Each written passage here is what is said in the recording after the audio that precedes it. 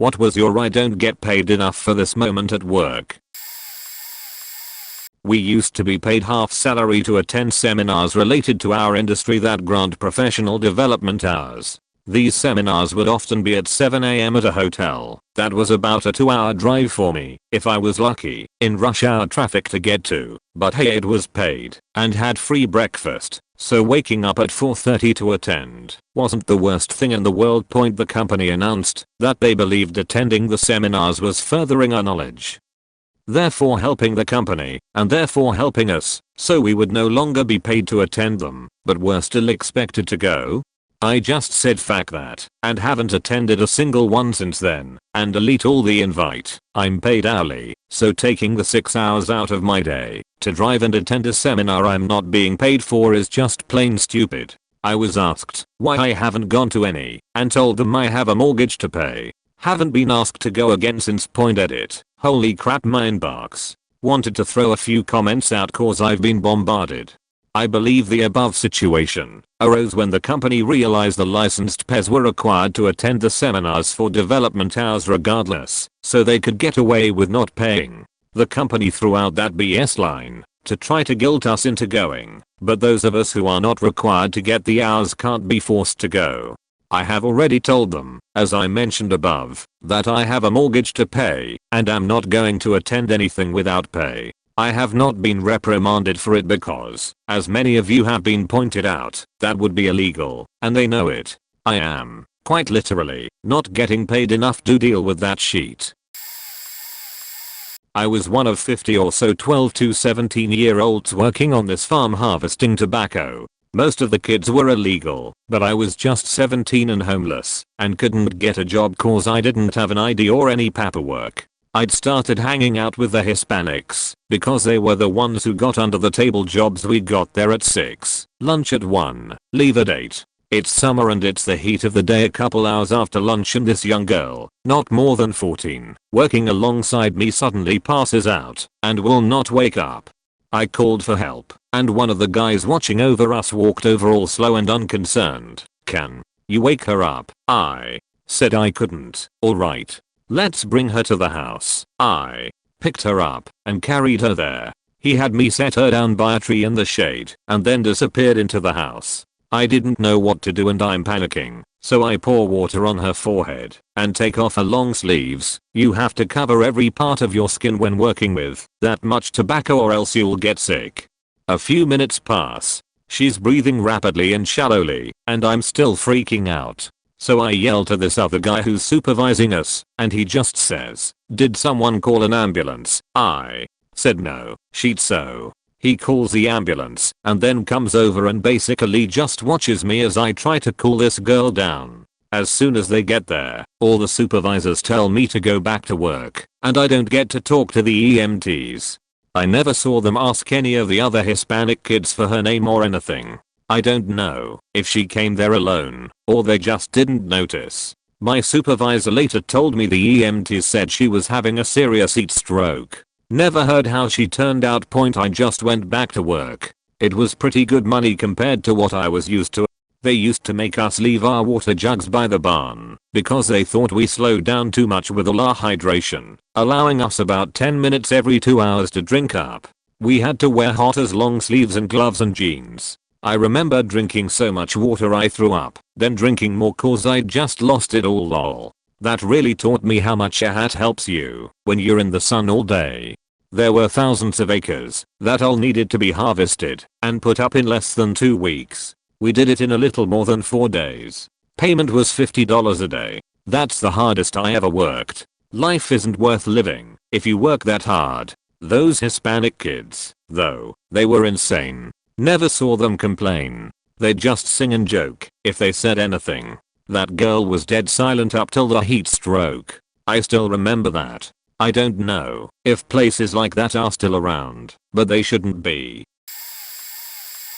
TL. Doctor, Toyota service advisor working his bloody feet off alone quits After returning everything to the state, it was when I got there. While boss had to deal with the army of customers he allowed to set unlimited appointments, I worked at a Toyota service department for a few months. It was terrible in general, but one day was the worst point. During the week I had a nail go straight through my foot, so I'm bandaged up and have to walk around to get everything. Probably 100 yards to the car wash, 40 yards to the shop etc. Point my team for Saturday, 4 people, had 1 person quit on Wednesday, and 1 person had a funeral to leave early for. The other guy was new, so he was slow to get stuff done. My boss says he'll come in and help. Point Wednesday we lock it at 60 appointments, since we have short staff up front and back. We do take walk-ins too. Thursday it's at 80, and we tell our boss to lock it. Again on Friday, before closing we see 110 appointments. He never locked it. Come Saturday morning we had 130 appointments from 7 AM 4 PM. I'm having to walk around a lot and ended up bleeding through 3 pairs of socks and bandages. I had to chase down about 80% of our customers' cars because our porters were goofing off. I had 53 open tickets at 12 PM. We had a 4-hour wait for walk-ins and 2 with appointments. Haven't had lunch or a snack since they banged food/drinks at our desks. My friend is about to leave for the funeral, so I cover his work and my boss leaves for lunch throwing his 20-ish tickets on my desk. So I'm now 110 tickets deep, helping the new guy with stuff, moving cars, and trying not to pass out. Oh, did I mention 95th outside, no AC in our covered area, not inside, and 90% humidity? We didn't even get a breeze. Can't have snacks/drinks at our desks either. It gets to 3 PM and I'm rescheduling people, trying to get everyone out when their cars are done, but have to limp them down, to pull them in front, to leave after they pay. My boss still isn't back and the new guy quits.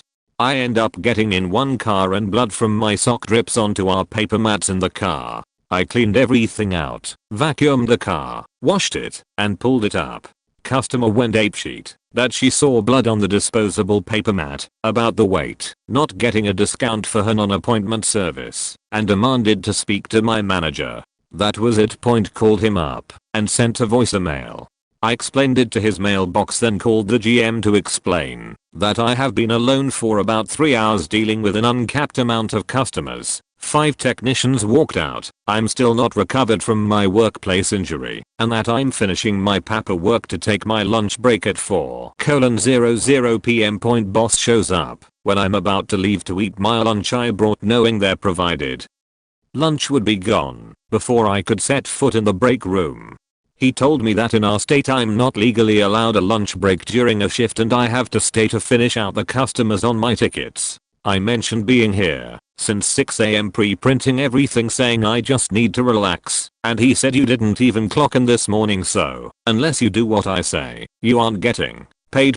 Service advisors are paid commission here and % of parts profit for stuff sold. I don't even get $0.10 an hour.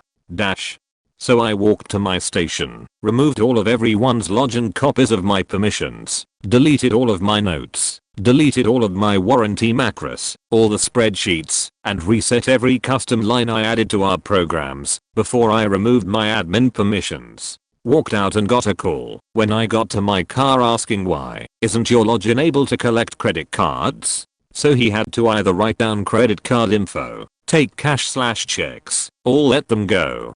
My GM asked me to come back at a pay raise and less hours, but I knew it was BS. My boss ended up getting let go the following month since he couldn't get things back up to speed. My good friend moved to Mercedes parts, so he's happy. I ended up going to BMW for a bit after that and handled a few other franchises later. Reddit, wow, this blew up. If I get on a YouTube video please unsub. I'll reply to all comments, but it will take some time. Thanks guys. Edit 2. Thanks for the silver and gold, kind strangers. Here's a link to the Psycho camp director lost her sheet on all of the lifeguards because we said we weren't coming back next summer. Reality was we all had legit reasons. I was going to take summer courses to graduate early. Another guard was moving to university and was going to work in that city. Another guard got offered a head guard spot at a camp near her house, etc. Nothing that said we hated the current camp, just other things going on. We were told in a group meeting, if we weren't happy there we could leave, and she would find other guards. Following Friday she calls us all in, to tell us what a great job we are doing, and how happy everyone is going to the Lake Point. Tuesday after that she calls us in individually, to tell us we aren't working hard enough, and she sees us slacking off all the time. Lunchtime Tuesday all the guards walked into her office, told her to go fuck herself in front of the owner of the camp, and we all piled into my Ford Focus and went for beer. Went home that night to message from camp owner asking us to give him a call back. We all chatted and realized he had called all of us. Called him the following day, told him what went down. He asked us to reconsider and that he would give us a $5 an hour raise and report directly to him. We discussed it and agreed on the condition that psycho director apologized to us at a collective staff meeting. She refused and had a tantrum. Camp owner fired her on the spot, escorted her off the property, and we opened the lake back up. Fuck you Barb. Edit. Wow, my first silver. Thank you. Barb finally got me something worthwhile. Second post to this thread. I used to work as a help desk contractor at a nuclear power company in Pennsylvania. We were phone support, and our job tended to have a lot of downtime. One day my boss comes in and tells everybody they can no longer browse the web at work. The customer is always watching, and we need to always be focused on the job. UHH. Okay, fair enough. A few days later, hey, we noticed that you guys have started to bring in books because you can't browse the web anymore. Given books are a form of entertainment, we can't have people reading at work while waiting on a call to come in. No more books. Cut. To next week, guys, unless you're talking about work tickets, we can't have people chatting with one another. The customer sees this, and it makes it look like we are just sitting around chatting and not doing our job.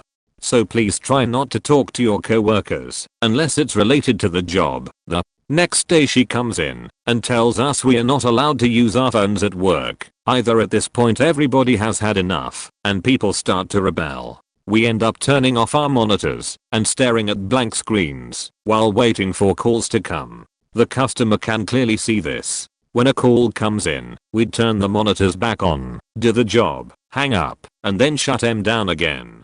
We'd been instructed to sit and wait for calls like a good boy and nothing else. Management ultimately reversed this bullshit policy after about 2 weeks because it apparently looked creepy from the outside looking in. Well, yeah, that was kind of the point. If we are going to be treated like robots, we'll work like them. Almost a third of the team ended up walking for another job shortly after they did this.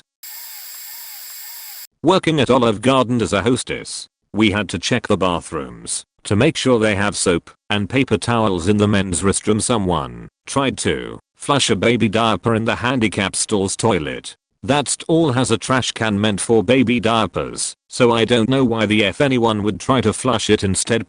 Told the manager what happened, and she said one of us hostesses would have to put a bag over our arm and pull it out of the toilet. I refused and said I would rather be written up.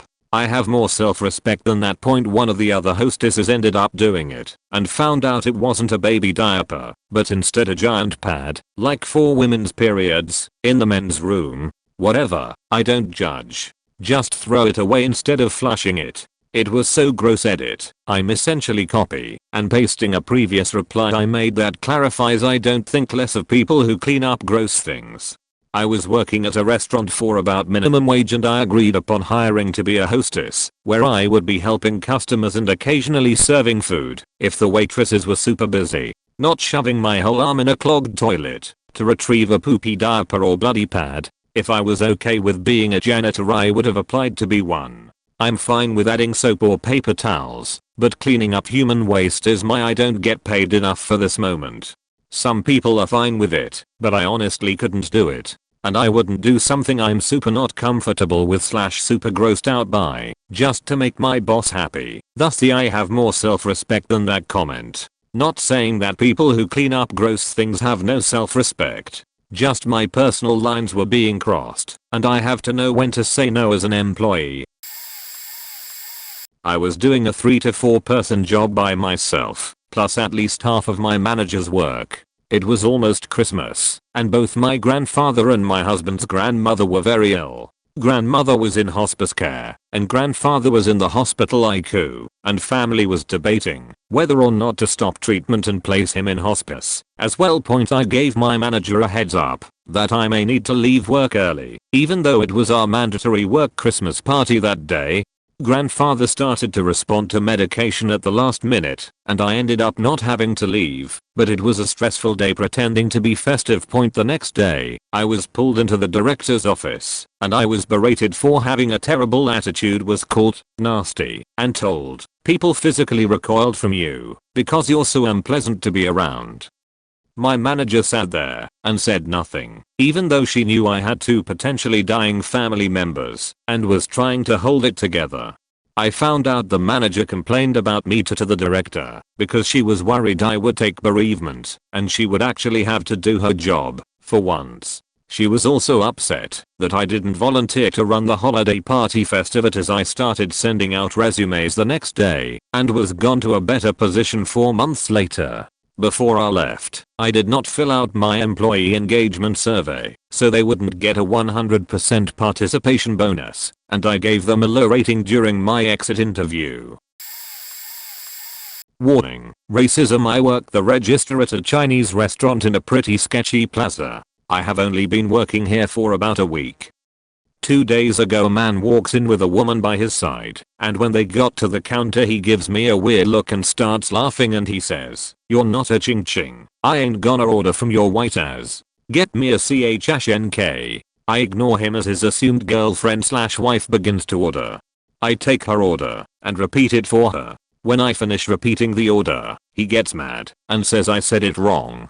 I begin to repeat the order again, and he stops me and tells me to say it like this, as he pulls his eyelids back and does a racist Chinese accent. I ignore him and make the ticket for the kitchen. He gets very mad at the fact that I'm not entertaining him, so he begins hurling all kinds of ridiculous insults.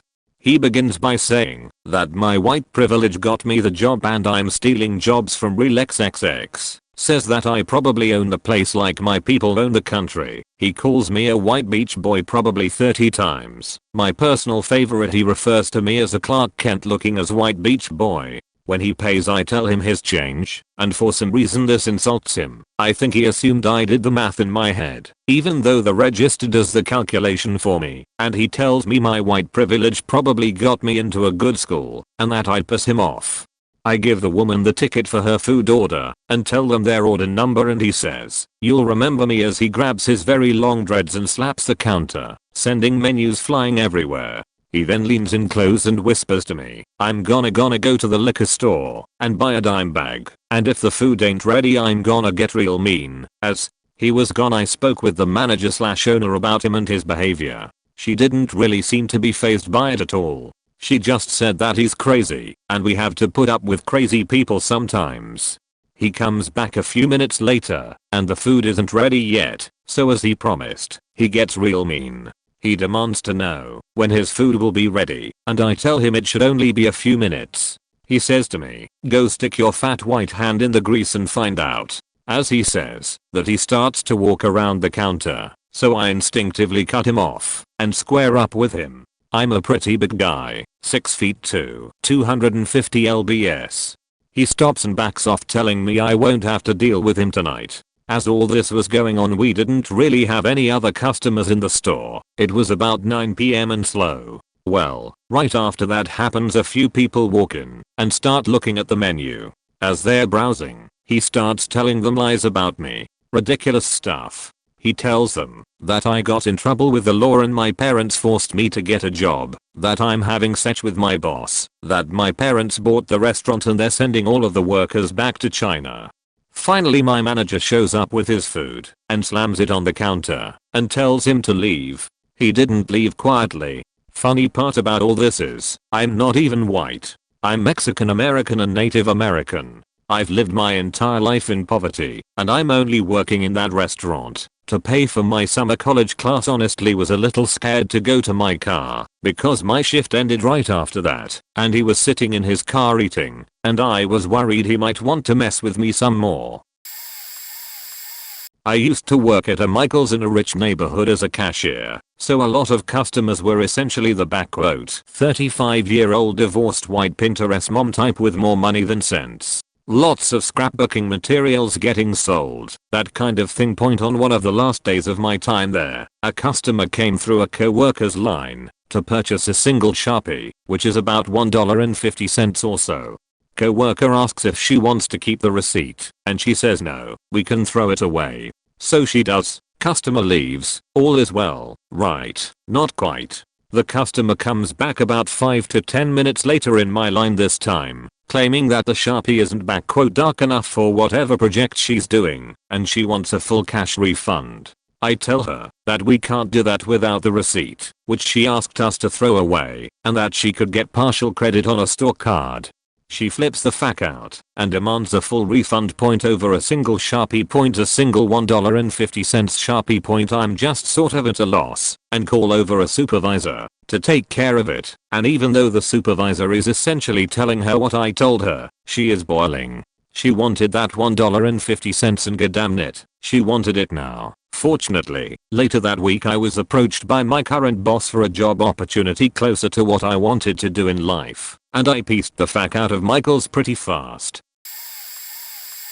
I was working at a movie theater for minimum wage, which I think was $5 an hour at the time. One day, while I was working concession, meaning I was handling people's food that day, I went on my break, went to the bathroom real quick, and found the most disgusting explosion of shit I have ever seen in my life. The crime scene involved 2 stalls. Yes, 2. There was shit on the toilet, around the toilet, it was on the walls, it was on the floor, it was everywhere. But even more baffling, 1 stall was locked, meaning whoever caused this had to crawl underneath one of the stalls to the next one over to continue their carnage, however they caused it. To this day it was one of the most disgusting, yet most confusing, thing I have ever seen in my life. I went to my boss and notified them. He had people that day who were designated for the bathrooms, but in hindsight, he didn't delegate the task to them. Instead, he asked them want to clean this up. Of course, all of them were like, hell no. I'm a manager now, and I know this manager was weak as fuck to even ask instead of delegate. One of them kept saying I don't handle shit. So, he designated that task to me. Well, you reported it, so you clean it was basically how this went. No instructions were given to me, no out of order signs, no disinfectant, nothing. I was just given a mop with some hot water. I cleaned up what I could, which was essentially not much considering the situation. I then washed my hands in the hottest water I could before going back to serving you popcorn and fried chicken and soda. I'm honestly baffled today that they didn't have a procedure in place for this sort of thing. Like I would think there would be some serious violations here. Worked at Kmart as a cashier for a year, and twice I got the dubious honor of cleaning up human excrement. The first time someone dropped a log in the middle of the floor of the women's bathroom. Being a guy, I had to wait until the bathroom was unoccupied, but even with me standing there with a mop and bucket and the door propped open and a sign in front of the door and me literally telling people there is poop on the floor, don't go in, I still had to wait a half hour for people to stop using the damn bathroom. Someone came in while I was in the middle of cleaning it up even. The second time, and the one that made me go you don't pay me enough for this, was when this old man decided to just paint a bathroom stall with his poop. Like full on smeared it all over the walls and the toilet trying to make everything brown. Then he didn't bother to wash and left sheety handprints over everything he touched and tracked poop on the floor all the way to the food court, leaving a nice smear of poop where he sat. I think he had Alzheimer's or dementia, because someone came to collect him at the food court later. Unfortunately I was young and didn't know this kind of thing really should not be handled by a 16-year-old kid with a mop and some gloves, but I knew enough to tell the managers that there was no way in hell I was going to clean up something like that again.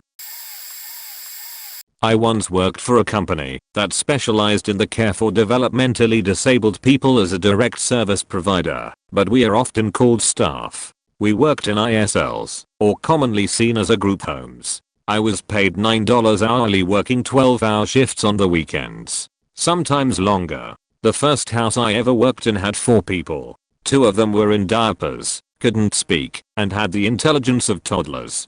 The other two needed moderate support. My co-worker was sick, so I had replacement, PRN, working with me. One of the non-speaking residents had a diarrhea blowout. They got up out of bed, down the hallway, across the living room, and into the kitchen, leaving a long clumpy trail of human waste behind them. What naturally happened? My co-worker hid in a reclining chair under a blanket in the living room while I had to coax a screaming adult toddler into their sit-in shower, constantly redirect the other residents away as they want my attention every 2 seconds, all while I'm bleaching and wiping up clumps of human feces off the hardwood floor throughout the entire house. It stank particularly bad that day too. My co-worker did not help. She did nothing as I had to clean the house, bathe the resident who had the blowout, and then cook them lunch. Looking back on it, I should have forced her to help me, never making that same mistake again. I was working retail at a shop that treats its staff like absolute garbage. The stuff I had to endure there was absolutely mind-boggling, but I couldn't walk out because I needed the money. No longer there. Finally, some of my most "I'm not paid enough for this shit" moments were being forced to clean out the bathroom trash can after someone literally took a shit in it, because I was the store manager at the time, and every other member of the team refused to do it. One of them knew about it and didn't tell me for 2 full days. Being told to try and fix a toilet clog with nothing but 2 plastic knives and a bucket, because I was alone in the store and the owner didn't want to just buy a plunger and bring it in. The clog had to be fixed because there was only one bathroom shared by employees and customers. This happened 3 times before one of the store employees finally bought and brought in a plunger. Being made to scrub the wooden floor that covered the entire store interior on my hands and knees because it had snowed and people had tracked salt everywhere. The store owner felt that drugs to prevent this would look tacky, but he also thought that mopping a wood floor covered in salt with regular mopping solution would eliminate all the white salt streaks. I had to scrub the whole thing with white vinegar and water and one small microfiber rag to get all the streaks out. During store hours, in my work clothes, I requested multiple times that staff be allowed to clock in or be scheduled 30 minutes before opening to do necessary cleaning, and was told absolutely not. If the store opened at 10 AM, employee shifts started at 10 AM. And yet, employees were expected to dust, mop, and otherwise clean the store at opening, even if there were customers. Once, I clocked in 7 to 10 minutes early 1 or 2 times during the same week, and received a text saying, if it ever happened again, I would be terminated. However, we were told it was acceptable to show up early and do the necessary cleaning without clocking in, but we were expected to open the store and help any customers who saw someone inside, even if it were prior our official opening time, still without clocking in. Literally just happened. I work for a digital marketing firm that's just special. My brother nearly drank himself to death earlier this year, had to go through major surgeries to restore his health. He wasn't in great shape before the alcohol. Well, 2 months out from his last surgery and his red blood cell count is down. Doctors informed us they suspect it's either internal bleeding or perhaps some form of leukemia. I think it was, not sure. Basically his body might have just stopped replacing red blood cells at a survivable rate. Knowing my company has a sheet PTO system, 3 days sick pay a year, 4 hours of PTO per pay period, and that we've been both firing and having people quit left and right, I opted to do a conference call with my parents when they discuss what's going on with my brother, with the surgeon who wrapped up surgery this morning. Heck, for all I know, if I called out they would terminate me because I have no PTO to use to cover that time. Only time that works for the surgeon is 10ish, right when we have a departmental meeting. I informed my director I'll be a smidge late, explained the situation, and got a snippy email back saying, let me get this clear. You will be taking your lunch break when our meeting starts, so you can take a personal phone call. Our director 2.fac. That. Working at IHOP currently, and it's almost nightly now. I do weeknights, 10 PM to 6 AM, and the skeleton crew consists of myself, the server, and my manager, who spends most of the night locked in the back of house cooking. Since there is no cook, manager does the cooking, while I do everything for the front of house. We have no hostess to seat you, I do that. We have no combo/busser to clean your table. I do that. There is no bartender to mix your stupid virgin drinks. I do that. There is also no way for me or my boss to call in other employees if we are too busy. There are a total of 45 tables in our restaurant. At least once a week, I end up using all of them and spending 2 hours after my shift is over getting the tables flipped for morning crew. And trust me, the tips reflect just how busy I am. Since it's only me doing refills, running food to tables, answering the phone, making drinks, taking orders, seating people, and turning tables, I have to prioritize. The first thing to go is bussing, and after that are refills. On my average busy night, I'm lucky to have $35 to take home. On a well-paced night, I do between $50 to $100. Why do I have to bust as for $2.13/HR for people to get mediocre, rushed service that isn't worth tipping and won't earn me tips? Why can't my employer afford, at a minimum, an extra $2.13/HR all night and have 2 servers? Why does my job have to boil down to, it doesn't matter how good or bad a server I am, it's about how well I can convince you that I'm so bad off that I need your money more than you? I'm to the point I want to organize some sort of movement to boycott bad labor practices by taking advantage of these kinds of situations because people walk out and I'm too busy to stop them to get them to pay. Just can't come up with a catchy statement or hashtag or whatever. Former HVAC installer. The worst day was when I had already spent 12 hours under a house with around a foot of clearance between the ground and the joists. Sometimes it was 4 or so inches, so I had to use a shovel to dig myself a path. We were tearing out a pretty large system and had to replace it. It was a downflow, so the ducts that went from the furnace/act to the vents were under the house. As an apprentice, I did the majority of crawling. This was during the rainy season, so there were also some really muddy spots, which were a nice break from the rocky ground under the rest of the house. So, I knew there was a rat problem at some point, because there were dead rats in a few places. After being dead for a while, they kind of looked like yellow, cooked sweet potatoes with rat-like features. So, anyway, I crawled through a stem wall, like a concrete wall from the ground to the floor, usually around the perimeter of a house, but they'll make holes when they renovate and add on to the house. My arm goes in and touches the bottom. The water was up to my shoulder, with deep squishy mud at the bottom. I took a deep breath and went in, relieved for the 3 or so feet of space I now got to work with, and not stoked for the 2 feet of water. I started crawling carefully, working my way in with the ducts to hook them up when my headlamp beam hit something as my head was sweeping. I looked, and my gaze fell on the bloated corpse of a rat floating on the water I was now almost completely immersed in. I looked around more, and found the corpses of 6 more rats, all in various states of decay. I took a deep breath. I was wearing a respirator, and went to work. I finished the 3 duct runs to that part of the house, and got the fuck out. I crawled all the way back to the access point, got outside, peeled my crawl suit off, hosed myself off with the garden hose, and took my supervisor up on a cigarette. After he left, I broke down a little bit. That's the only time in my adult life I've just lost it and cried. Thankfully nobody else saw, and we finished the job.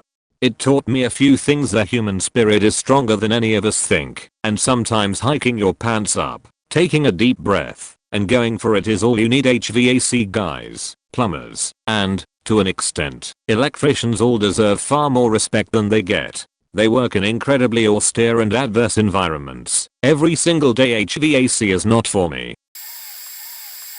Nothing dramatic like what I assume you're looking for, but for me, it was the workload and expectations. What started off as a 9 to 5 slowly turned into 8 to 6. It was never required I be there the additional 2 hours while salaried, but if I didn't stay those additional hours I couldn't possibly manage the expected workload. In fact, nobody could. So not only would I fall behind if I didn't stay, but my coworkers, in a small office, would take notice if I wasn't staying late to keep caught up like them as well.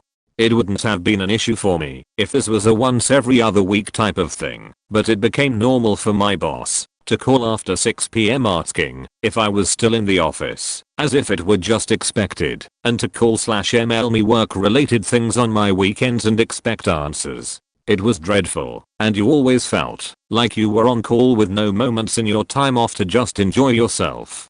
I quit alongside another coworker after just a few months. My final straw was when my boss called me 5 times back to back while I was in the shower one Sunday morning. I was getting ready to meet up with some friends and my boss woke my whole house at 7 AM to make sure I had completed my work and was ready for a big Tuesday meeting.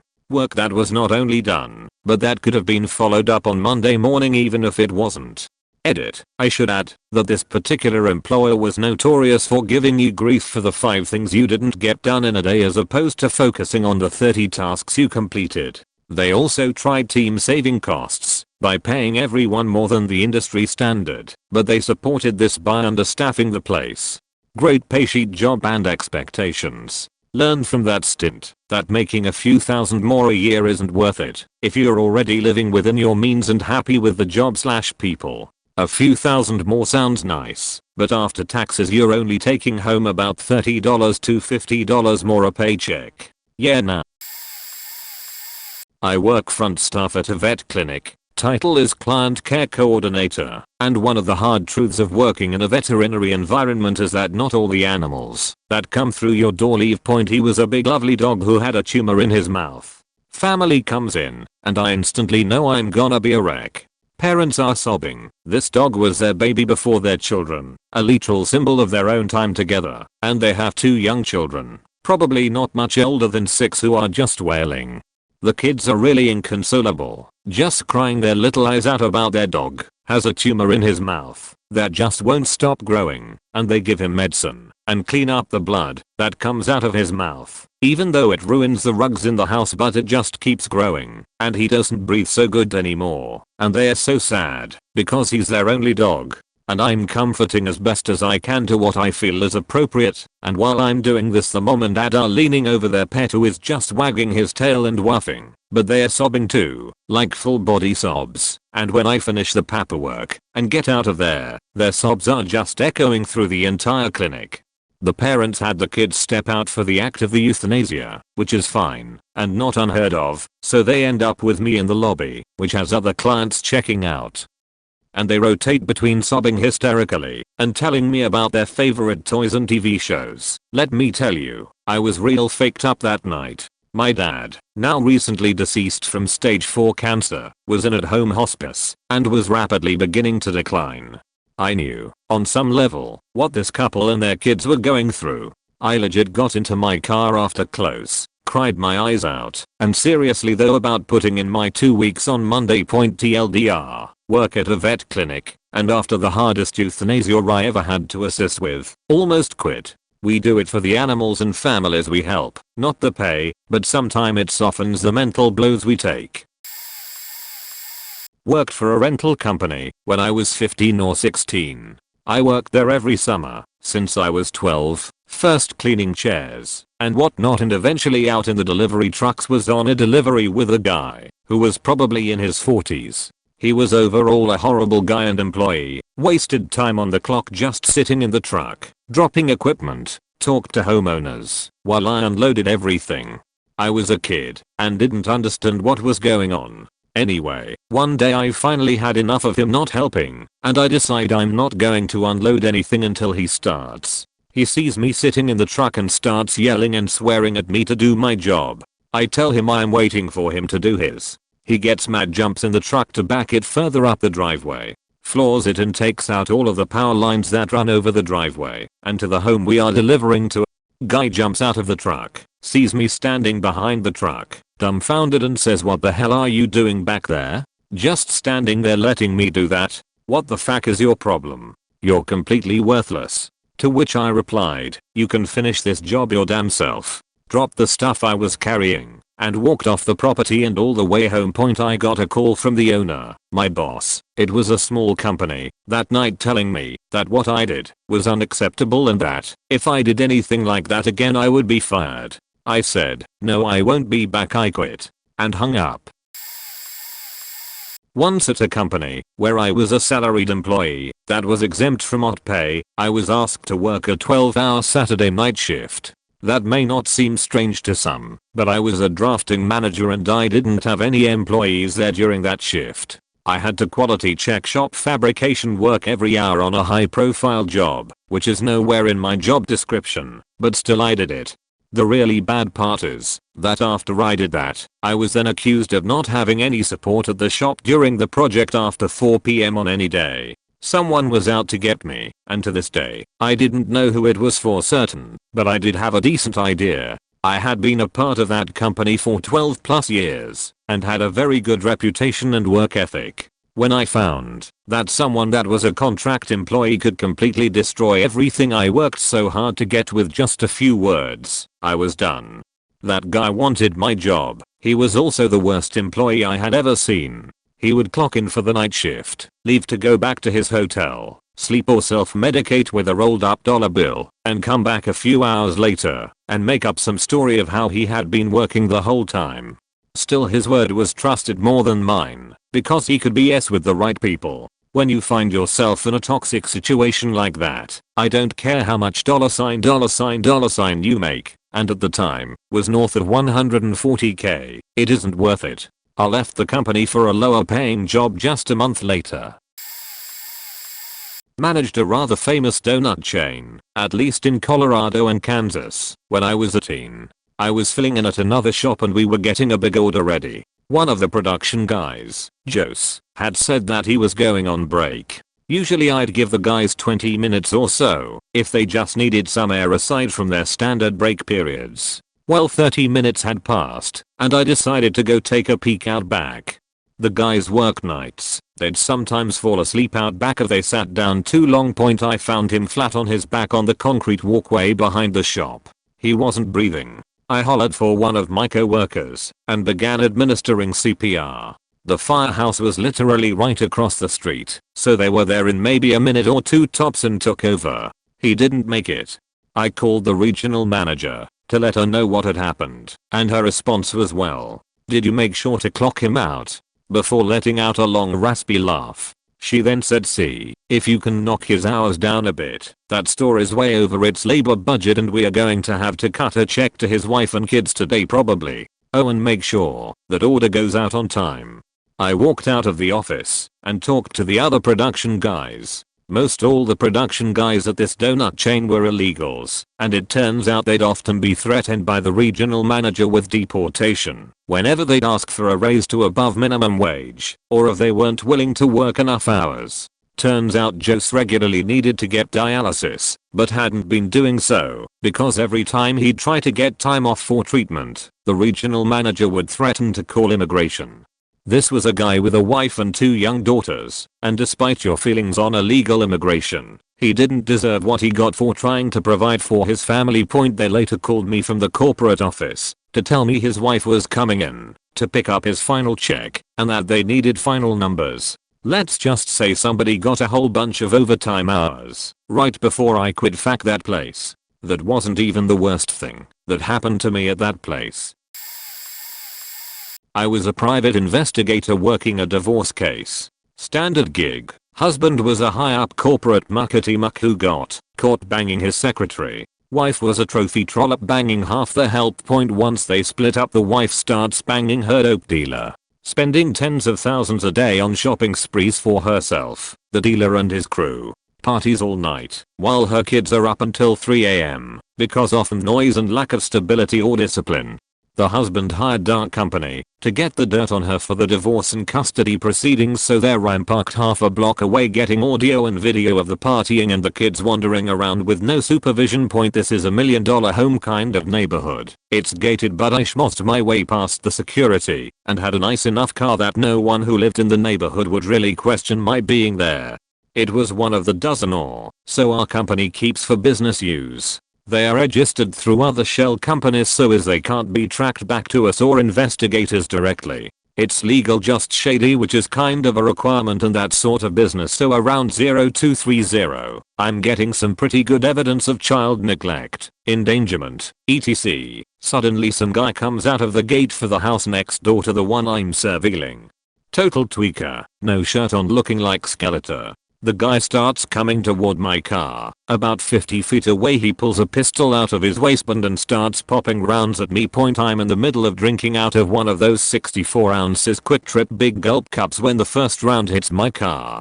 I spill my Monster and Mountain Dew mixture all over the interior and my slacks, while simultaneously starting my car, throwing it into drive, and speeding off as fast as I possibly can.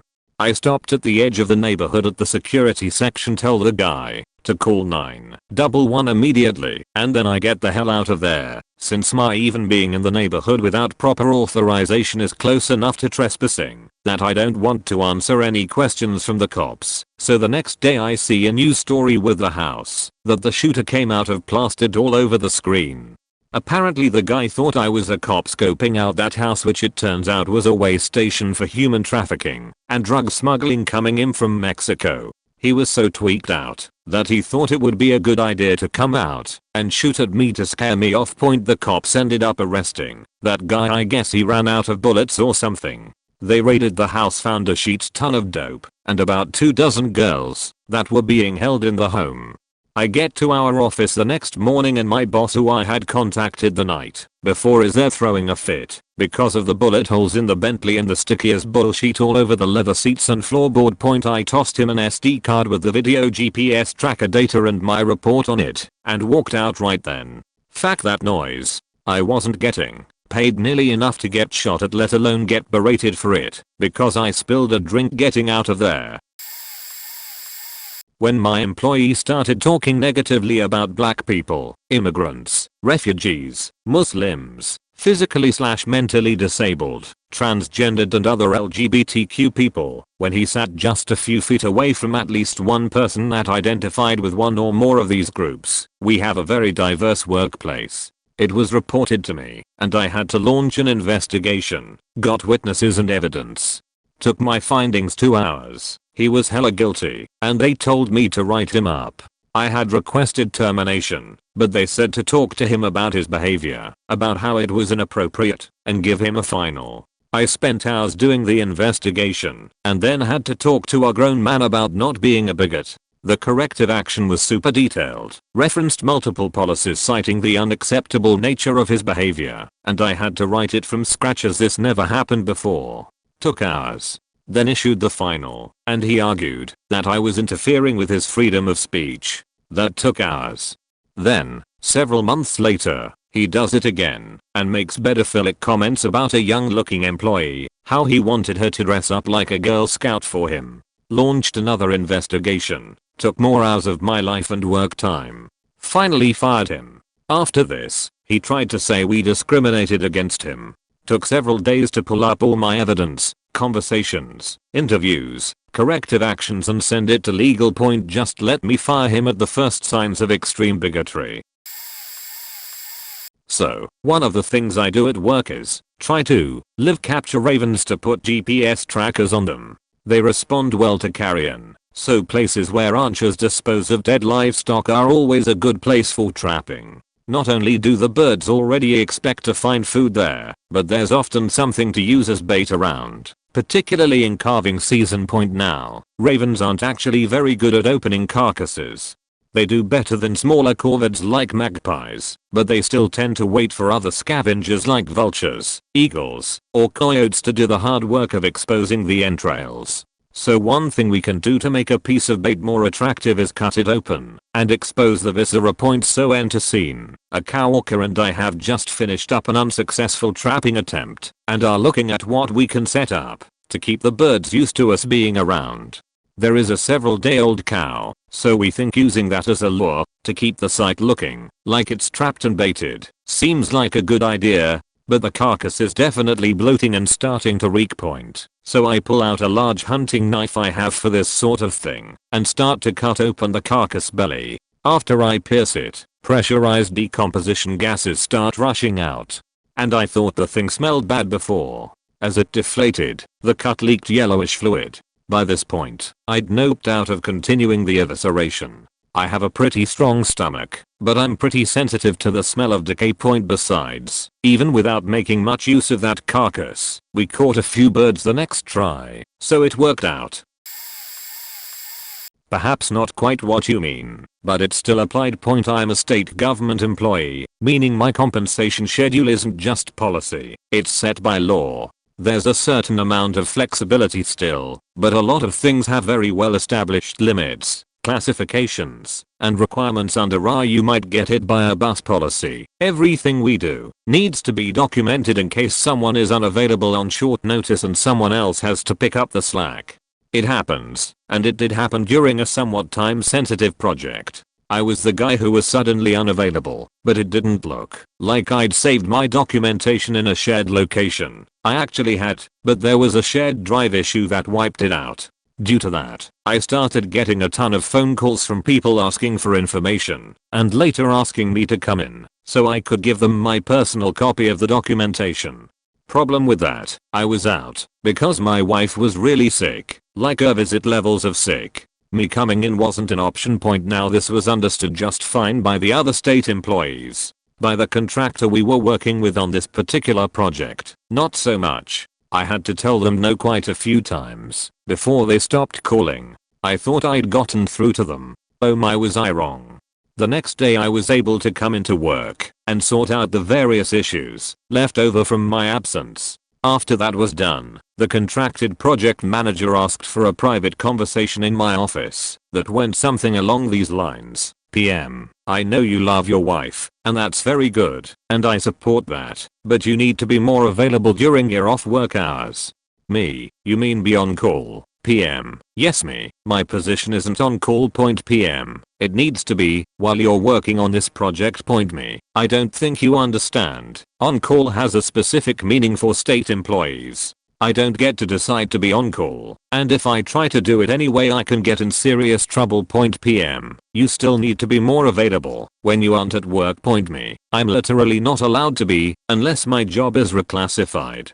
Eventually I had to get my supervisor involved. Yes, the PM wasn't in my chain of command, so he could explain to her that being on call meant that I needed to be paid 50% of my normal wages while I was in on-call status. That required approval and, relevant to the topic, me to be paid more. Literally I was not being paid enough for what the PM was asking. The PM balked at that of course, but at that point higher management stepped in and made sure she understood that 1. No state employee was going to be working on call without being paid for it, and 2. She did not have the right to demand changes to the job duties of any state employees. Worked at a grocery store for a little while. Every once in a while I'd have to do maintenance. Maintenance is emptying trash, cleaning bathrooms, etc. One day, while I'm doing maintenance, my supervisor said that she heard someone was having a hard time in the bathroom by the deli. So I go to the back of the store and check it out. The minute I opened the door of the bathroom, the first thing I noticed was the smell. It was like my nose was being filled with manure. As I was checking out the bathroom, I noticed which stall had the person who was struggling. From the other side of the bathroom I could sort of see under the stall enough to see the floor and the person's shoes. The floor was covered in sheet and the person was wiping it up with their underwear. The minute I saw this I walked out and went to tell my supervisor. She told me to go back and clean it up. I was not excited. Now that the person had left, I walked into the stall. It was a nightmare. The toilet was clogged to the brim. There was sheet on the seat, on the floor, and I think there was some on the walls too. I stood there for like 5 seconds then walked out. I didn't just walk out of the bathroom though. I walked to the front of the store and quit right there. Never been back to that store since. I'm a part-time stripper in a very nice club on the East Coast. Let me tell you, I get this deadpan look on my face so often, and get hit with a wave of I don't get paid enough for this. Most recently, I did a private dance with one of my friends, a fellow stripper and a very intoxicated regular. This regular is notorious for being a character, almost 70 years old, bizarre loose cannon, heavy drinker, with incredibly bizarre fetishes. That being said, has a former mechanical engineer and incredibly intelligent, and thankfully completely harmless. When he drinks he loves doing one of two things. He either gets multiple girls, duct tapes them together, and to the pole in the private room, where they have to only use their mouths to bite and get out, or he likes to be berated, called Jessica, and have his nails, hair, and manicure done, while we drink champagne, and talk about how it's girl time. The night in particular, he booked an hour with my girl and I in which we were going to drink champagne and fix Jessica up. Then he was going to duct tape us. He had been in the club for hours by the time we got in, and he was very intoxicated. We, being opportunists and wanting to start the night right, ordered champagne and started drinking. Heavily. We did our hour dance, had a great time, and I moved on to my next customer. I did another hour dance, and after I emerged, I remember being hit with an awful smell. I chalked it up to trash about to go out or something, and went upstairs to freshen up before my next stage set. Only then did a girl come running upstairs and screamed, "Oh my god, insert regular's name, sheet himself." In the hour that I had been in another private room, my girl who had done the room with us got the regular so drunk he sheet himself, covering his legs in the floor of one of the rooms. He then, not knowing what had happened, touched his leg, was wearing shorts, then his face, and ended up effectively covering himself and sheet like a small child. My manager kicked him out, but didn't get it cleaned up in time before a poor unsuspecting younger stripper slipped in it and fell, obviously resulting in tears and a storm out. So it didn't necessarily happen to me, but I was one of the pieces. Upstairs I sure did laugh my ass off and think I don't get paid enough for this, but I'm sure she was thinking it 100x more. She ended up fine, but I doubt we will see him for a while. Plus also events like this are make me love my job and laugh even harder / more. I worked in financial aid for one of those for-profit schools. The big one. The one that told you weren't doing anything, so get off the couch and go to college 1 point anyway. When shit starting hitting the fan and the DOE was cracking down on us, they would hold these morale meetings where they would assure us that all was good, we weren't in danger of closing, keep enrolling those students, etc. Towards the end, I missed one of those meetings. I get to work, and an admissions counselor immediately tells me, why died, that they were told in the meeting that we would possibly be missing our next paycheck, as the company was seriously struggling to find the capital to keep itself going. So, I made a FB status saying as much, and saying that couldn't possibly be true, as it is highly illegal to not pay your workforce for time worked.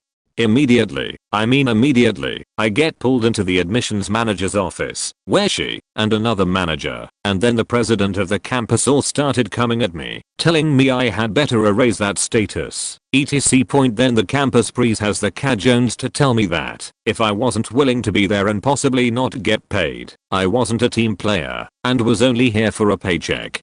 Well, yeah, you intelligent motherfucker, that's exactly why I'm here. I said calmly. Wait a minute. I wasn't here for the meeting. I was told we all were required to be here, working business as usual, but could possibly not be paid for it. Are you telling me that is actually true? So glad those days are over. Such a shady predatory company you were. Corinthian College's Acker Everest. The day I was called into a meeting with my manager, the CFO and another clerk, to take minutes. Why? Because I'd entered an invoice into the system correctly, but hole punched it for filing before my manager had checked it. The practical effect of this? We all lost 45 minutes of work time, which consisted of them asking me to justify why I'd punched the paper before it was checked. Apparently I worked a 12-hour day yesterday, was tired and made a mistake wasn't an answer they'd accept. They then said it was my second written warning. The holes hadn't obscured any information or anything. It was literally just that I did it out of sequence. What was my first written warning? I came back from lunch at 13:01, 1 minute late. The fact that, because the manager had forwarded a customer call to me at 12:25, I hadn't gone to lunch until 12:47 was apparently irrelevant. The girl after me was waiting to go. Even more ridiculous. She was going to the lunchroom, 20 feet down a corridor, which was where I was. But she couldn't leave the office until I was back. In case the other two clerks, we were a team of 4, couldn't hold down the office for literally 60 seconds. I was already depressed, pissed off, and a couple of weeks off going for knee surgery, so when they said it was a second warning, I resigned. Best bit, they couldn't make me work my notice because they never gave me a contract of employment, even though that was technically illegal. But they had to pay my accrued holiday pay because the holiday was a legal requirement. was a truck unloader at Walmart for a few years. Originally was transferred to the position by an asshole boss I had confronted about immoral food safety in front of customers. The job is breakneck, physically demanding, and deadline based, so the boss thought I'd get washed out and make one slip before she could fire me. Turns out I got really good at it. Had some good mentors, lenient coworkers, and I got in good shape after adapting to the racetrack pace. Keep in mind that being on your third strike at Walmart is what they call a D-Day, and it stays on your record for a full year. You have to make no mistakes for a full year or else you will be treated as not meeting the agreement with the manager and fired without recourse. Treated as though you quit. Anyway, it's 11 months into the job, and my name is almost clear. I'm nervous and excited, but mostly nervous. Because it's mid-December, and we've been getting a metric fact ton of holiday freight every day since October. Trucks can carry anywhere from 2,000 to 2,800 pieces of freight, and at our Nebraska location, half the week we'd get 2 trucks holiday nights, 1 truck nights became 2, and 2 truck nights became 3. We hear about the next day's count being 9,000 PCS, 3 trucks, and we still have our deadlines to meet. I go to work with several lunches packed, pre-workout gummies and juice, and nearly a whole pack of Starbucks double shots ready to tackle my part of the line I was best at, the front. The section of the belt just off the truck that required stacking pallets of furniture, lawn and garden, housewares, and holiday sheet. You'd kind of have to have been an unloader to know what kind of sheet went down in a holiday rush, but we clean out 2 trucks, 6,000 PCS. A little after 4 hours into our shift, which is damn faking fast in the pallet stacking, with the exception of per new guys' pallets, flawless and stable. Only we are running out of room in the back, and lunch is quickly approaching in 2 hours. Should have been easy if we kept at the same pace, right? Well, the truck was almost entirely holiday crap, and I'm scrambling to delicately and speedily moving reams of boxes coming off the truck with maybe every other box being for the other sections. Then our managers come by to ensure that things are running smoothly, and they bring friends. One of them is the manager who wants me fired, but she doesn't have authority over the back room. My coworkers eye me cautiously, and I play it cool. No way I'm gonna screw up now. I was good at my job. Problem is, we had no room and almost no time to make room to stack more pallets. My buddies keep up with setting down fresh pallets as soon as I finish the next ones, and she's right there watching me at the front. Our manager goes back to the office to deal with some calls. We hit a vein in the truck where it's all holiday stuff, and I'm just trying to keep the line moving. I'm nearly shoveling, swiping, not quite tossing freight onto my pallets for me to stack properly when the line isn't my depths. Freight just whisking through the air onto the pallets. I'm in a frenzy, and she shouts at me, "CMON Chris, hurry up, you're holding up the line." I don't even look at her and just keep blazing through the freight, furious but terrified, and eventually we finish the truck with 5 minutes to spare before our state mandated lunchtime, 6 hours in Neb. I clock out in a hurry and beeline for our manager's office. I tell him about how pissed I was, and he ended up agreeing with me that she was out of line. She never got reprimanded, and I never got an apology point, but she never stepped foot in the back room again, lol. 5 years later, I eventually became an unloading supervisor. Straight out of college I took a job as a paraeducator at an elementary school at the district I used to go to school at. It was a special education class for students classified by the district as severe disabilities, their words not mine. Of course the district was desperate for bodies for hire and they didn't bother telling me that. No problem, I've worked with children before, and have dealt with special education children as well. Plus, it would be cool to address all my former teachers by their first names, lol. What they also didn't bother to tell me is that the 7-year-old I was assigned to, who had Down syndrome, had zero control of his bowel movements or peeing. He basically wore a diaper. He went when he went. So my job was basically wiping his ass and changing his diaper. He wasn't a tiny 7-year-old either. Dude was taller and bigger than everyone in class, so imagine trying to change that diaper, lol.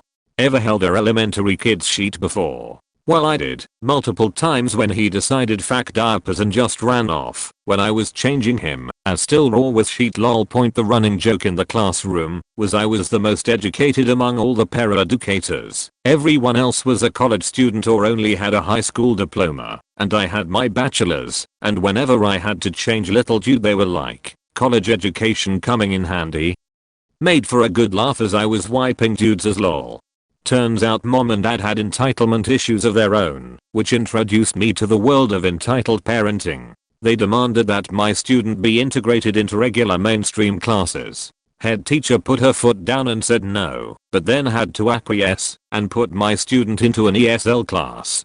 Keep in mind that this dude was nonverbal, so an ESL class can't help a kid like that. It's literally for kids with English as a second language. Teachers of that class were burdened by the fact that not only did they have to teach English to students who only spoke Spanish, but also to a kid who didn't speak at all. And of course, I had to drag him to the bathroom during class anyway. Only thing that passed the time was listening to JT's new, at the time, 20/20 album while wiping his ass.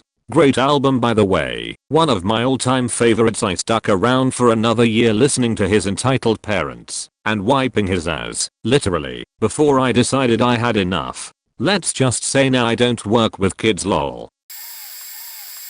Warehouse job, loading and unloading product from trailers. I had one day where I was the lead in an unload area by myself. Me and about 10 trailers full of product, 2 people unloading each trailer. I had to unload product, close up the empty trucks, open up the new ones, keep the numbers high and push people to speed up, plus provide backup for my area and other areas when someone needed a bathroom break. Already stressful, then the rain starts. Water pours from every seam where the truck connects to the building, flooding the trucks, soaking the conveyor belts and product on those belts. I have to pull that product to the side and let it dry. Standard procedure is to tie up shields, thin as pieces of plastic, that catch the rain and pour it off to the side where it drains outside. It takes about 5 minutes to do each one, for 10 trailers, by myself. I'm completely soaked, because you have to stand under the dripping water, to tie up the shields. Once I finish the 4th shield, the first I had tied up fills and bursts, and water dumps everywhere. I fix it, go to fix another one that's starting to fill and bam, it bursts and dumps the water all over me. The whole time I had been communicating over walkie to the managers what was going on and no one helped.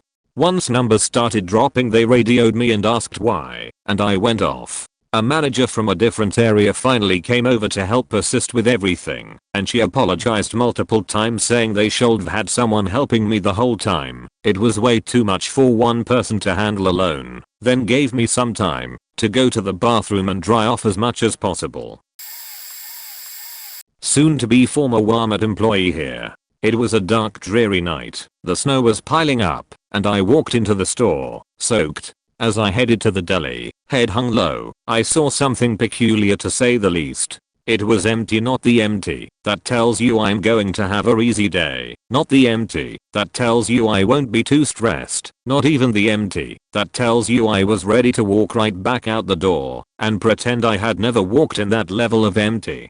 I made my way around the counter, hung up my jacket, clocked in, and put on an apron. For some reason, I had yet to see my coworkers. I was early by 6 minutes, and they tend to be late by 8, so I didn't fret. I started humming as I walked when squish I stepped on a pile of buffalo wings left on the floor by morning crew. Oh morning crew, the bane of my sole existence, the very reason I dread work, the very reason I called into work today. I cleaned it up as best I could, trying to assure customers I would be with them in a moment. There was just 2 customers, I can handle that. As I gave the first one their food, they responded and now I want deli meat sliced. Well, the other customer just wanted food, so I told them I would meet them over there after I helped this next customer. Silly me, assuming people could have things like decency, compassion, or even understanding. The can of expletives that I had opened shook me solid and made the second customer give me an uneasy look before they left. I went over to cut the meat for the still screaming customer. What meat can I get you? How much would you like? And what size do you want this to be? This was my second mistake, as the customer informed me that I had forgotten please. Since I had asked them something, I should have said please, and now I was about to receive a lecture about how kids these days don't respect anyone or anything. A quick glance also informed me that there was now a line at the deli counter. Of all the snowy days, why was this one so busy? After a tedious and hard-fought battle against the morons monsters we call customers, I looked at the clock.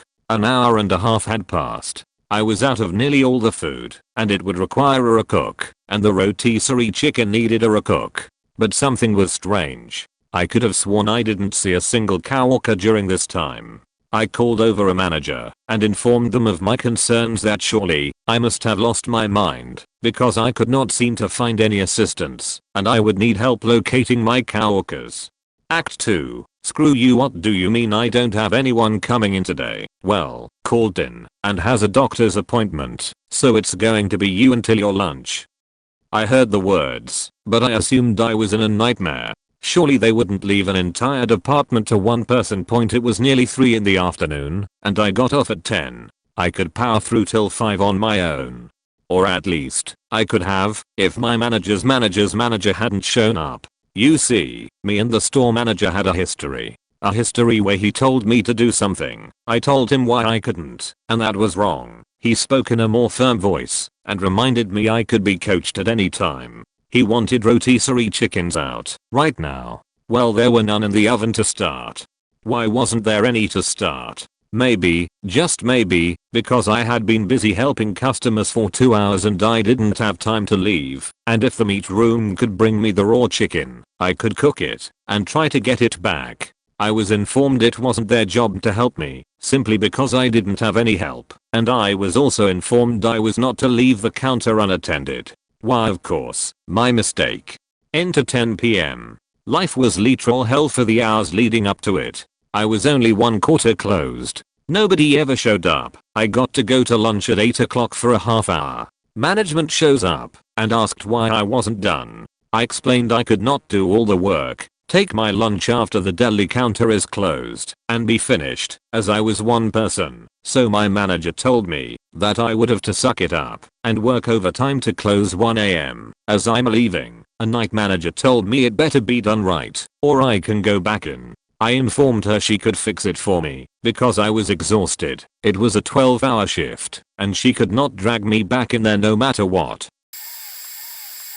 I'm a pit boss at a casino. There is something almost every weekend, but I think Memorial Day weekend this year had 2 prominent ones. In the first case I was called over to a table because the players on first base and third base were arguing and cussing at each other. I never did find out why. I wrote it off to the alcohol because that's usually the cause. But the moment came when I asked the lady on spot 1 to calm down, and she literally said, well, he started it. He was cussing at me, and the guy on spot 6 responded with, well, only because she cussed at me first, and in that moment I realized I was breaking up a fight between 2 drunk 30-something-year-old children.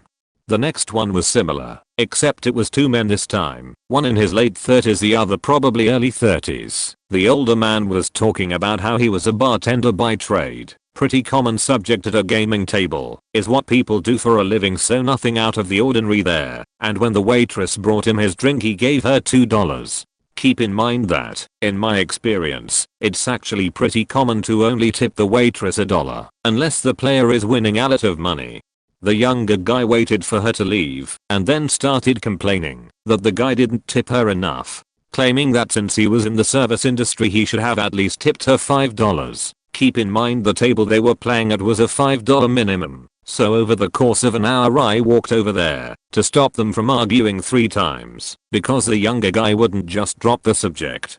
On the 4th time I said, okay, this ends now, and the younger guy colored up and left. Then he proceeded to leave and come back like 4 times over the following hour and just mug the guy and his wife while they are playing. I found myself, for a second time, dealing with an adult male acting like a mean girl at lunchtime. Ultimately I got the shift manager involved, and security told him to stay away. Then they ended up having him leave, and then 2 hours later, he came back while I was standing 5 feet from where he entered, and the security manager dropped what he was doing and went over there to escort him out. I just want to track money, rate my players, monitor their behavior, and do my paperwork. But once in a while I have to add schoolyard security guard, and that's when I think this. 2 defining moments from the same store. Context: I used to work in a deli at a real sheet company that let the customers walk all over the employees. Had a customer come in one day and threaten to fight me over a single rotisserie chicken that I put off to the side for someone who had properly called ahead to reserve a chicken. One Christmas Eve, I was closing meat department because the actual closer called out again when a older Asian man came in and asked for me.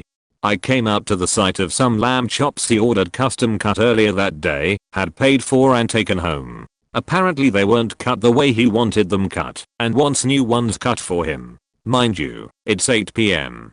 The butcher left at 5, and I'm already finished cleaning and sanitizing all the equipment. You'd instantly poison any meat you put on the cutting surfaces right now. Plus I'm not a butcher.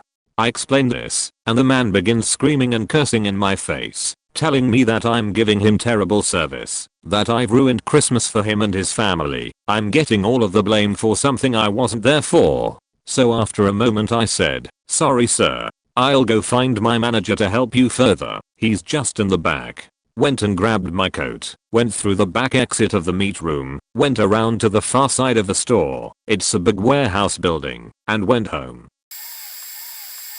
I keep getting asked to become shift lead, and I don't want to because of the amount of added responsibilities compared to the raise I would get. Mostly because the guy that's shift lead now was a great coworker and friend until he became shift lead. They gave him so much stuff to do because they didn't have a supervisor for our shift. No one ever applied for it, so they made him do everything a supervisor would do besides time cards.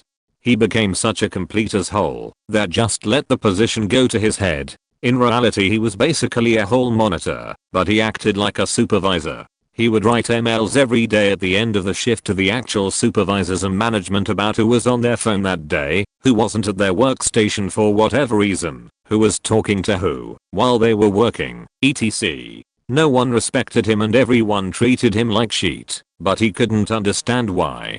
Productivity went down because everyone was in a shit mood and management clamped down on him even more. And all he got out of it was a $1/HR raise, which to my best guess based on our similar time employed meant he made about $16/HR, just $0.50 above me at the time. For some reason he thought he was making about $3/HR more than anyone else. I never told him. Anyways, he keeps asking me to take the spot if he finally gets hired for the supervisor position. He's applied 3 times now, but has no formal education, so they keep denying him, even though he's done all the work before. I keep telling him, not unless they pay me at least $23/HR, which at this point is now only $3/HR above what I make, but he doesn't know that. He wanted to know why I wanted so much, so I told him that for the amount of shit he goes through in that position, there's no way I'm doing it for any less.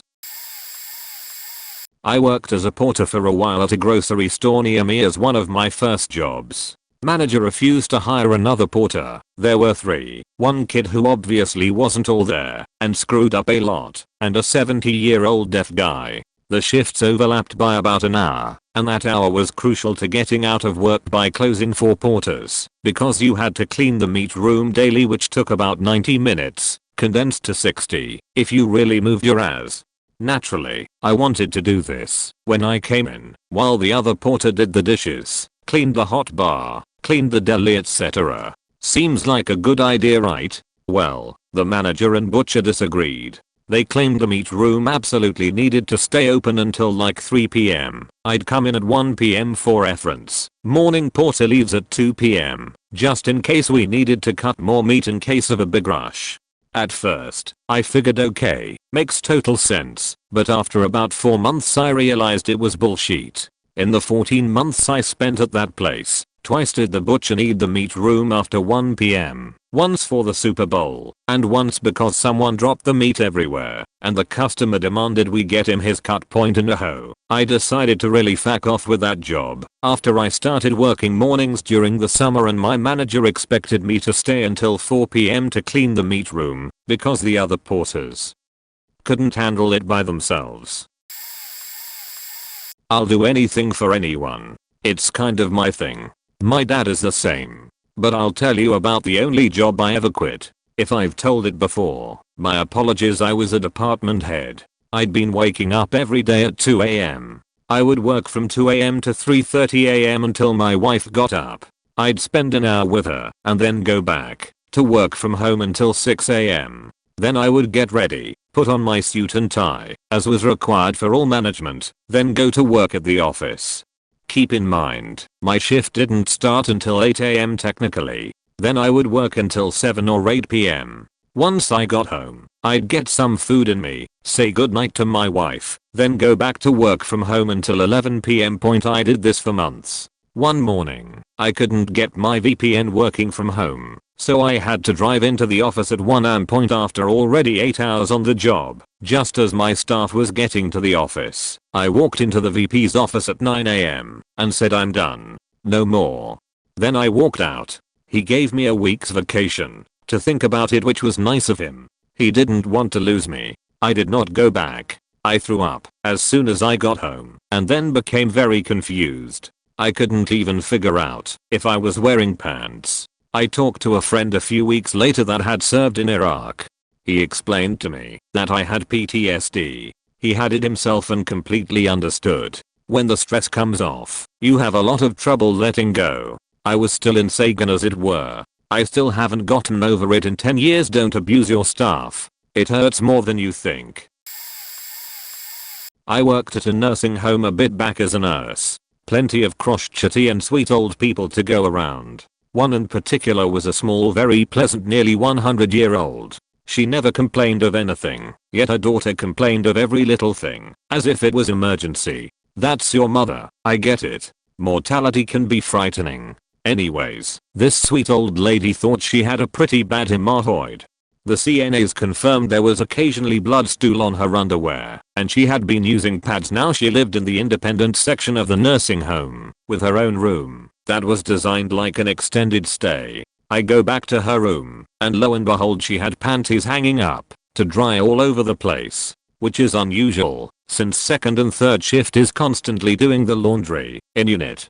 Part of my job is to inspect, so I can report what I see to the doctor and document accordingly. So I have this tiny little lady lay in her bed, so I can take a look where back the sun don't shine. Imagine my surprise when a grapefruit-sized section of the colon has literally puckered out from lack of muscle tone down there. The doctor's solution? Push it back in. So here I am, knuckle deep in someone grandma's butthole trying to pop this thing back in place. The thing about intestines is they are very slippery. Once the thought popped in that I was practically fisting someone's grandma, I noped the fuck out. Yes, we eventually popped it back in. Yes, it just popped right back out as soon as she stood up. I felt so bad for her. Nice lady. As an industrial pipe fitting apprentice, work was slow, and I was told to go to a job at our city's water treatment facility. It was the beginning of August and southern Indiana gets really hot and humid around this time. The second week I was moved to the waste treatment side to demo some old piping. They had marked the piping with orange spray paint that had been drained and flushed.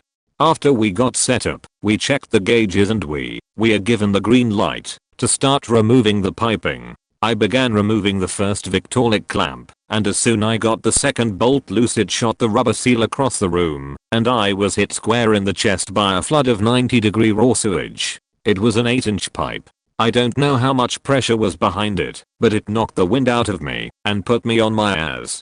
I was covered in sheet and gasping for air. I had to strip to my underwear and spray down with a garden hose outside. I threw all of my clothes away and grabbed a trash bag to cover the seat in my car. I had to walk from the back of the facility to the front, about a quarter mile outside for everyone to see, in just my briefs and boots. I only got paid $15 an hour at that point.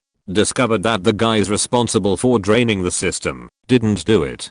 The project engineer went out that morning and looked at the gauges that read 0 and marked the piping accordingly. The gauges hadn't been reading for years from what I was told. Apparently the lifespan of a pressure gauge on a sheet pipe isn't very long. Go figure. TLDR, I got paid $15 an hour, to get drop kicked in the chest by a sheet cannon on a hot August afternoon, and had a nice walk of shame afterwards.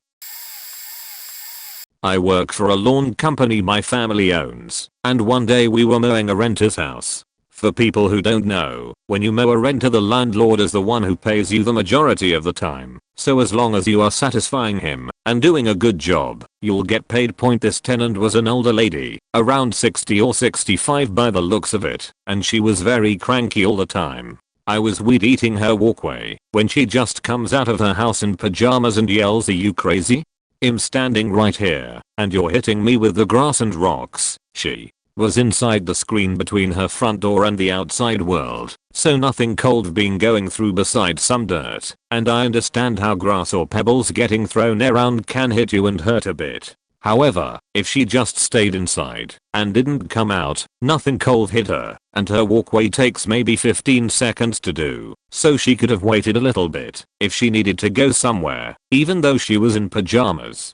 I decided I didn't want any of it, and that this house doesn't pay me enough to deal with anything, so I just turn off the weed eater, look her in the eyes, and say I'm deaf and don't speak English. I'm a Caucasian MF, not bilingual, and have never moved out of the state I was born in, so it was obvious I do. Got the weed eater running again in 1 or 2 pulls and kept going. All around, pretty good day. Still working and mowing that house, but the lady doesn't bother me anymore. It happened last week. I'm in college right now and needed some extra money, so I took a job as a hotel breakfast worker. It wasn't too bad. Mostly, I worked the coffee shift, 7 to 11 am, responsible for cleaning tables, helping the cook, who does the 4:30 am to 1 pm shift, and, of course, making tons of pots of coffee / making sure the coffee station stays stocked up with everything. Normally, this isn't super hard. Once I got used to having to be up at 5:30 most weekend mornings, the job was a breeze. Last week, I decided I'm definitely quitting. There were 80 children in the hotel. 80 school children. We were told there were 20. We were not prepared. We were not warned. Oh god, the Fruit Loops, crunching under my shoes, getting ground into the carpet by itty bitty hole-filled shoes. The waffle batter, we went through 4 batches of waffle batter. Why, god, why does my hotel have a make your own waffle station? What kind of satanic plan was this? Feed kids as much sugar as possible while letting them play with things as dangerous as whipped cream, chocolate syrup, strawberry syrup, and maple syrup. What kind of twisted fun did you get from this? Why did this happen?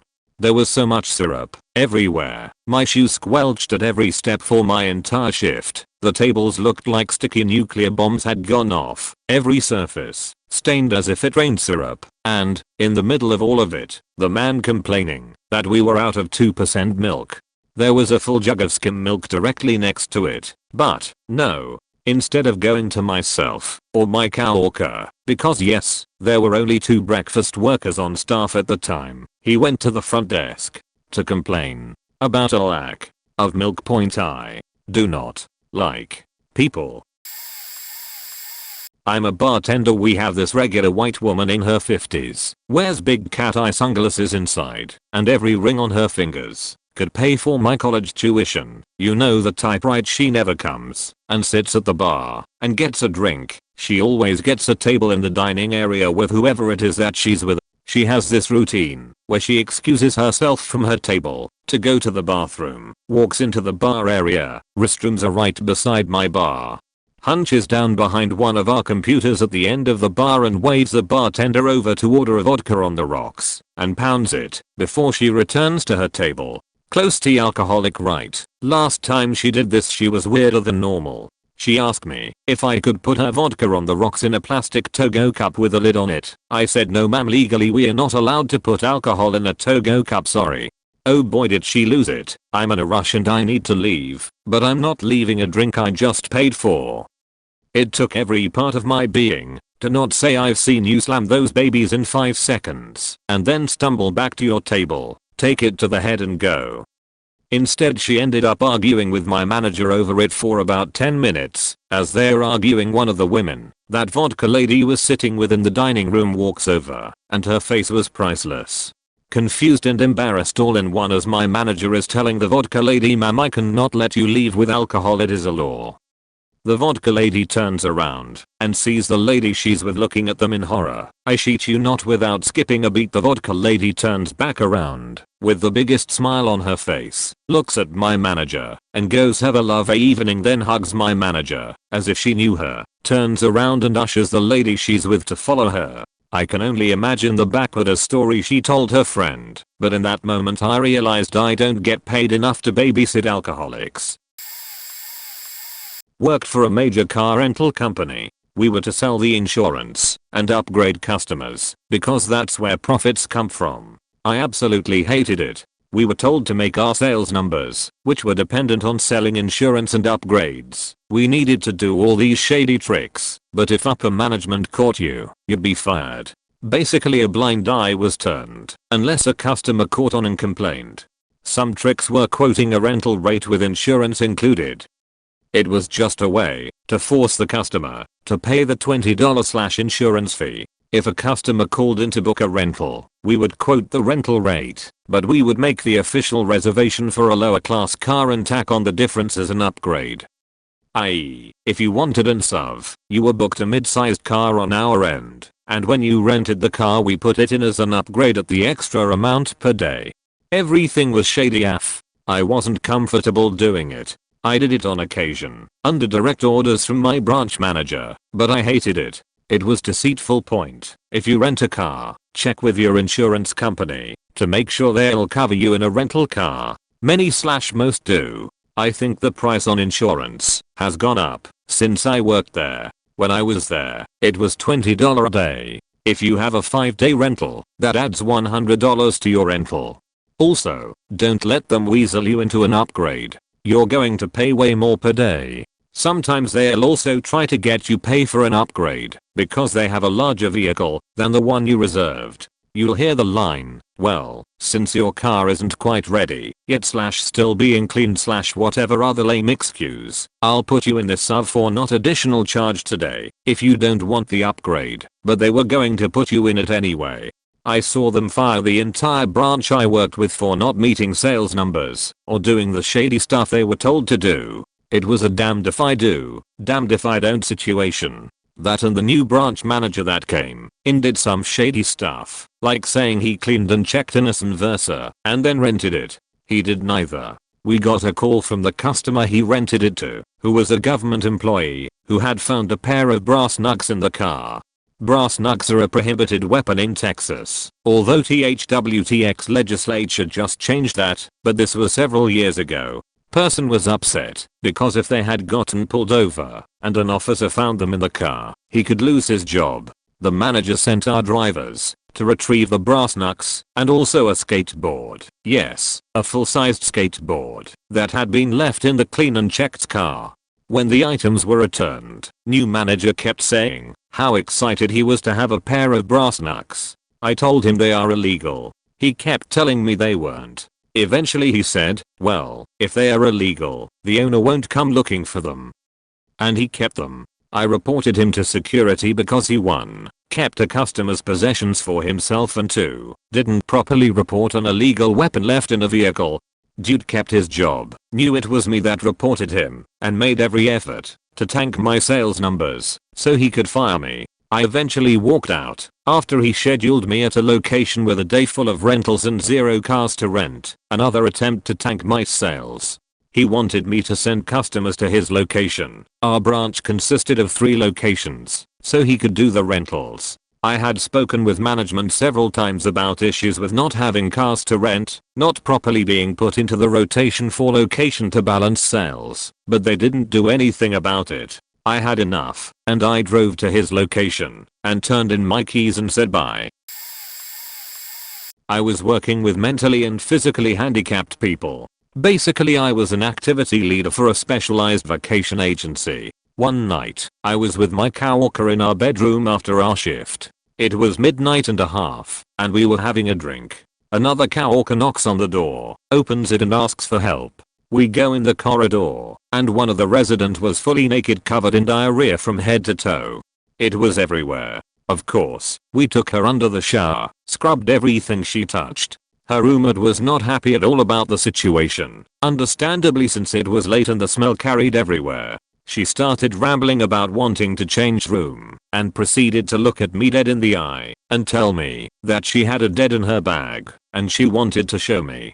Turned out, it was a bridal bids, in French mors, and dead is mort, hence the confusion. I'm still laughing at this because I think she understood that I was startlingly confused. Anyways, we finished washing everything at 2 in the morning and the smell lingered around for 3 more days. I was getting paid €38 a day for that job.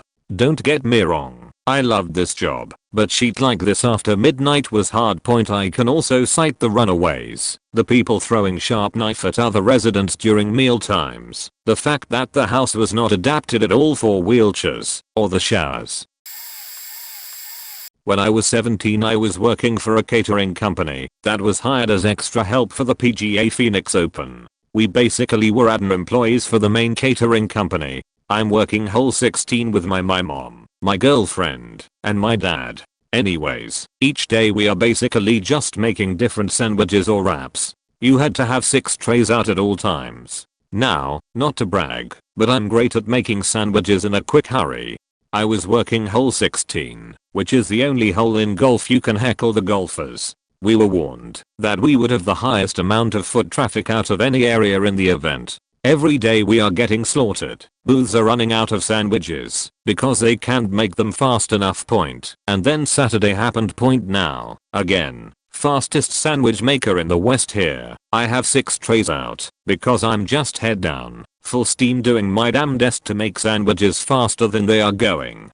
But Saturday was trial by fire. I'm going full steam, just barely keeping my head above water when suddenly a runner shows up and says I need 2 trays from your booth to cover the other booths that are behind. I can't exactly say no, so I just do my best to start catching up. 5th tray goes out and suddenly another runner comes up and takes 3 trays. Then the event coordinator walks by, notices I only have 2 trays out, and proceeds to rip me and my partner several new holes. My partner and I attempted to explain the situation the first time, but to no avail. Repeat this process for the next 3 days, and we are at the end of the event. I'm tired, pissed, and it's almost the lunchtime rush. I'm making sammies at a lightning pace. After you make 20k plus sandwiches you get good at it, and I ask my booth partner, my girlfriend, for more ingredients. Instead of ingredients, I get a new HM. We're out. Fortunately we were ahead, so she left to check if anyone else had extra. Nope. Everyone's out of food. And guess what happens now? We're ahead and everyone is running out of food. So naturally our trays start vanishing. Guess who walks up? The coordinated dickhead from earlier. Here's where I lost my sheet. He starts to chew me out, and I told him to shut up and listen. Told him that runners had been taking my trays, which my girlfriend vouched for, and that I had been working my ass off to keep not only my booth stocked, but the other 6 booths on my floor stocked too. He told me that he didn't buy it, so I told him it's not my fault that you failed to properly plan this event. He said I was fired, and I laughed at him and walked away. Apparently he turned to my girlfriend and asked where does he think he is going. The guy runs after me and tries to get me to load catering equipment. I laughed and told him I was fired and he could get bent. To this day I have never been so happy to be fired. I worked at this sports complex place for a little while because a family friend worked there and recommended it to me, so I was like alright, I'll give it a shot. They were probably the worst few months of my life. Here are some of the things that I hated about being there. They didn't give me a job description at the beginning. They would drag me out of training to do other meaningless work. They expected me do like a million different things. The owner was a jerk and did absolutely nothing. I had like one 10-minute break. They had me score basketball even though I had zero idea how it works and barely trained me for it. The parents/coaches would always scream at me if I made a mistake, which was often. We had to turn in our phones before we started working because the owner was notorious for firing people on the spot if they even took it out. They had me direct traffic in the parking lot, which was the stupidest thing in the world, but it at least gave me time away from that hellhole point, and all of this for like $11 an hour / and the part that actually broke me was when my manager, she was awesome, one of the only nice people there, was training me to run the arcade counter, and I'm kinda getting the hang of it when suddenly the old guy comes to me and tells me that I need to help him take out the trash. He did absolutely nothing. Whatever, not a big deal. So I'm taking out the trash and I get to the 2 trash cans at the back door and I'm pulling on the bags to try to get them out and they just won't budge. Now I'm not super strong, but I'm not weak either. So the bags were especially heavy. So I walk back in and tell the guy the situation. Hey, there's some bags that are really heavy, could you give me a hand? And he says just take some trash out of the bags and put them into another bag. So I walk away thinking, why didn't I think of that? And then I realize they didn't give me gloves or anything. So this guy straight up told me to pick through the trash with my bare hands. And not to mention it's raining out to the trash is kinda wet. So that makes it even worse. But I suck it up and do it anyway because screw it. And one of them comes out fine. And I throw it in the dumpster. But the other one still won't budge. So I'm pulling and pulling trying to get this stupid bag out, and I'm getting really frustrated, and I manage to lift it up to my knees when all of a sudden the bottom of the bag rips. Side note, the bin that holds the bag was one of those weird mesh ones like these https://cdnimages1.medium.com/ and literal gallons of coffee and water comes pouring out, soaking my pants and my new shoes. So there I'm sitting on the curb wearing my ugly bright yellow uniform in the pouring rain, soaked in coffee trash water, and I just start bawling my eyes out for a few minutes. People even walked past me, like I wasn't even there. So, after I'm done crying to myself, I pick up the trash, put it in a new bag and throw it in the dumpster, and I walk to the bathroom to try to dry myself off, and I think to myself I'm done. So I have like 15 minutes left until I can go home. So I walk back to the arcade with my head down, soaked from the knees down, puffy red eyes, and I just want to go home. And at the end of my shift I go to my manager and I just look at her, and I just can't tell her I was quitting. She was so nice to me, and I felt like I was betraying her by telling her. So I finally manage to say I'm giving my notice. And she just says, I know, I could tell that you were miserable. It was like the weight of the world was lifted off my shoulders. So I apologized and told her about everything that happened, and she said she understood and told me that I won't have to come back in. So I walk outside where my mom is waiting for me and am crying in the car. So she takes me for ice cream and I tell her everything that went down. There's other stuff that happened but nothing nearly as bad. Point, you're probably not reading this, but if you are, Bree, thank you for being such a great manager and an even better friend. You deserve so much more than what that place is giving you. You made my time working there tolerable because of your kindness. I was working at the register at a small grocery store. Now, we sell 2 types of strawberries. They both are in those plastic boxes. If I remember correctly, they were the same size. They had a price difference of about €1. More expensive ones were from location X and the cheaper ones were from location Y. They weren't next to each other on the shelf. Cheaper ones were in a movable table box type thing and the more expensive ones were in a permanent shelf. An old lady comes to the register. She has the more expensive strawberries and a few other small items. I ring her up and say the total to her. She asks how much the strawberries were again. I tell her. She says it says a different price at the shelf. Now, the store owner, who is responsible for punching in the prices to the system, is a fuck up. Never can trust the register. I walk with her to the shelf of the expensive strawberries and look at the huge yellow neon sign, same price as the register states. I say it was correct. She goes, oh no, I took it from there. We walk to the table that houses the cheaper type. I look at the box I'm holding. I state to her that these are the more expensive ones. Would you like to take the other type instead? She says that, well, I took that box from here. I say I'm sorry, someone must have put it in the wrong place. She huffs at me, well, you have to sell it to me with that cheaper price then, since it was in the wrong area. I just stare at her like this for a while and just whisper, stutter I, it doesn't work like that. She just stomped out without any of her purchases. Peas. This took place in a Finnish store, so that meme is perfect lol. Context: this was an after-school program run by my former church. A new supervisor just got hired. Guy was fresh out of Liberty University. Major red flag.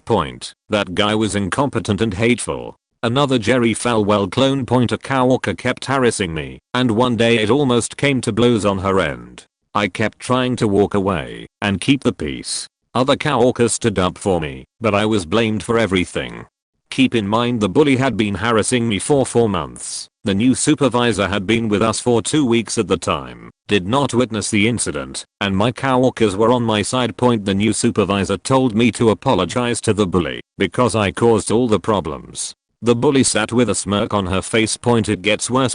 He told me, "You need this job." The joke was on him. I was losing money helping these kids because I get SSI. Yes, I reported my income to them. I made more money staying home. I decided to resign and leave that church. I also left that denomination. Edited for spelling. We're on a beach trip with lots of youths, around 130, 150. Had 3 scheduled bus rides back from a set place. My way older coworkers weren't able to read the map and didn't believe me when I tried to convince them that they are at the wrong spot. Then they realized it, but told me to stay at the wrong place to collect youths that misinterpret the map as well. After phoning around and making sure all of my youths, everyone had a set group to care for, were with me or already in the bus, cause others took them with them even though they shouldn't. We went to the bus stop. The first bus was already gone, but so far no problem. We entered the second bus as scheduled and drove off. Then one of the coworkers realized where's kidder? He forgot to make sure all kids entered the bus and he himself entered first. But as that wasn't bad enough, he didn't forget any boy that maybe could have had fault himself. He forgot that one boy in his group that was going in a wheelchair. If you are responsible for a boy in a wheelchair, you maybe want to make sure he is able to enter the bus. Thank God there were adults with brains around that made him take the third bus. I was trainee at that time, so I definitely got paid not enough to put up with such irresponsibility.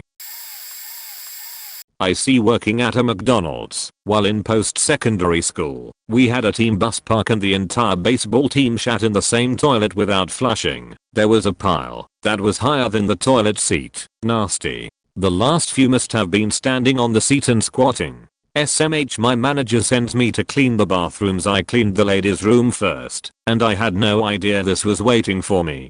I cleaned everything but the bowl of that toilet. That washroom was spotless except for sheet mountain. So when my manager came to check on my progress, something he never did other times, and saw the pile was still there, he tried to give me shit for it. I looked him dead in the eye and said, I do not get paid enough to clean up this shit. Fire me if you want, but I'm not touching that. He ended up going to a nearby dollar store and came back with elbow-length gloves, a bucket, a little shovel, and a longer sharp knife. He donned the chemical mask for acid cleaning the grills and a rubber addition from the dish area and got all geared up. Told us all after that he had to shovel it all into the bucket, then flush a couple shovels full at a time. Yay, not getting paid enough for that. I worked at a certain convenience store chain in between jobs several years ago. I was stocking cigarettes and noticed a couple come in. They look around, talk, then the boyfriend leaves. My coworker comes up to me and says, see, this is why you need to pay attention. That guy just walked out with a coffee. I said that I didn't see him walk out with anything, and she was like, yeah, you were too focused on the cigarettes. The girlfriend eventually comes up to the counter to buy some things, and my coworker goes, and how about the coffee your boyfriend stole? The customer asked, excuse me? They argued back and forth for a bit until the lady just got fed up and left without buying anything. 5 minutes later, I'm cleaning the counters and find a coffee just sitting there. So, I bring it over to my coworker, and before I say anything she immediately goes, you know, you just think you're better than everyone, don't you? You think you know the job more than me? I was so frustrated by that point it just turned into a shouting match. Several people came into the store and then immediately left when they saw us. My coworker brought out the assistant store manager and tried to play on their shared history. I'd only been there a month to get me in trouble. It was one of the most infuriating experiences I've ever had. Somehow we ended up calming down enough to get through the shift together, but I told the assistant store manager I was so freaking close to just walking out. Point anyways, I was only at that job for a few months before I got another job. But I guess my lesson of the story is, don't let people abuse and take advantage of you at work. Especially not for convenience store pay. Sheesh.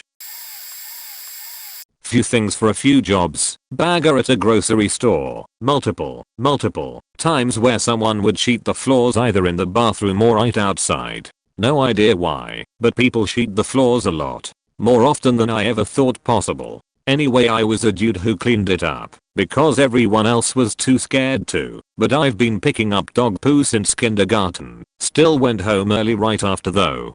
Dishwasher at a restaurant. They'd pull me to the side to help prep their food, so I'd help make all of their food for 5 hours a day, helping their fully staffed team. Then, when I got back, there'd just be mountains and mountains of dishes piled up that nobody would help me with, so it was all on me. Also, someone threw a searing wok at me and didn't say it was hot, so I got huge blisters all over my hand.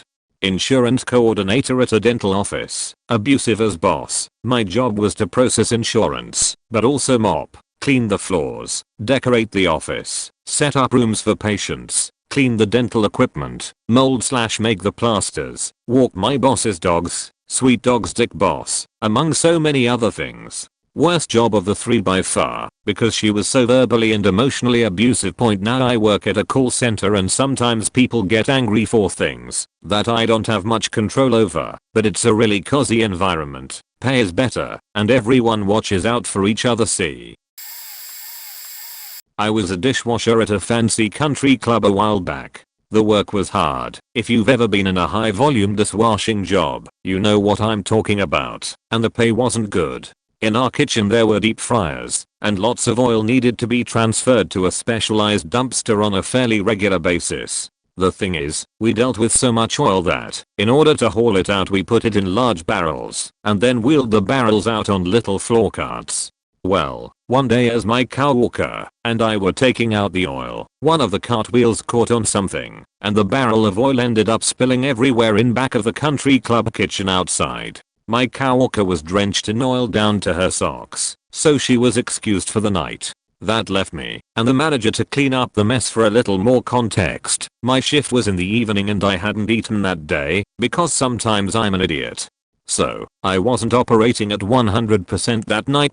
So how does one clean up a fuckload of spilled cooking oil on asphalt? Well, since we were a country club, we had a golf course. We had a backup supply of sand in order to top up the sand traps. So the idea was we would use a sheet load of sand to soak up the oil and then throw the sand away with the oil. Well, guess faking what? Sand is heavy and oil soaked sand is even heavier.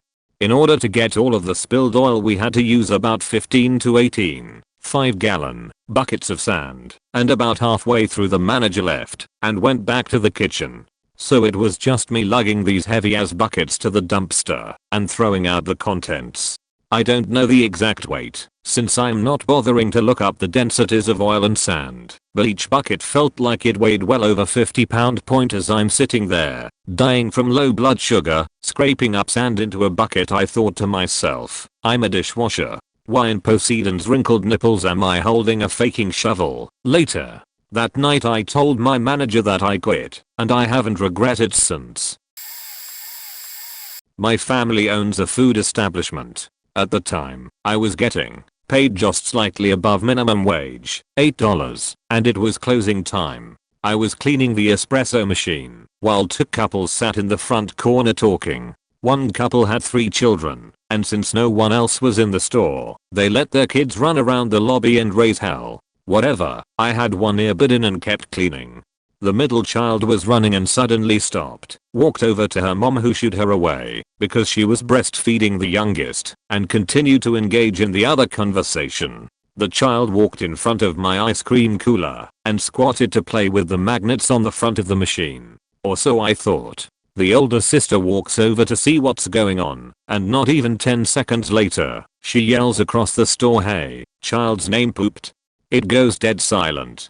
I pull my earbud out and look at this massive pile of sheets sitting in the middle of the carpet. The parents look at the oldest and ask her to repeat what she just said, because I guess they thought she was joking.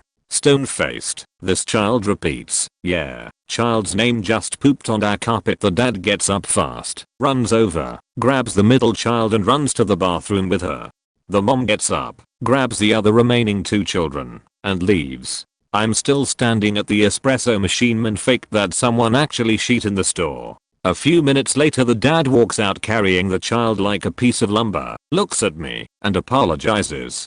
Doesn't offer to clean the sheet off the carpet, doesn't offer anything, literally leaves with just a "Hey, sorry." I walked in back where my mom was cleaning the cutting board and told her yeah.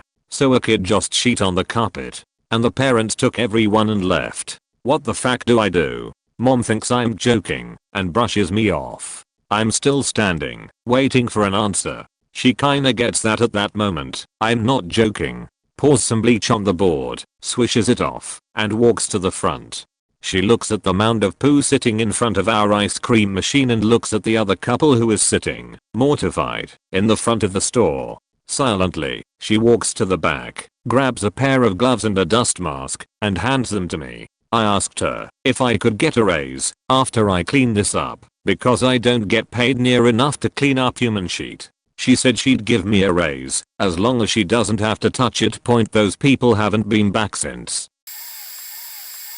I live in the UK. One day was told that I'd be delivering a car to a location that would be a bit of a long haul, which the name also changed 3 times over the course of a week, all beginning with C's. Names went from Chichester to Coventry and then to Cheshire, which I only found out about on the day of the delivery. Got told it'd be roughly a 400-mile round trip and about 6 hours total. On the day it was planned I'd leave at 9 AM. So no big deal. I'd be back by 3/4 PM and still have time before shift end at 6. The salesman proceeded to tell me on the day none of the paperwork was ready to go with the car and needed to be prepped, as well as my manager pointing out that it had a dent that needed to be sorted before it left the site. Scurrying and rushing around to get everything sorted, I was ready to leave by 11:30 AM.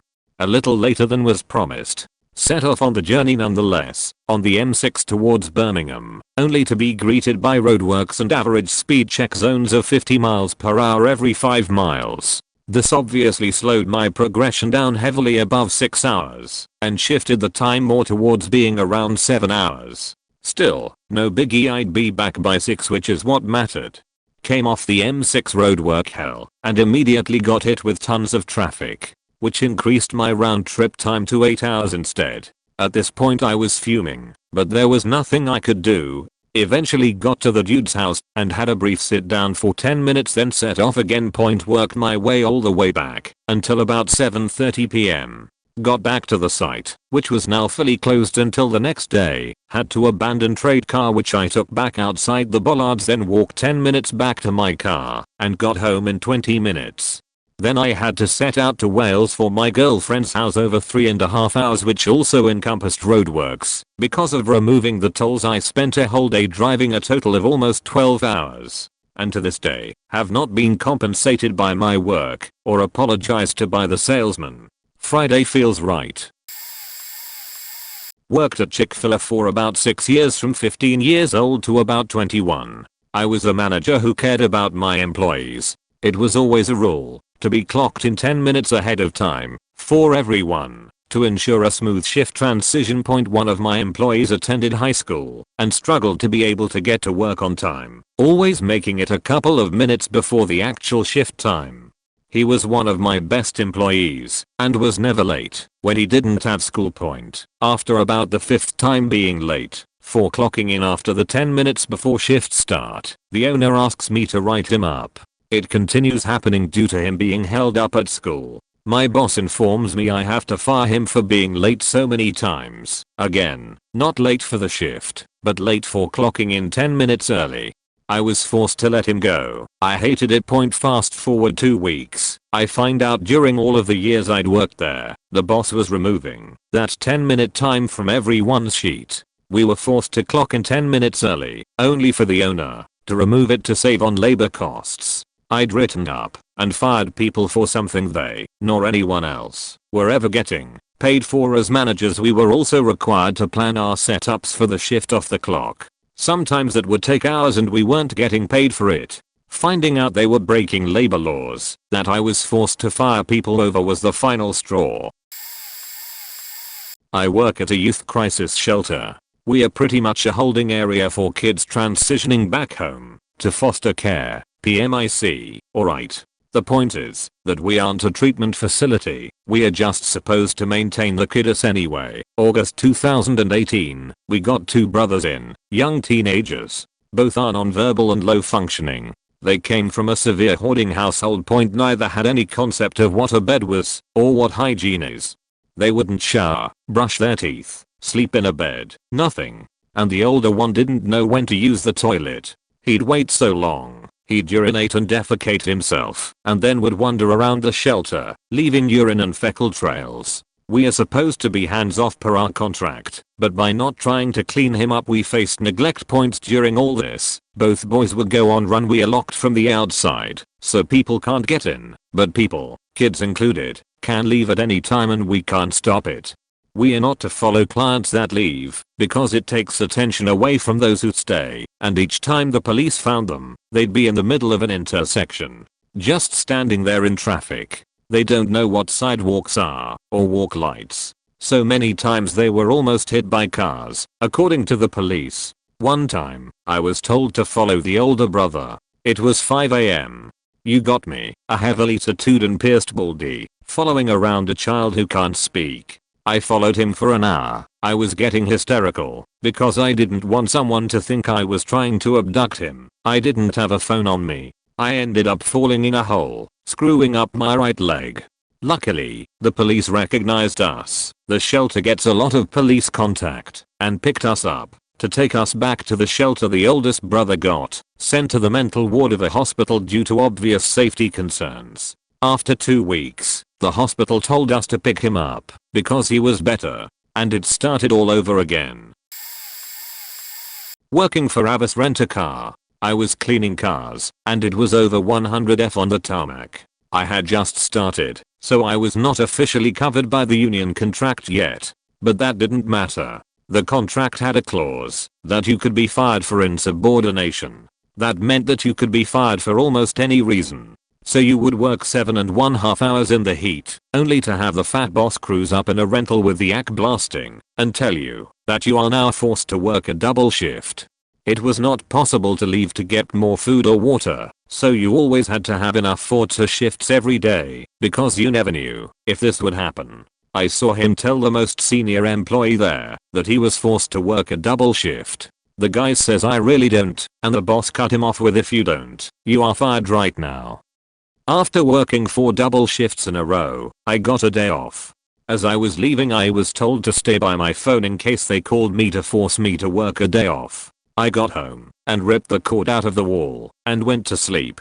On my next regular shift, I got called into the office because I did not come in on my day off. When they tried to call me, I should have quit right then, but I went ahead and worked that shift and then quit.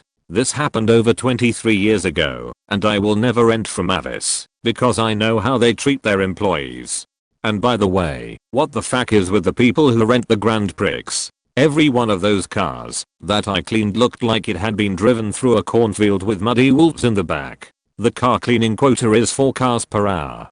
Sure, that can be done if you cherry pick clean cars that just need fuel topped and a wash, but if you get one with a week's worth of fast food smeared on the inside windows, you can't make the quota. Working as a restaurant manager, there were 5 managers including the kitchen managers, kilometers, and Suze. We just replaced our GM because of lack of work ethic, and kilometers and the company was restructuring due to some issues that stemmed from overreaching and making too many new stores. The new CFO of the company sets a quality of life memo for the managers, where every manager is supposed to close the store. The GM and kilometers aren't required to close all the time, but at the very least once a month, and work Sundays as well. They came aboard around December and both took a vacation in January. I left around July, and in that entire time the GM and the kilometers never once closed.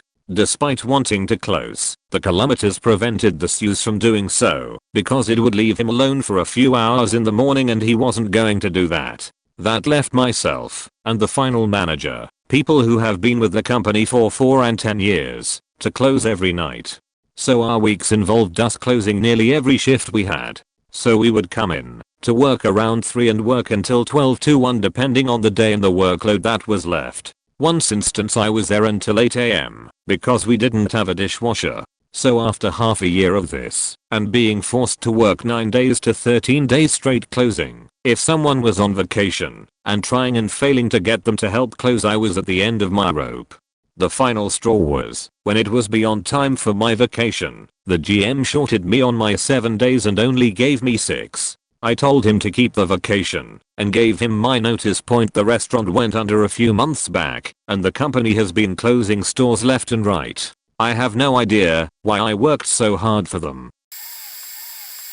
In college, I worked at an after-school program summer camp for middle schoolers. Our first field trip of the summer was a hike at a local national park. It was the first trip that I had actually planned on my own.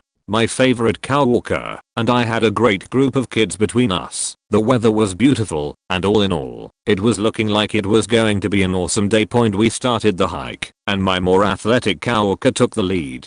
I brought up the rear with the similarly unathletic types, and we made our way, slowly but surely, up a slight hill in the trail. My cow walker had a decent lead on me, not an issue, since we had walkie-talkies, and had already planned where we would be meeting for lunch, when I saw one of our kiddos on the side of the trail. He had been up ahead, so I figured he just needed to catch his breath. He was a pretty stocky kid, but had wanted to keep up with his friends. Anyway, I asked him if he was okay, and he said no. The rest of the stragglers stopped with me while I was talking to him. He wouldn't tell me what was wrong, but kept insisting that he was sick and refusing to move. Finally, I told the other kids to keep going and catch up with the rest of the group while I got him sorted out. Once the other kids were out of earshot, he told me what the problem was. He had trusted a farched. That's right, this soon-to-be 8th grader had just pooped his pants in public, surrounded by his peers. I knew there was no way I would be able to get this kid to continue the hike, and honestly, who could blame him? The only option was to radio my cow walker, head back to the trailhead, which had bathrooms, get the kid cleaned up, and wait for the group to get back. Except my radio wouldn't work. Stupid Nextel thing needed a cell signal, which I didn't have. Which meant I couldn't call anyone back at the office either. I just hoped that we'd run into someone hiking who had better service than me, so I could at least call it in. The next problem was getting the kid to actually move. He just wouldn't. Finally, he agreed to walk back if I stayed close behind him so no one would see what happened. I had to get him back to the trailhead, so I agreed, and I hiked for about a half mile immediately behind this kid. And I realized why he didn't want to move. His legs were coated in chunky, yellow-brown liquid. It ran right out of his shorts and into his shoes. And the smell. Dear God, the smell. Anyway, we ran into some other hikers who let me use their phone, so I was able to call the office. They got a hold of his mom to come and pick him up, and we made it to the trailhead. He did his best in the bathroom, but that situation clearly required a full shower and complete change of clothes. His mom came just as the rest of the kids were getting back, so he was spared any humiliation. When the kids asked what happened, I just told them he got sick on the hike. I don't blame the kid for it. He obviously did not intend to shit his pants, but when we got back from that field trip, I gave my 2 weeks notice. I already had an interview at another place anyway, and decided I was okay taking a slight risk. Got the new job, finished school, and haven't had to deal with anyone cheating their pants in years. My boss's wife is so petty. She likes to feel in control over every little thing. She tries to control conversation. If she can't hear you, she will ask you to speak louder, and that's when you're speaking to another cow walker, not her. Me and 2 of my cow walkers are not allowed food at our desks, but her sister, and her husband, actual boss, can have full-blown meals at their desks any time of the day. Time off is heavily frowned upon, but she can go work on her boat whenever she feels like. gave me shit for having a closed water bottle on my desk while holding an open cup of coffee she was taking to her, saying those are my computers, don't you dare spill on them. Constantly makes snarky remarks on my makeup, hair, wardrobe, even though they are all within company guidelines, and I honestly feel good with the way I look. She gave me shit when I had to put my rabbit down, who was basically my baby, and I had her for 9 years at that point. It was very sudden, saying taking the day off to put her down wasn't necessary. My boss didn't care, and I did, but she still holds that against me for some reason. This was 4 months ago, but the icing on the cake was last week when she denied my coworker 2 days off in August that my coworker was going to use to go to her soul wedding as her wife is a bridesmaid. She said no, because it's unfair to the rest of us. No one takes time off in summer. I've been here 2 years and that is a load of bull. I took time off last summer, and my boss is literally going away for 4 days this week for an on-work event. In summer, yeah. Not a fan of her. I've had a few, but I'll give you the most obvious one, where I think anyone would have said nah, fuck this point. So, I started working for a contract security company about a year and a half ago or so. I bounced from site to site, the contracts were up, but each place gave me glowing reviews. Eventually I ended up at this mall next to a river. In February. Naturally, this meant it was about 10 degrees colder at this mall, where all the positions were outside, than it was in the rest of the city. I'd call into the office to ask about what hours they had available in the city. They'd tell me just at the mall. I'd ask if they were sure. They were, but they'd tell me if anything came up.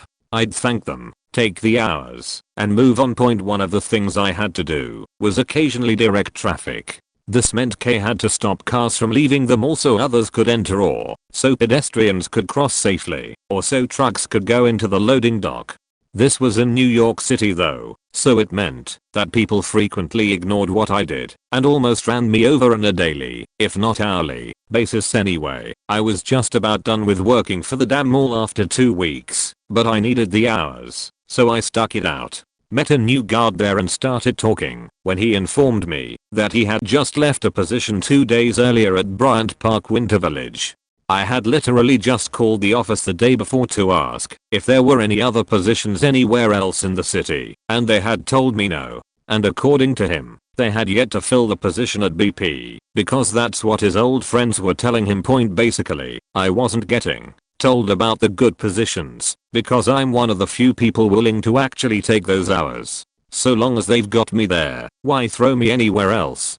Well, fuck this. It's New York City. I can find a new job. The next week, I called in for hours. They told me all they had available was for the mall. I thanked them, and to let me know if anything else came up. Okay, so I'll sign you up for the full 40 hours? Do you need any of these days off? Oh, no, you misunderstood me. I'm not taking them.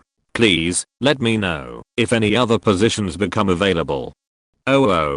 Okay, yeah, I'll sure. Hung up and spent about 2 weeks straight just playing games in my room. They spent those 2 weeks calling me and trying to fool me into working the shifts. They'd offer me shift with hours and not tell me the site location until after I'd already accepted, for example. Unfortunately for them, I'm rude enough to immediately take back my consent to those hours, but were ultimately unsuccessful as I didn't work a single new shift there. I didn't really need the money. It was food and video game money. So I was more than happy to sit on my ass for a couple of weeks. After all, they'd be stupid not to use me. I dormed right above their office in Manhattan, which means I was their most flexible and fastest guard, able to get anywhere inside of an hour, whereas their other guards would take an hour and a half plus. After those 2 weeks, they ended up calling me and offering me a position at BP. I ended up loving it. I worked at that village during the final couple of months and went back when they opened up during the last season. It was probably my favorite site out of all the ones I worked while working for that company. Anyway, it's not like I quit from that company after the mall thing, but I was certainly willing to forego a paycheck if it meant not getting run over. $15/HR isn't enough for me to risk my life. I used to install network computer systems. We run Cat 5 networks throughout buildings and 99% of the time we have drop ceilings with removable tile that make it very easy to pull Cat 5 lines from the server room to the rest of the building using a stepladder. On the night of my story we had a building with hard ceilings, no tiles, that had to be accessed through a small door above the server room. There was framing above the ceiling that I had to crawl through and couldn't step on the ceiling or I'd go through. It was hot and dirty and awful, but had to be done. I spent about 3.5 hours crawling over the supports and through tight spaces without complaint distributing the network throughout the building. When I finished I practically fell out of the access door covered in dirt and sweat, aching all over from contorting my body in strange ways. I stood up and said sarcastically, "I don't get paid enough for that sheet." My boss who had been working with me exploded in rage. In 20 years running this company I've never had a technician have the balls to say something so disrespectful to my face. He continued to rant and rave, grabbed his tools, and walked out leaving me and the other technician to finish a 3-man overnight job. This boss was known to be a hothead and I considered us to be friends. As much as that particular job had sucked I totally meant it as a joke, but he wasn't hearing it. I called the other owner of the company and told him what had happened. He laughed it off and told us not to worry about it. The owner who walked out called the next morning to apologize when he cooled off and realized I had been joking. This happened a few days ago. I work at a hotel restaurant, typically 70 people maximum at the restaurant at any one moment, so we were set to have a busy day that evening. But since our manager isn't good at her job, this will become apparent soon. We were understaffed, 1 bartender and 2 waiters that evening for just the restaurant. However, unbeknownst to everyone, our manager booked 2 banquet halls for 50 people each that were a good run. 3 minutes each way from the main kitchen and not set up in any way. We were faked when the restaurant went full house, but somehow we managed to get all the food and drinks out and serve them as best as possible. However, since we were so understaffed, many people were angry with the service and didn't tip. After having to work till midnight, we closed the restaurant at 10 and kitchen at 11. I made almost no money in tips. I'm paid less than minimum in Canada, and I was collapsed along with the kitchen and waiting staff at the end of the night, and I sent a letter to my manager and her boss. I used to work in another position in the hotel and I've worked with the hotel manager about how she faked up, and he got back to me saying he was going to call my manager in to talk with all the waiting staff when she's back from vacation. But I literally didn't get paid enough for that day's work. By the way, we all worked for 10+ hours that day, since we had to clean up everything at the end and that took hours to do. Depressing atmosphere and the way they treat me and each other is questionable at best. I used to really follow all the rules to a T and was like that for over a year, was doing my best to be positive, did all my work, etc. Well, they still treated me like sheet cause. No matter how hard I tried, my depression would wreck me and I would end up being slower and get overwhelmed by too many people at night. I only worked day shifts for a long time because of this. Literally without even talking to me, my schedule was turned from some days and some nights to all day shifts, where you get a lot less money, and I was paying for ortho and my car, and dealt with this schedule. It felt like I had to have a crazy circumstance to bring forward to them to get a few night shifts. Slowly it affected my ability to take my job seriously, and I would do all of my work. But I would get more depressed more easily, and little things guests asked for bothered me way more, and having to move tables together for parties of 6 with my back just, I couldn't help but not smile when I was asked to do this. Well, yesterday they had 3 hosts scheduled for night. I'm the first in and only work 2 hours before being sent home cause we were slow and operate on a first in first out basis just now. I'm fixing to call an Uber, but I see my boss called 2 hours ago, same situation. They don't want me to come in at all tonight and I just feel really bad cause I feel like a failure, unworthy cause I can't earn any kind of respect there. I can't stick up for myself. They don't respect me and I don't know what to do. On a side note, I'm also mad cause my mom had wanted me to go with them to visit my dad. Had to say no cause of work and they pull this sheet on me. TLDR, my depression makes my job hard, and I'm seen as the most disposable at my work because of it, and I feel shitty and stressed due to money situation coworkers including my GM hitting on me and having to stay positive in front of customers. Yeah, I don't get paid enough for this shit. Years ago I worked for a minor league hockey team, ECHL level here. Our boss was a former player who never graduated college, and after he retired from the league he didn't know what to do. Somehow he talked himself into being the GM of the team. He's the type of guy that when the team loses he takes it personally and thinks it's because of something the front office staff did. Maybe the game operations were off, or he didn't like a promotion, and because of that the team lost. So we got yelled at often because our team sucked. In minor league hockey, it is very much a stepping stone job. You do not make much money at all, and you're doing it more to gain experience, so you can move up the ladder to the NHL. Anyway, it was towards the end of my first season with the team. The night before the team lost, thus eliminating us from any postseason playoff spot. Our manager comes in screaming, cursing, foaming at the mouth, telling us all what pieces of shit we are.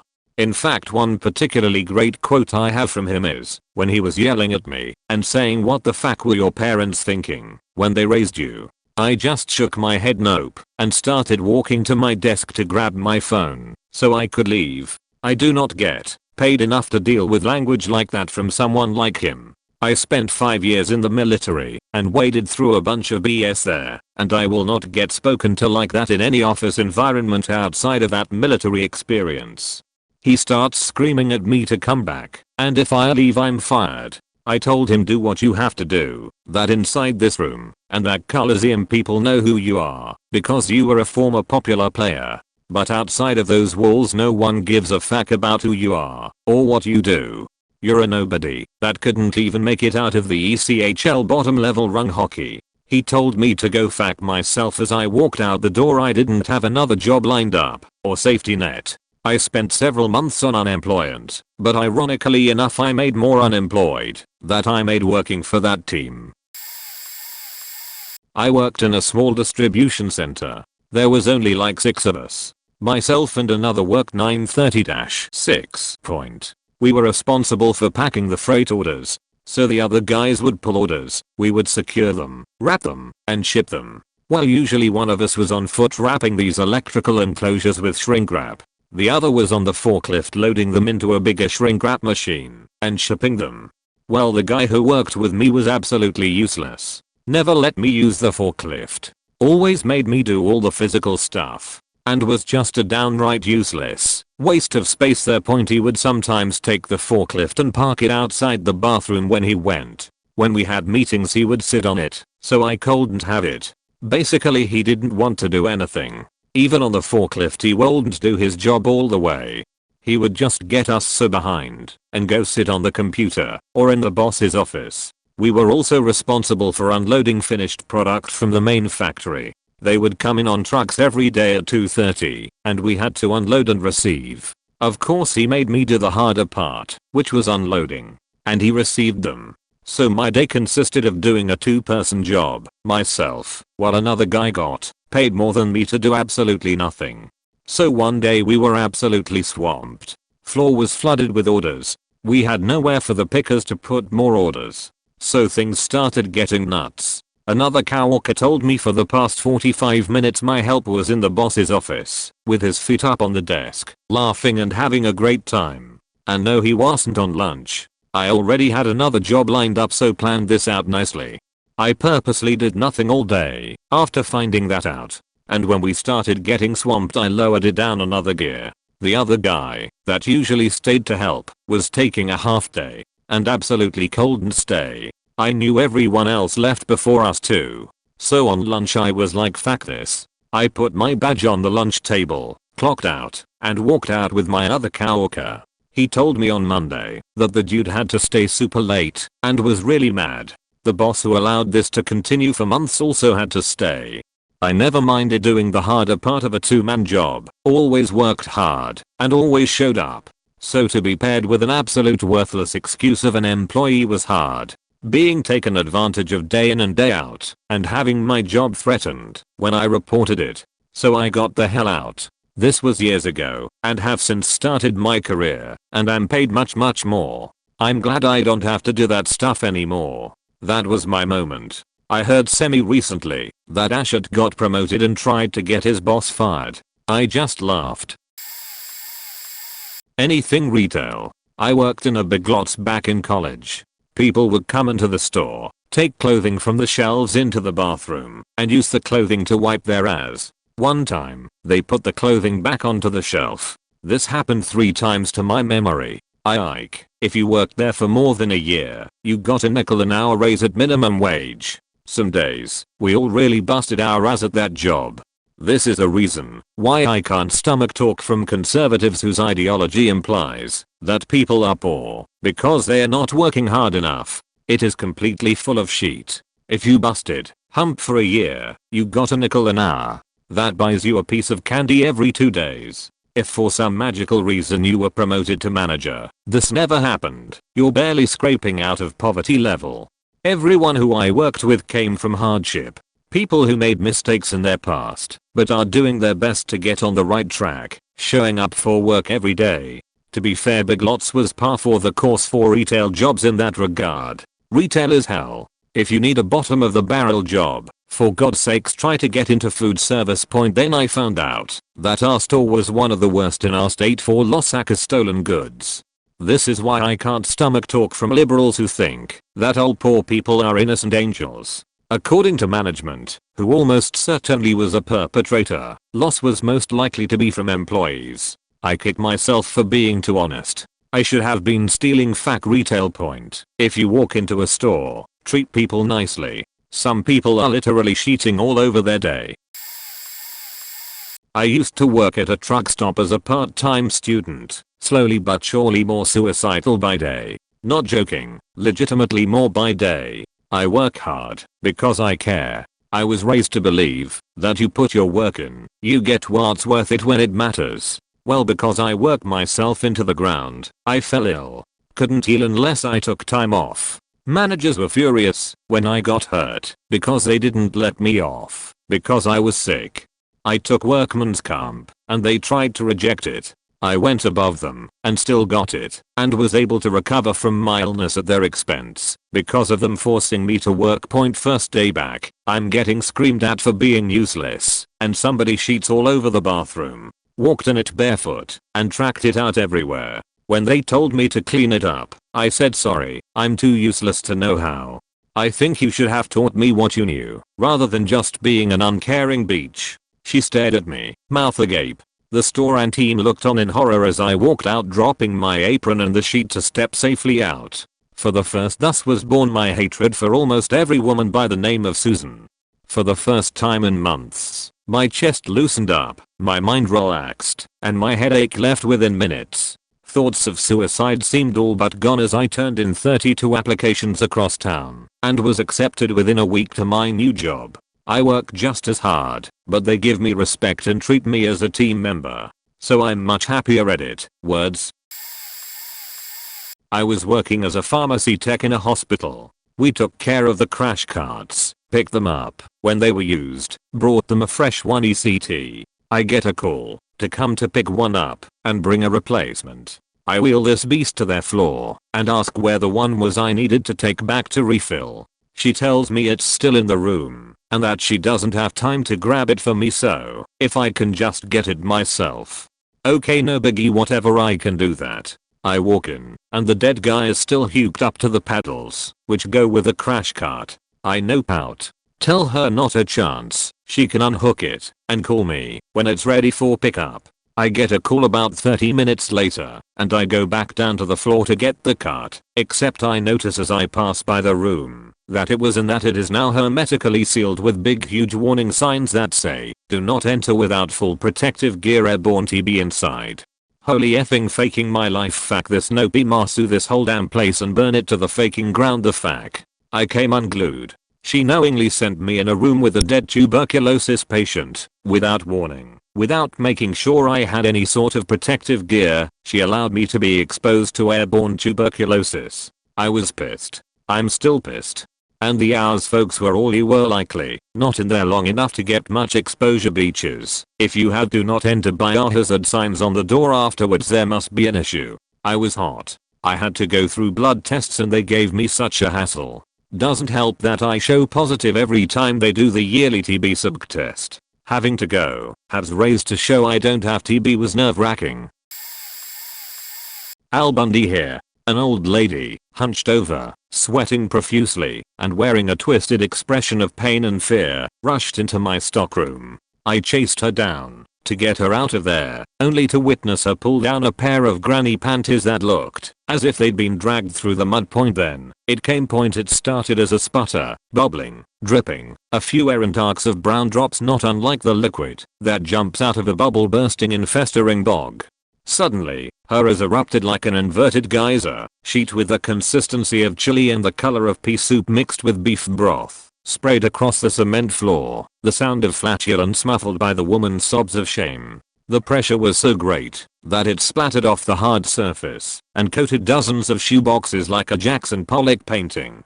My colleague, who had been in the back fetching shoes, initially approached the woman to help, stared, wide-eyed and motionless, but for a moment before lurching forward and losing her barely digested Chick-fil-A barely a foot from the pool of putrid poo oozing out across the floor and under the shelves. The vomit and feces met, but, surprisingly did not mingle, instead spread out lengthwise against each other like the distinct border where the river meets the sea.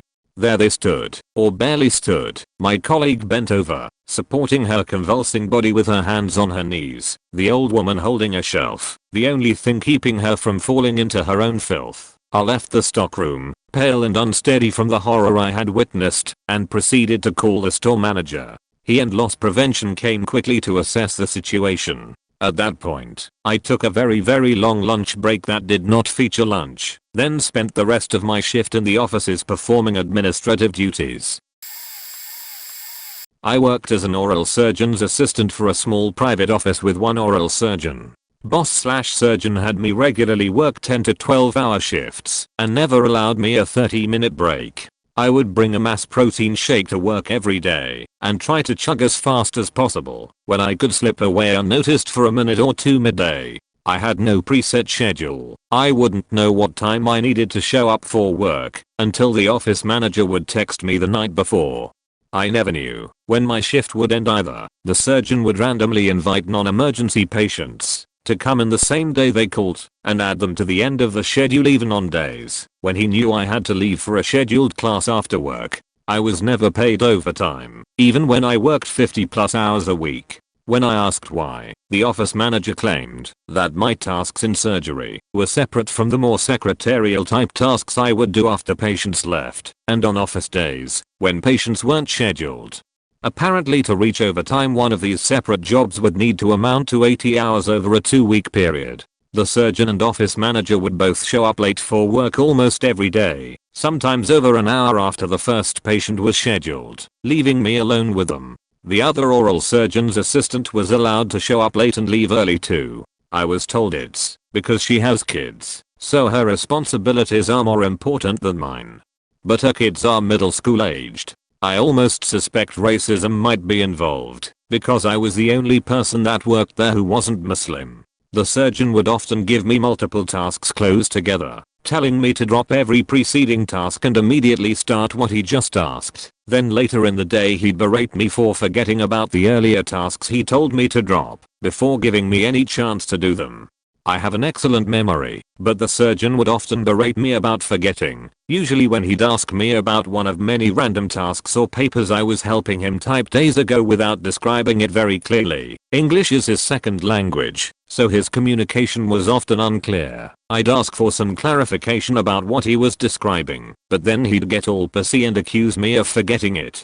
At the same time, he would boast about having a photographic memory, even though he'd forget and misplace things multiple times a day. The office manager and oral surgeon would ask me to do different tasks at the same time. Then they'd get upset with me and each other for doing what the oral surgeon asked first. They'd waste a lot of time by just arguing about what they wanted me to do, or interrupting me in the middle of a task and making me start something else. The office manager would constantly give me dirty looks for no apparent reason, especially the last few months before I quit. I've always been praised for my speed and efficiency at past jobs, but at this office I was often criticized for being the slowest assistant they'd ever had. The office manager would get bored of her office work and randomly decide to set up surgical rooms as a favor for me, even when I told her I'd prefer to do it myself. She'd usually forget to set things up, and sometimes I wouldn't realize, or even have a chance to check, until I walked into the room with the surgeon to begin the procedure. In front of the patient, the surgeon would throw a little fit at me for forgetting to set something up, and tell me I was unbelievable, and should know better, since I'd been working there for almost 3 years, when in reality I only worked there a little over 1 year altogether. I would apologize for the delay and reply that I wasn't the one who set up the room. He was just so fixated on trying to catch me forgetting something. It was so fucking weird. For the first few months, when he came into the room, after I set up he'd accuse me of forgetting an instrument so excitedly. Then I'd point it out to him on the table and he would fall silent for a while. Sometimes he'd barge into the room while I was setting up and berate me for forgetting this and that. He got somewhat better after a few months. The surgeon and manager were the most bitter and unhappy people I've ever met. They weren't always bad though. I think if they worked less hard and didn't fast all day they'd probably be happier people. They've both been through a lot. I feel bad for them, but it doesn't excuse their behavior and treatment towards me. I can't believe I stayed at that job as long as I did. I guess I did it because the pay was better than I expected, and it was a cool opportunity that I learned a lot from. In the end the stress wasn't worth it though. I didn't feel like my anymore while I worked there. My sense of humor was dying. I always felt exhausted and had little to no will to do anything. I stopped going to the gym regularly and lost weight. My friends missed my positive energetic personality. I'm making less money after quitting, but I'm still so relieved to get away from that place. Mental health is more important than money. This isn't the worst thing that's happened to me, and it's very far from the worst shit I've seen in this thread, but I've been a stay-at-home mother for a decade with only sporadic weekend jobs here and there, and this was my last one. The last job I had was a PT thing at a pet store for minimum wage. I took the job with the understanding to get day shifts because the owner knew damn well that I was only working while my kids were in school and agreed to that, and I told her that I was flexible in that I could do a closing shift or 2 per week if needed. Her idea of flexible was that I would be on call to come in for shifts that she might switch on me with a day's notice. I had 3 family members to schedule around, and she had recently shown me my month-long schedule of working nothing but closing shifts. When she called me during an outing with my daughter on my day off to dress me down for not knowing she'd changed my schedule psychically, cause no one told me, I quit the next day. Fuck that shit. Hire a faking teenager who doesn't know any better to deal with this crap, or have a family to raise. You're selling dog food, not curing cancer. Also, lady, choose who you're going to flex on this way. My husband was working 12-hour days at a job that paid him like astronomically more than minimum wage. Let's just say I'm not gonna screw him over and make him make dinner and do homework and parent and put kids to bed on top of that just so I can spend time in your shitty pet store after spending the day alone at home and never get to see my kids' dumbass. This'll be buried, but it'll be good to tell. I was a young architect, about 24, and had just started at my second firm. Prestigious place. Was being paid $12 an hour, typical at the time, and working on the competition team, meaning we got to do the initial design work on projects we were trying to win. It also meant we had to design whole high-rises in a few weeks or a month. Full plans. Renderings third. Elevations. The whole design. Absolutely brutal work, but it was also pure architectural glory. Anyway, started at this firm during the middle of a competition project, a Sony retail entertainment mid-rise. I was the third hotshot and got up to speed fast. This was mid/late 90s, so third was new. People didn't really understand how long it took. My boss was a notorious megalomaniac, take credit for everyone else's work kinda guy. Was always looking at his faking calendar. Always. Constantly. Even though the only thing on it was Sony project. Anyway, I was probably on the project for 2 weeks when this event took place. Had worked 2 100-hour weeks back to back. Was sleeping for an hour here or there on a pile of tracing paper and bubble wrap under my drawing board. Finally, and literally deliriously, I asked the guy if I could just go home and shower and change clothes. He said, fine, hurry back. I said cool. Was too tired to take 2 trains home to shower, so I went to my buddy's place 3 blocks away and took a shower. She said she'd wash my clothes if I took a nap, and I proceeded to pass out. I woke up 4 hours later. Didn't think anything of it. Grabbed my clothes, said thanks, returned to the office, tossed myself down at the computer, and got back to work. Buddy in the neighboring desk turned to me and said, Jude, asshole boss, is looking for you and he's pissed. I went and found the guy and said, neighbor desk guy, said you wanted to see me, come with me, he said, while never taking his eyes off his goddamn calendar. Got up from his chair and walked me to the conference room. Closed the door, and then looked me straight in the eye. Did you have a nice time? He shouted. No, not really. I went to my buddy's place and took a shower and cleaned my clothes. I took a nap. Got back here 5 hours later. I'm not sure what the problem is. You just decide to party it up all over town while we're here working. I'm trying to figure out how not to fire you, you little sheet. I was literally flabbergasted. This faker was going home at like 9 PM every night after full days of calendar staring, while I was literally dying from my efforts to complete this project. Hey, listen, I'm sorry I had to go get a shower, but I think I have the legal right to go home after working 100 hours and take a shower and a nap. I gave you permission to take a shower, not a nap. I'll never forget his eyes when he said that.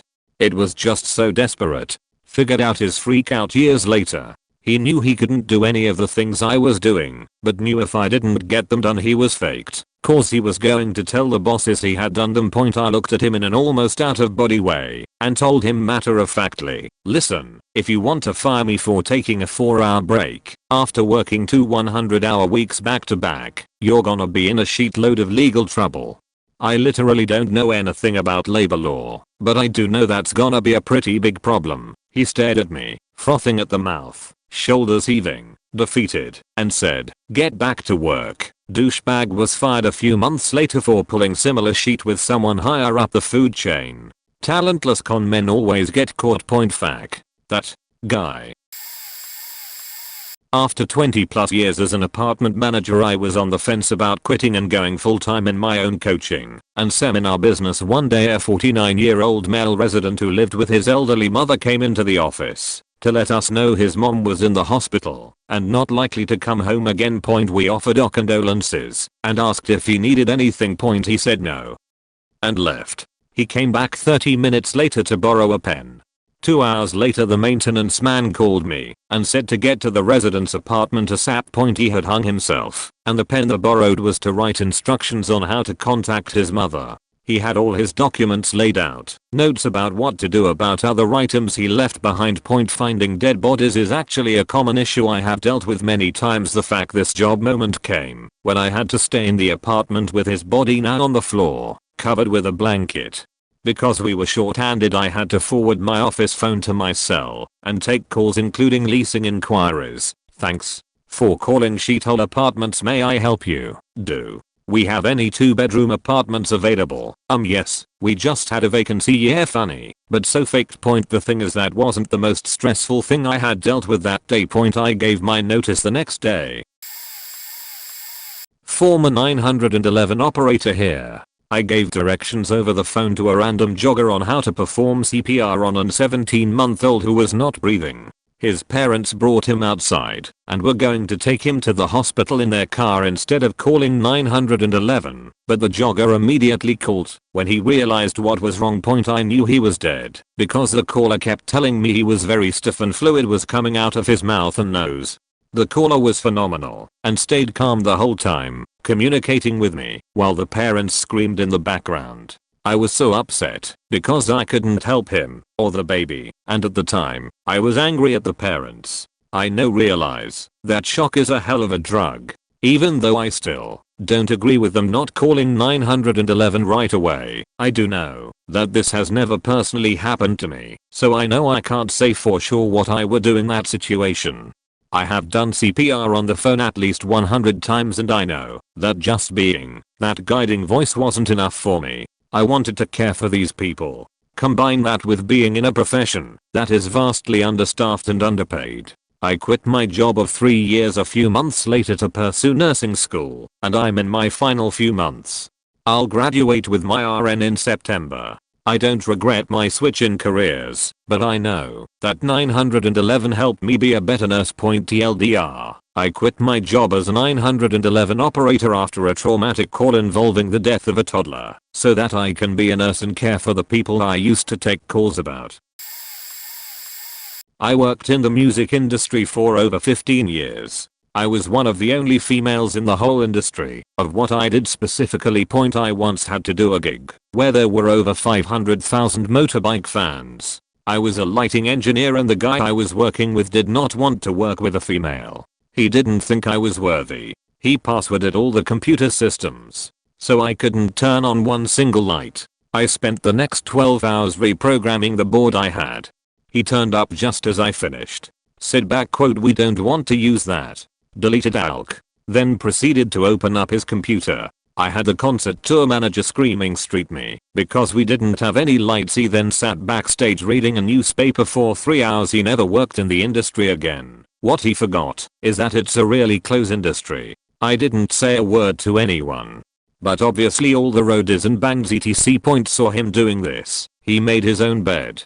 But I remember thinking I so don't get paid enough for this sheet. It turns out it was one of the best things that could have happened to me, though, as some tour guy saw me spread the word and I was busy a heck for the next 5 years. I used to work direct support staff for mentally and physically handicapped people. My job consisted of, but was not entirely limited to, feeding people, bathing people, changing diapers, wiping us, cleaning up the house, giving shots, cleaning tracheotomy tubes, monitoring food intake for diabetic clients, financial bookkeeping, transportation, etc. All for a whopping $9 an hour. Here are a few of my highlights. A client went into an extremely violent seizure and faking died within seconds. I tried to perform CPR while bawling and freaking out, but unfortunately, he passed. A cow walker, and I spent 12 hours cleaning a client's hoarder house spotless when before it had trash everywhere, cat piss everywhere, and bags of human feces. Yes, you read that right, thrown around everywhere. One severely mentally handicapped client, think Hodder from Game of Thrones, got angry and became violent. I'm a former pro kickboxer, and still, he hit harder than I've ever been hit before. One client had a meltdown, dropped his pants and projectile shat on the floor of a Dollar General. One client sprinted into the women's locker room at a YMCA and nearly got himself arrested in the process. Severe case of Down syndrome. Man, reading back on this makes me look like I had no idea what I was doing. Hands down the most difficult job I have ever had. I was a junior engineering consultant. The regional director of the company had a habit of saying yes to clients in meetings and then trying to wriggle his way out of it one way or another. For some background, we'd just lost a couple of senior engineers and I'd been working on a huge multi-million-pound project pretty much by myself for around 2 months. So the road had been working on 2 projects. One was a very small sub 100k project, the other was in the region of 15k. When one of the head directors heard of this, he, rightly so, switched our projects. I filled Rode in on what had been happening and gave him a breakdown of all the works completed and works ongoing, and in return, he dumped a bunch of emails in my inbox. The sub 100k project was a shit show. Turns out he subbed out some really easy to do designs to one of his mates, and the design didn't really work within the client's spec. The other project was the real kicker. This 15k job had been left. The client was faking pissed and was asking for surveys to be completed.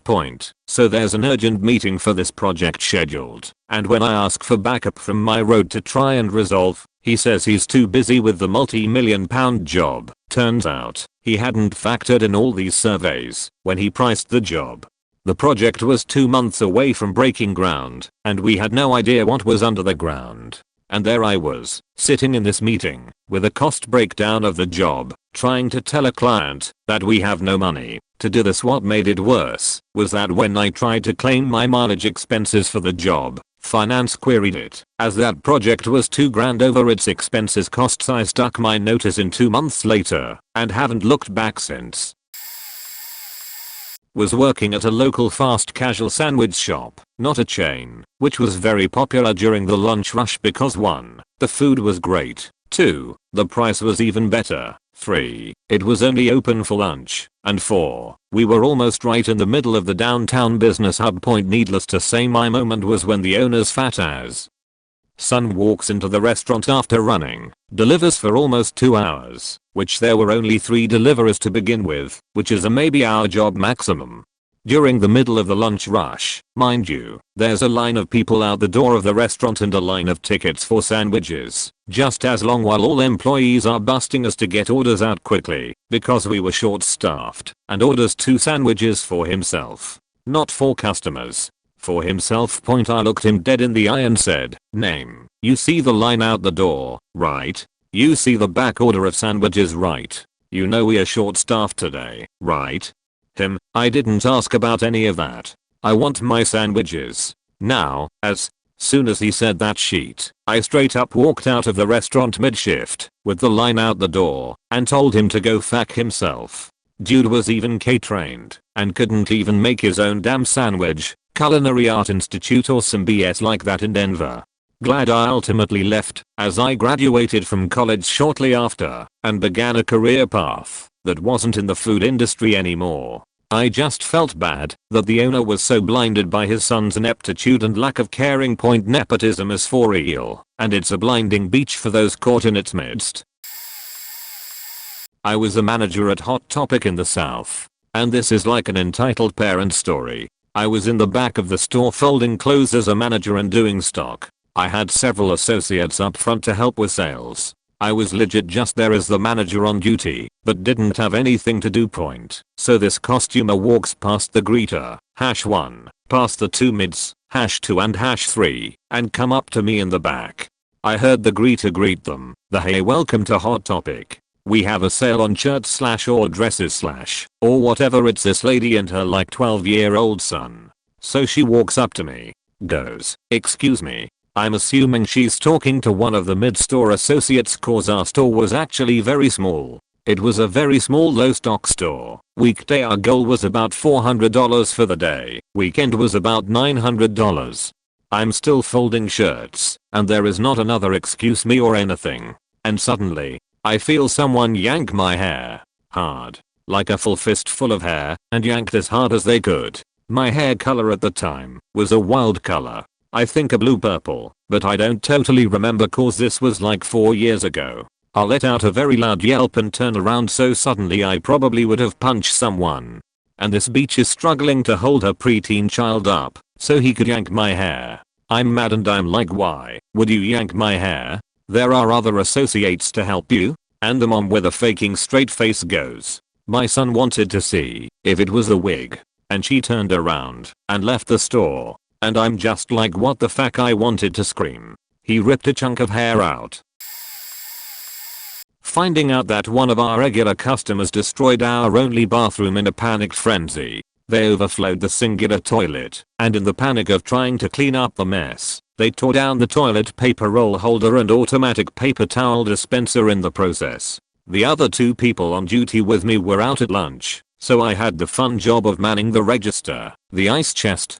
We had it go outside and unlock it per customer request after they purchased the ice, because people were stealing bags on camera and not caring if they got caught. The propane cage and the overflowing bathroom all at once. Our gas station was part of the grocery store across the parking lot, and yet people acted like it was the end of the world when we told them that they would have to use the bathroom literally 100 feet away inside the main store.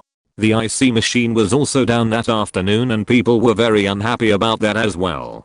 The Burger King across the street had an any size icy promotion for $1, which was decently cheaper than our price, but you cannot console the masses, especially the baby boomers. It honestly wasn't the individual's fault and they were still welcome at the store.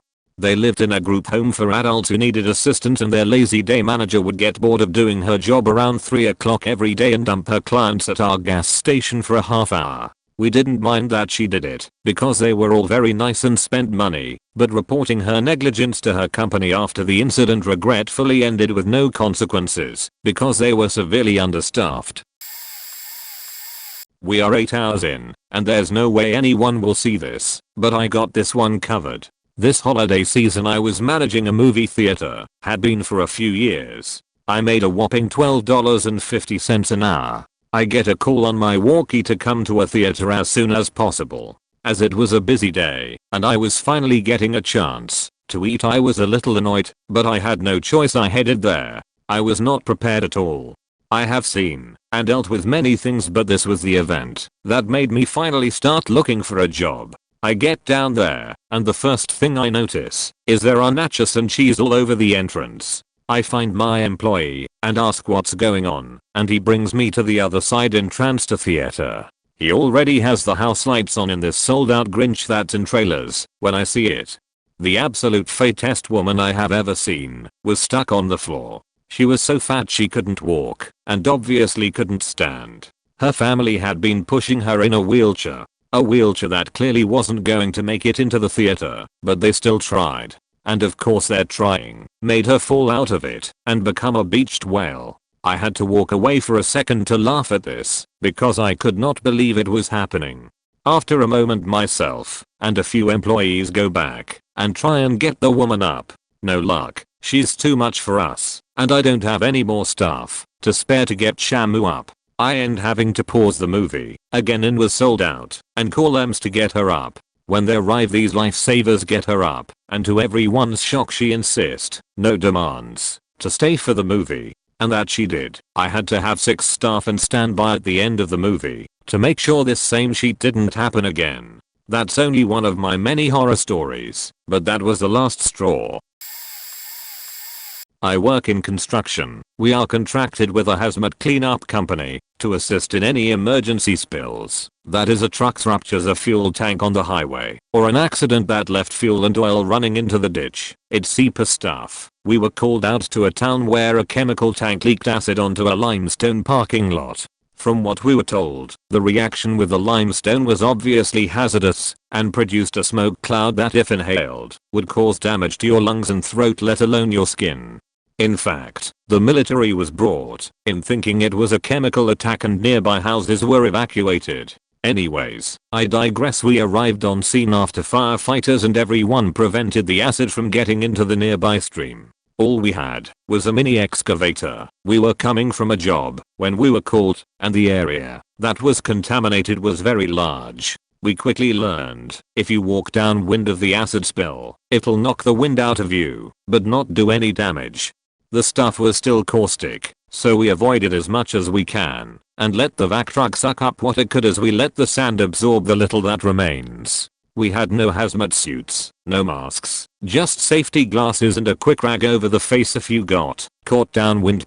My boots were junk after that job, and I took a long shower. When we were done, LDR responded to acid spill. Stuff was still dangerous, and we were not properly sweeted. At least Deepa was with us when we were cleaning it up.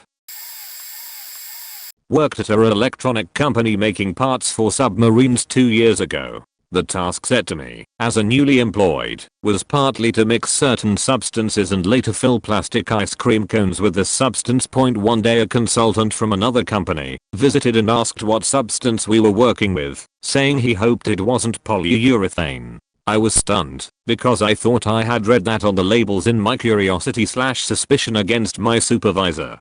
For that you need certain masks and a good ventilation. Well shit, my suspicion was confirmed. We were sitting in a small office. The ventilation we had was an open door, and it wasn't even in the same room. Also, the first week we worked without any masks, and I had to ask for them. Seeing my supervisor's carelessness, I asked if they were suitable for this kind of substance. He said it was fine, but I was worried.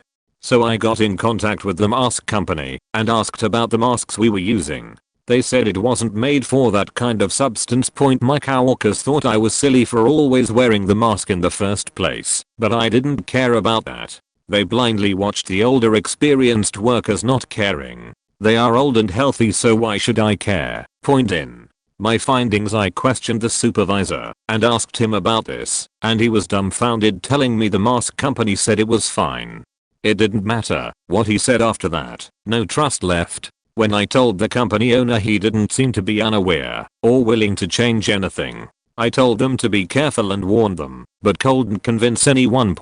If you are wondering what polyurethane can do to your health, I can tell you that it can cause chronic lung conditions, birth defects, allergies, cancer or other serious problems. No money in the world is good enough for risking your health, except for helping others, I guess. I quit after 2 months when I found out. Nothing too fancy. I almost got flipped into a row of Coca can/soft drink syrup while breaking up a fight in a mall food court restaurant I worked at. A college-age woman hit somebody who could have been my grandma's age with a solid plastic bread tray over some perceived insult. It evolved. I stayed up front and served customers as my coworkers filed one by one into the back of house to see the event. Finally, it was just one bemused guy sitting there. Everybody else left at the sounds coming from the kitchen, and I told him that I was needed back there. Short stocky beach who started the fight is now swinging blindly because the old woman had retaliated eventually and knocked her glasses off. Everybody is circled around, World Star style. People had their phones out. Male manager fears for his job getting involved. What? Female manager couldn't care less. Neither is a grams. I tried arm locking the girl, but she is way stronger than I'd thought and half my height. She was swinging at anybody at this point. I felt a lurch, like she was trying to crouch and pull me over her shoulders. There was a metal safe and a soft drink set up in front of me in a room the size of an office cubicle, so I opted to throw her into a wall instead. Told her to get the fuck out and help the elderly woman clean up. Everybody almost forgot they were working, and meanwhile that guy is still at the register smirking, waiting to order. A week later the owner came by. This guy would rip on me constantly for my appearance and my lack of sunshiny demeanor in that sweet shop. On that day he shook my hand and said thanks for dealing with those two killers. Guy didn't even look me in the eyes as he said it. I'm not playing bouncer for your trashy fast food joint for $8.25, you slave driver. This morning, when I walked out, went back to a job I had years ago, new boss did not train me at all in how they do sheet now. I was just told do freight, except the way grocery handled incoming freight now meant produce. Me, had no way to work product into the cooler. I had nowhere to put the pallets, and there is no room in the cooler to work them down, if they're in there. To top that off, I was literally the only person there this morning that was actually on time. When my boss got there, I asked how I was expected to do freight, since the way I used to handle it was clearly no longer supported. I was basically told to work down pallets in the cooler, not safe, and leave the back room so choked with them, you can't work, vendors can't bring in product, and sheet doesn't get refrigerated, because sheet takes 5 times as long to throw. I handed her my apron, said I'm out, have fun, and walked out. Checked when store management above her would be in, went home and waited, then gave them a call. I explained the situation, I apologized, told them I was unable to work in conditions I considered unsafe. Store manager's response was basically yeah, that's faked up. She wants me to come have a sit down. I'm willing to discuss it, but don't expect anything to come of it. Additional info, I started this job on Friday. When I did, the cooler was a damn hazard. Product was just piled on the floor, what was on pallets was not rotated, and had no indicated date. Sheet was in separate stacks all over the place, and either stacks themselves were so haphazard, several fell while the department manager had every produce employee working the front end. Someone could have been hurt. Saturday, I came in and organized it, because freight actually came in early enough for me to do so. Notably, when I last worked there, I handled 16 faking pallets more or less by myself, because I was given the resources with which to do so. Today, I basically couldn't handle 8. That should tell you who the better faking manager is. Miss my old boss. She overordered like a motherfucker, but at least she gave a shit about safety, worked hard, and made sure her employees were properly trained.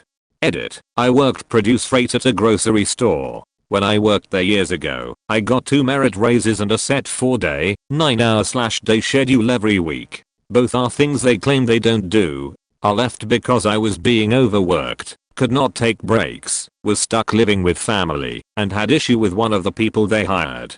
Dude borrowed money from a bunch of people, tried to open a credit card in the big boss's name, tried to sell a car that wasn't his, then bailed when he got caught. Everyone had thought he was a solid dude and ignored me when I said I was outright not working with him. They tried to get me back several times, but when the dude left, I was already thousands of miles away.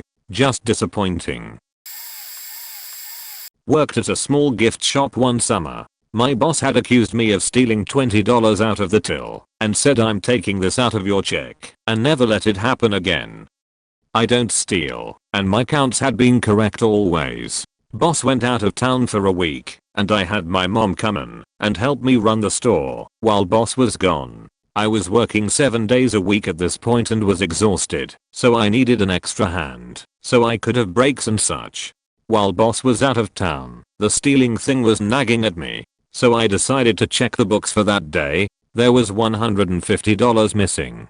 Checked that week and found even more. Made no sense to me, so my mom helped me go through all the books for that summer while the shop was closed. Found out that boss was embezzling quite a lot from the store. My mom took the information to the owner, as this is a huge tax liability.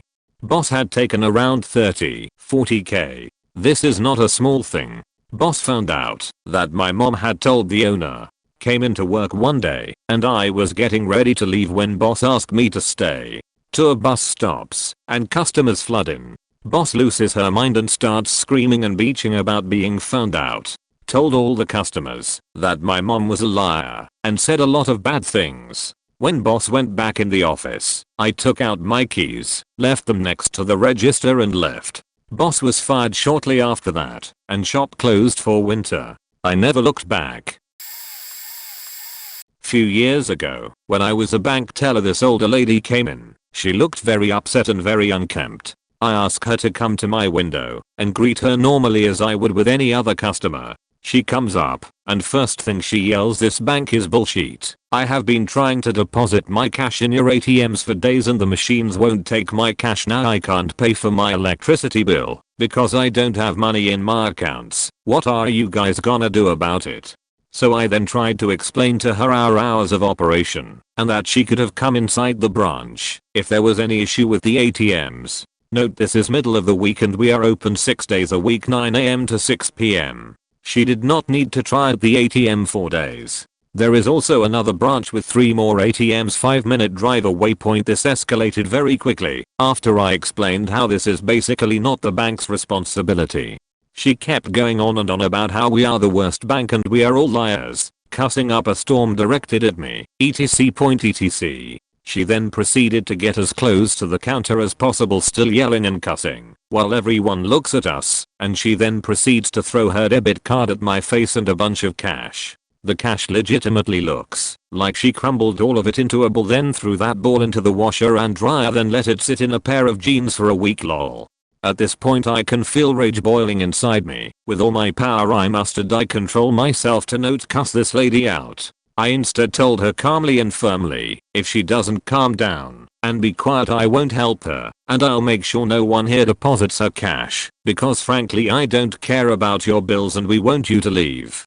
She stopped yelling and basically went to muttering under breath while I did the deposit. My manager told me to go take a very long and well-deserved break after I was done. But honestly, the teller jobs at banks are awful positions. Some customers are very nice, but most are really awful and mean people. First job in a new city after graduating college. I was working in a small mom and pop shop as their only extra set of hands. It's November, and they said that it will likely start snowing soon. Fine. I'm 22 and they're in their 50s. I say sure, I'll make sure to keep the sidewalks clear around the shop. Not good enough. They want to make sure that the sidewalks are clear before they open. Lots of commuters walk past the shop and they wouldn't want someone to slip. Sure, I'll be sure to come in extra early on days when it snows, so I can have it all clear before we open at 8 AM. Not good enough. It might freeze before I can shovel. They ask me to come in right when it stops snowing to get the snow cleared. Any time of the night. And they would pay me for my time, of course. Not travel time, but they'd pay for the 30 minutes of shoveling. In my head, $8/HRX 30 minutes equals $4. Point get up, dress, dig out / clean off my car, drive to work, shovel, go home, go back to bed, and still get up in time for opening. Point $4. How do I know when it stops snowing? You listen for it. What? Does snow stopping falling sound like that? It would wake me up. Well, you just check every now and then. $4 per snow? Yep, they were surprised when I gave notice the next day. I was working the last day of a 20-day stretch, with the occasional mandatory double thrown in, working until midnight as a security guard at an It had been a quiet night, and I was responsible for watching one of the mental health evils. This was a gift, because they mostly slept until they got transported or discharged. I got up to look down toward the ambulance bay when I see the EMTs rolling in with their faces covered and people actively diving out of the way of this gurney they were wheeling in. Please don't TB for me, I thought. And then I got hit with the smell and knew that this patient was destined for my secure ward. It was like sheet, death, and unwashed body all in one, because that's what it was apparently. The guy had a serious scat fetish and had been crapping himself for days. It had oozed into his shoes and covered the guy from his hole to ankles. Had his clothes cut off him, and I got stationed in his room. He had 3 nurses attempt to clean him to cut the smell down, but each time he started masturbating. So finally, they give him a rag and a bucket and tell him to start cleaning himself. So about every minute or two, I have to tell a grown man to stop playing with himself and finish up. At this point I have thrown up from the smell, but eventually someone comes by and puts coffee grounds around the room, which does nothing. At this point, the guy has finished up washing himself and proceeds to take the tub of poo water and dump it all over himself. It ruined my shoes. Finally, we strap him down, clean the room up, and hope the smell dissipates. I spent the rest of my shift retching and listening to a man desperately try to masturbate while in restraints. I think at one point he shit himself again. At the end of the night the shift captain said that was one of the worst things he'd ever seen, and then told me he needed me to come in on my day off. And that was the worst Thanksgiving ever. My significant other works in a free public library in an area that is quite affluent. When I first started dating her, I got the feeling she was a pathological liar just from her work stories. A patron smeared poop all over the walls, another brought in a portable stove and cooked a full breakfast with coffee in the corner, a girl refused to leave until police escorted her out because she was recording adult films with men between the shelves. A homeless man got into a knife fight with another, people naked and drying, washing or sewing their clothes in the bathroom, children talking about rap then calling the employee a cunt when asked to leave, and the classic watching Born and forgot headphones scenarios. Some serious stories. My favorite story is the one where a woman comes in and spends a significant amount of time in the bathroom. After a while she runs out completely naked and screaming. The cops had to be called and they found something like 8 bottles of vanilla extract shoved in the toilet. Apparently she went in there, chugged the confection, and came out screaming. I had a tough class one semester, so I decided to spend some time in the library. I'm sitting in an open area studying one day. There's an older man a couple chairs next to me. With no shame he lifts his legs and releases a loud fart. I'm a child inside, so naturally I giggle, maybe a little too loud myself, until I smell it. Like being hit in the face with shockwave. He doesn't even look around. Just gets up and walks away. But as he walks, he's leaving a Hansel and Gretel trail of diarrhea behind him from the pants of his legs. My dude just walk out. No words after this, and several conversations with many of the employees. I now believe the stories. Needless to say, I don't think she gets paid enough at her job, but she loves it, so hey, that counts for something. In 2014, I worked for a Papa John's franchise, working 12 to 16 hours a week as a manager for $10/HR. Corporations generally deliberately understaff to save on labor, and franchises do this even more cause they have to pay the bills and also pay the corporation to have the name Papa John's on the shop point. As a result, the manager generally works the store with just a delivery driver. On this particular evening, we actually had 3 managers, though I was the one in charge, 3 delivery drivers, and 1 not manager. 20 minutes into the dinner rush, over 100 orders, still way too many for our staff to handle. The phones won't stop ringing. Online orders are still pouring in. We are going to fail our 30-minute guarantee, or whatever. And when my boss came in, it was going to be my fault. In a rare outburst, I slammed my pizza cutter on the table and shouted, "This sheet is not worth $10 an hour."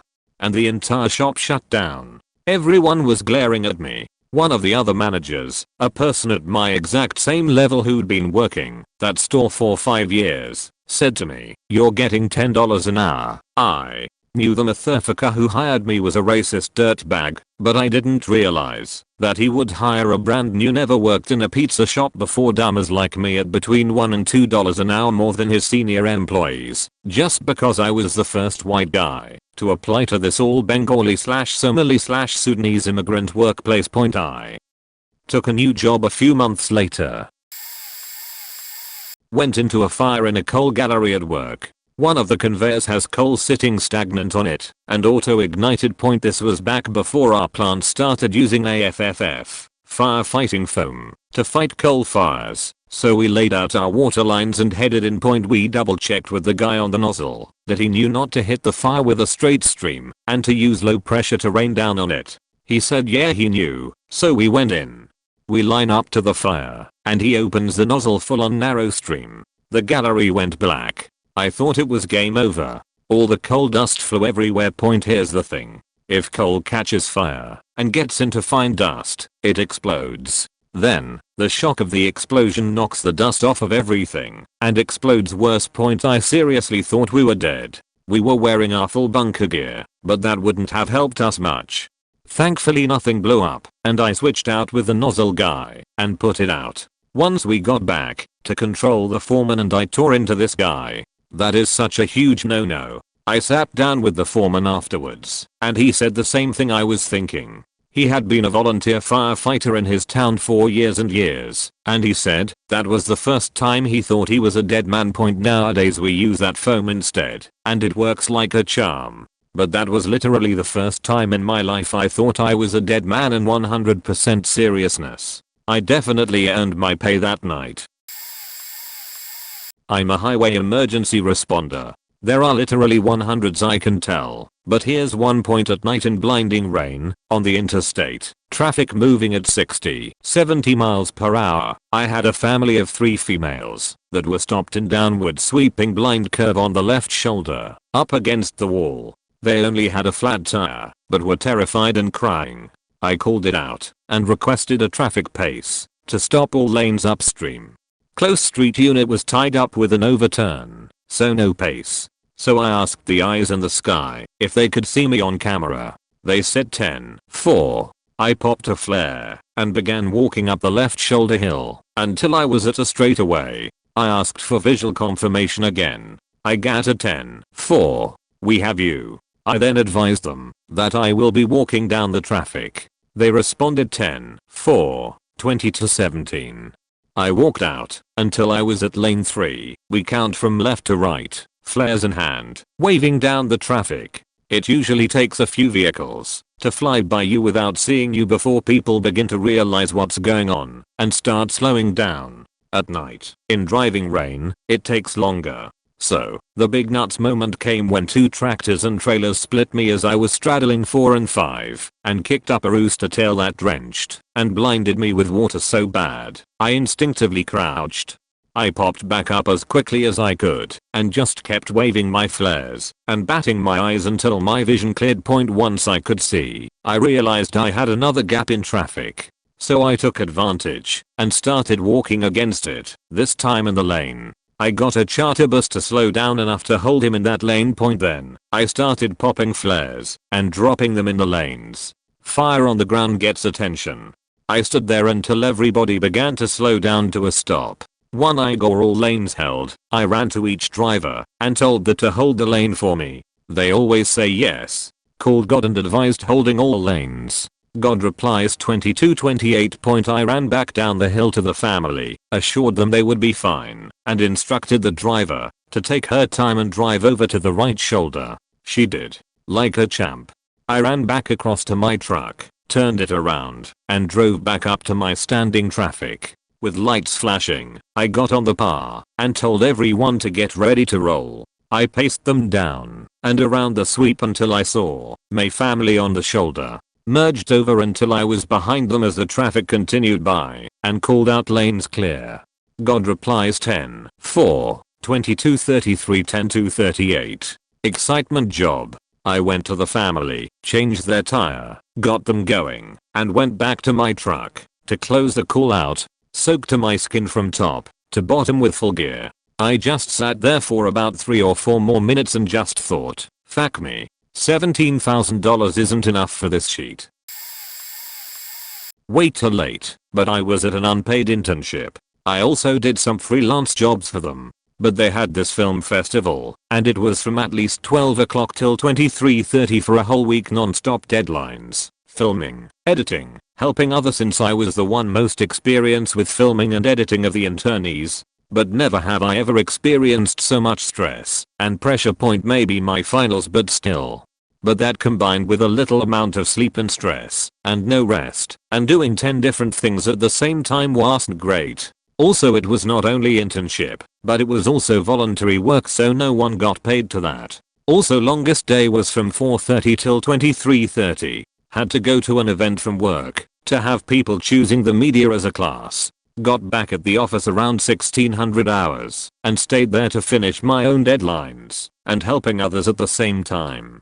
The day before the last day had to edit out a director and put in a different one. Always nice to make changes one day before it needs to be broadcasted. Then the final day, the big event, had to edit again because a director didn't show up. Then when we are getting ready to go, and when we arrived on the place with a lot of camera gear, the internees wanted to get out early out of the car, so I had to drag all of those equipment on my own. Left my camera bag with the internees and said to pay attention on it. Even said it to the first cameraman. Got back with the rest of the stuff out of my car and noticed my camera bag is gone. So I assumed one of them took it with them in our room.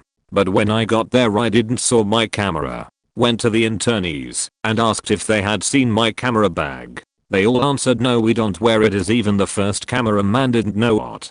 Like faking hell, dudes, I told you to keep an eye on it. But luckily I saw the bag in the corner of my eye and could finally film some stuff. But it turned out in really bad footage. Then afterwards most internees were drunk, of course, because you always drink alcohol during working hours, and even the sheethead of the first cameraman encouraged them to drink alcohol because he doesn't have to clean up the place at 2 AM.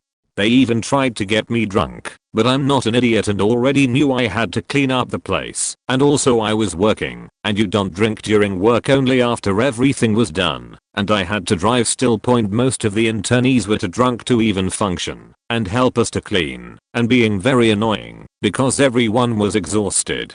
And after the film festival my stress levels didn't go back to normal, so now, even if I feel a tiny bit of stress, it just hurts my brain like having a consistent pressure on it. Edit. If you read this through, I applaud you. When I was a patrol cop, I was dispatched to a call where the only details were, there is a man going from door to door in an apartment complex yelling at people. Okay, no problem. I think my partner and I respond to the apartment complex and start walking around. We didn't have much of a description, so I knocked at the person reporting's door. She tells me the following: a guy in his early 30s dressed in a bra and panties was pounding on my door asking for me to play Devo. He went that way. Okay, fine, not the weirdest thing I've heard. I think we turned the corner around the building she pointed to. This complex is multiple buildings outside with exterior doors, and sure enough, I see a guy about 6 feet 2 inches wearing a bra and a thong with his arms moving in a manner which appeared to be that of a man who was in the middle of a feverish wank session. Turns out, I was wrong.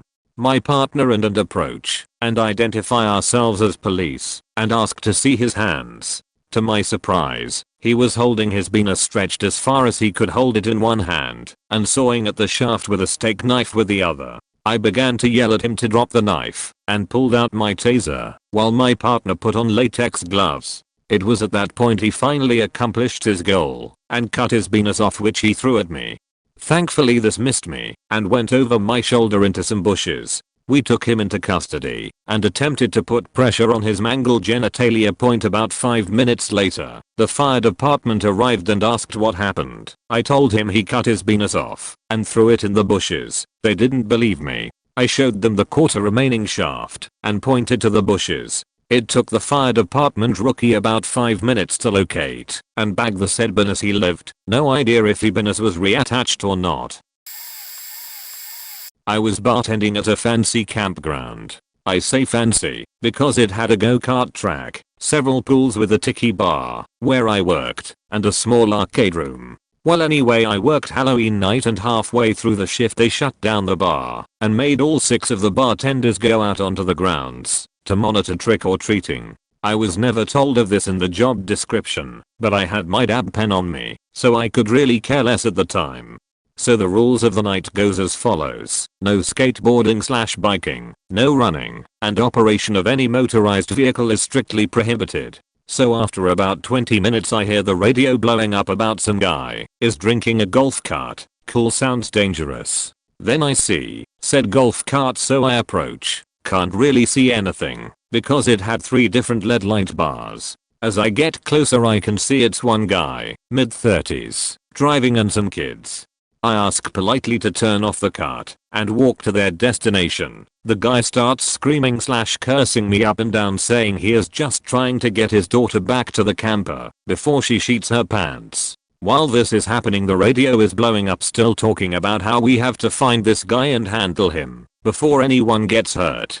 The guy in question can definitely hear all of it. I looked the man in the eyes, and said I could care less, so I let him go about his business. I quit mid-shift sometime later, because they fired one of my friends the day before, and forced this other guy to come in on Veterans Day. This guy was a vet, mid-20s. He showed up hammered just to quit the job himself. I once used to work for a pet crematory. We were pretty busy too. One time I loaded a communal burn with the machine still cooling down, by which I mean probably 500 deg. A communal burn is something we did, and your local shelters do, where people do not want ashes back or anything. It's sheer disposal. So instead of having a dumpster with dead dogs and cats and strays and such, we loaded the machine full to capacity, which usually meant somewhere in the 30 animal range. Well, this day, I loaded the machine. The animals start smoking almost right away. Any fluids outside of bodies, blood, decomposition, etc. immediately began cooking/smoking. It's not wonderful. I swing the door shut to engage the burners. They started working for about 5 minutes, then cut out. We spent all day trying to force the burner to work by manually activating it for hours, only to have it click off or fail after just a minute or two. My boss then proceeds to tell me we have to unload the machine. To attempt repair we did. We laid down a large tarp, opened the door to the machine, let the smoke clear, and began raking half-burnt dog/cat/goat etc. closer to the door, so we can reach them through the heat. They began pulling apart as we grabbed them with our hands, and started piling half-cooked dead animals onto the tarp. Decomp and oil/fat everywhere, bloated dead bodies, and burning hair organ smoke everywhere. All for 11 hours.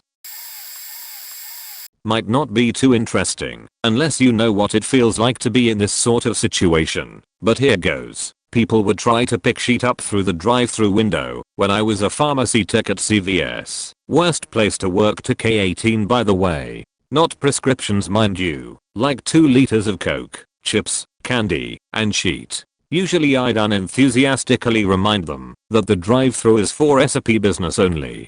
If someone just needed a box of medicine quickly, or they were handicapped or something, I'd oblige. I'm not a faking monster. The OTC medicine was close enough to the pharmacy, so that isn't a big deal to me. My problem was with the people who would come through and expect me to do their shopping for them. Yeah, can you get me a 2 liter of Diet Coke and like 4 peanut butter Snickers?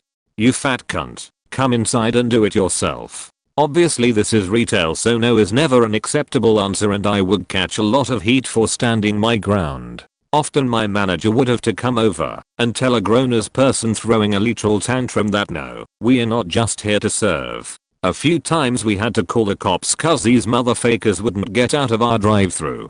The absolute worst though is when they want to drop off or pick up photos. Here's why that sucks. Farm techs are not trained know about photo. Why the fuck would we need to? You want a prescription filled? I'm your guy. Anything else? There's a bunch of dead-eyed 20-somethings in blue and red polos up front. Fuck off to them. Point B. Photo is in the front of the store. Pharmacy is in back of the store. Pharmacy is also the most busy part of the store. So essentially, if you want me to walk to the opposite corner of the building to put in your photo or order, you're taking my time away from sick people who likely have already been waiting way too long for their recipe because CVS is run by faking clowns. I got a new job at a non-profit hospital in January after 5 brutal years at that shithole, and it's been such a breath of fresh air. My hard work actually feels rewarding and appreciated here. Retail is soul-crushing, kids. If you don't believe me, go work for CVS. You'll learn what it really feels like to work for one of those big scary evil corporations that you read about. Worked landscaping for a brief stint after the army. I enjoy the manual labor, truly, but we had some dumb as fuck rules. We weren't allowed to eat a lunch in the trucks and use the heater. Mind you, this was in the winter time, and most of the time I was working with the waterline crew, so I'd be freezing my ass off eating cold food, since we couldn't take the trucks to get any hot food. Didn't bother me, and that wasn't the deciding factor. I was used to it from the FTXs and bullshit in the army, even though the army actually treated me better. We weren't allowed to use our hands to pick random shit up. We had to use tools. Everyone broke the rule and everyone got beached out. Nothing new. On average we only worked about 50 hours a week, so 10-hour days in the freezing cold, but nothing traumatizing. I was working on this dude's house and digging these trenches for some sprinklers. Well, I start my trench right where they planted the flags. I get my trench started, and a couple hours later I've got the team lead, the assistant manager, the manager, and the co-owner approaching me about why I cut this pipe that was in the trench. I informed them that I only dug where the flag was. I had stopped before proceeding and asked my team lead if this pipe was good to be cut or not, so I could make the trench bigger. He gave me the okay, and I went with it. Now, I'm a pretty big guy and this pipe was a beach to cut with that shitty trench shovel. So, one of the Hispanics that worked for us came over and helped me out by digging out the sides. Because of this, they suspended us for a full week, no pay. I'll never forget this guy's face. He looked right at the manager's face and said, "Fuck you then." I quit. Eventually, the owner calmed the situation down and we got our suspension reverted. That still wasn't enough to make me quit. I wanted an apology, but of course I didn't get one. Now, what made me quit was the manager and his stolen valuable sheet. He said he was an Apache gunner in the NG who did both Katrina rescue missions and special ops missions to take out drug lords in Mexico. Like, I could believe the rescue missions in Katrina because maybe he was part of the National Guard in Louisiana. Doubtful, since he said he lived an okay his entire life, but more likely than not he's a bullshit liar. I just kept calling in when I know I'd have to work a project with him. Only had to do it 3 times before they let me go. The temp agency wasn't even mad. Apparently it's a dead 50 over 50 on veterans for that company, and didn't even hesitate on getting a better paying job that was much more relaxed. I have another story that I was reminded of after reading some of the stories on here. Another busy day in a kid's retail store and the dressing rooms have a long line. Both dressing rooms need a key, so as I go and unlock the door for customer I clean out whatever is left from previous kids. Finally, the dressing room area cools down, but that means our checkout gets incredibly long because now customers are buying what they just tried on. Cue a 12 to 13-year-old girl asks me for the key. Again, we are busy so all associates are ringing, so I tell her that whoever is done first will open it up for her in just a minute. She goes back to wait for one of us. I ended up finished first, but I go back there, and she's not there. I figured she changed her mind, or didn't want to wait. Pretty normal. I didn't see her leave the store, or buy anything might I add. About an hour later I go to open the dressing room for another customer. As I go to clear the remaining clothes out I realize they're wet. I tentatively sniff the clothes. Yep, it's pee. I opened the other dressing room for them, before dumping the clothes in our damages bucket, and bleaching the soiled dressing room. I was disgusted. However, working in a kid's store, it's not completely uncommon to deal with this stuff, especially when we don't have a public bathroom. At the end of the night, we ended up looking at the cameras to see if we could figure out who peed on the clothes. You guessed it, the teenage girl had crawled under the dressing room door, unlocked it, to let her mom in with the clothes, and peed on $200 worth of jeggings. Yep, definitely don't get paid enough for this shitty retail job. A client I took care of, gave most of my personal life to along with my professional life, worked off the clock for, let manipulate and take advantage of me, bent over backwards for hid me, while I was driving him somewhere, because I didn't take the way his mom takes. Looked it up, and my way was shorter by a fraction of a mile, so it's about the same, and does not matter. I took care of this man for 5 years. He has muscular dystrophy, and is in his 30s. He is sharp. Mind is very good. Nothing mentally wrong with him, just physically. He scared all potential PCAs off with his overwhelming expectations and sexual harassment, so I would have to cover these shifts. I used to take him places with my friends and family, because I wanted him to have friends. I wanted him to come out for a beer with buddies here and there. I took him to my mom's for dinner, and took him all kinds of places off the clock, and on my dime. I cared very much about him, but he physically abused me while I was driving, and that was it. I slammed on the brakes and lost my mind on him for the first time. Took him home, put him in his chair, and said fuck this. I quit. Put his blanket on him, and left crying and shaking. I didn't want his 65-year-old mother having to break her back after working 10-hour days, so I told her I would come in, get him up, and do what I have to do. No talking, no fun stuff I'm not paid to do. So that's what I did, until they found somebody new. I ended up making up with him, because I knew he would feel very lonely without me. No way somebody else would bend over backwards for such a prick like I did. Mistake. He needed a new wheelchair really bad. His was getting dangerous. He also needed other medical devices that were costly. He was worried about his insurance declining the request for his needs. I suggested that, if they decline it, I will start a GoFundMe for him. He texts me and informs me that his insurance company said no. I felt really upset with his insurance and got to work right away. I made a GoFundMe and even paid to promote it. I made a video to go song with it and really got it out there. In just a couple days, I raised about $1.1k. I found out that he lied to me and his insurance hadn't even answered yet. Actually, they hadn't even fucking requested it yet. Luckily one of his part-time PCAs informed me. I felt like I just scammed all my friends and family, and I was so humiliated. I confronted him and told him this was fraudulent, and he lied to me. Had nothing to say. That was that. I reflected on the past few years and I just walked away from it. Since I left, his health has deteriorated. He's skinny. He's pale and he's sad. I do feel awful for him, but he just should have appreciated the people that cared for him like a brother. I miss a lot of him, and I dread the rest. I will love him always, but he will always hurt me. My freshman year of college I had a very short stint working at the IHOP bike campus. One of my friends told me he knew someone who worked there, and that she hated it so much, and that it was ghetto as hell. My optimistic ass blew him off, and got the job anyways. I had to work overnights on the weekends, 10 PM to 7 AM, which faked up my sleep schedule too much. I told my boss I couldn't do the graveyard anymore, because I was starting to do bad in school and couldn't have that, so he switched me to the swing shift that got off at 10 p.m. A few weeks go by. Things start getting worse. I slowly begin to realize that college kids do not tip, and none of the city locals tip either. I was lucky to go home with like $30 after a 8+ hour shift. Flash forward to about a month after I first started. I'm on a swing shift that, once again, is supposed to get off at 10 p.m. It was already 11 p.m. and I was still working. I wasn't even close to being done with my side work yet as the boss kept screaming at me to do other sheet.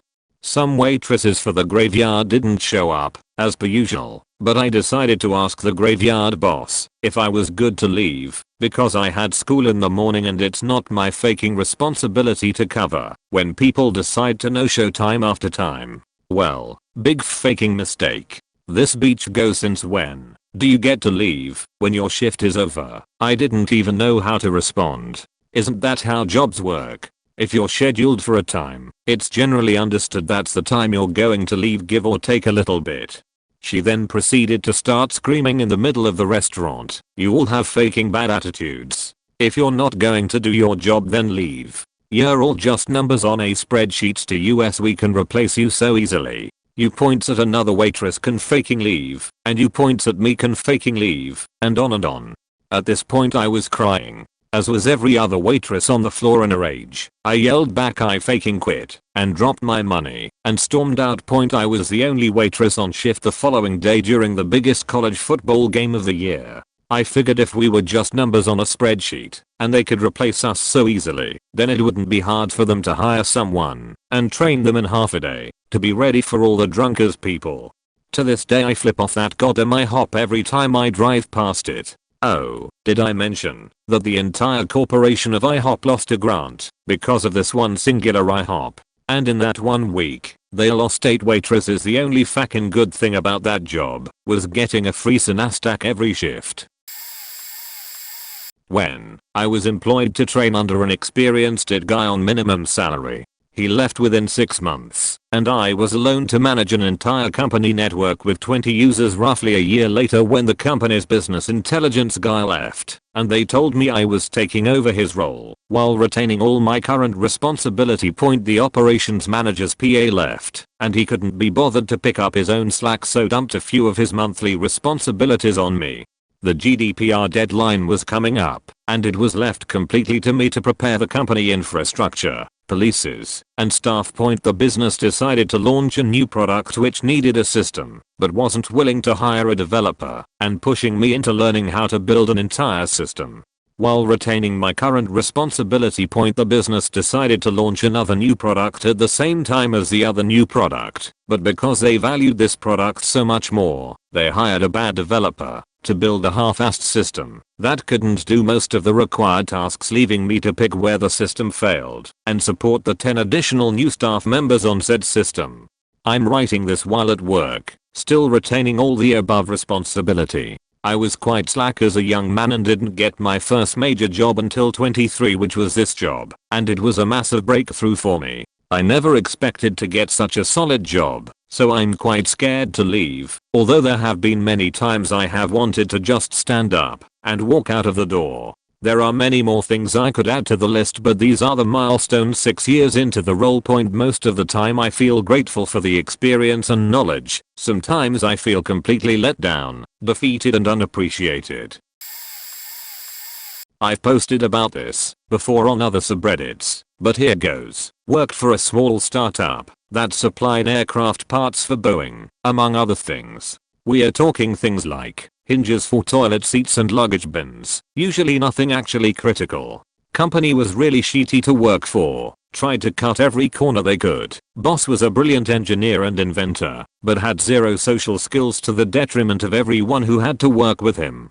Additional problem was that this guy was sleeping with the head of the project management department. Well, TBH, I'm not 100% sure he was, but fact was that they always got there together, they left together, they had lunch together, they always agreed with each other, etc. The project management department and engineering frequently butt heads because of various conflicts of interest, for instance meeting deadlines vs doing the job properly, staying in budget versus delivering a solid product. Now one time, I was asked to do a review of a certain product with a focus on cutting costs. This is something you do relatively frequently in my field, and it has to be done by an engineer, because someone trying to cut costs with a solely financial view doesn't have the necessary knowledge to realize what you can do to cut costs without impacting the quality and what you can't. Usually it's things like I can use a cheaper material here because it also fulfills the specifications, or if I change the shape of this part, it's easier to machine and therefore cheaper. Project in question had been looked over like this by half a dozen engineers already. I could tell because every change I could possibly think of had already been made. No, I know, if I turn up nothing, I'll get yelled at and accused of twiddling my thumbs because my boss has done this before. So I write what ends up being a 50-something page report, mostly diagrams and calculations about what I tried and what didn't work, and submit it to my boss. Sure enough, 2 days later, my boss comes to me and tells me that the result of this analysis is unacceptable. I tell him I'm sorry, I've done everything that I can think of, but we can't cut costs here any further. Project management head also comes to my desk, tells me we can get a contract to sell X more, would have been a huge deal for the company, of this product, if we can cut costs by another Y amount, but otherwise we're out of the running. I tell her it's my professional opinion that can't be done. Boss, leafing through my report, hey, this part doesn't have high forces acting on it. Why are we making it out of steel and not a polymer? Me, it goes inside the engine cowling. FAA regulations says all parts in there must be able to withstand temperature X, and the few polymers that can do that are more expensive than steel. Boss, does this part actually get that hot? Me, according to our simulations, no, but that's irrelevant because the FAA won't license it. Boss, it's not a flight critical part, we'll probably get away with it. I doubt we would have.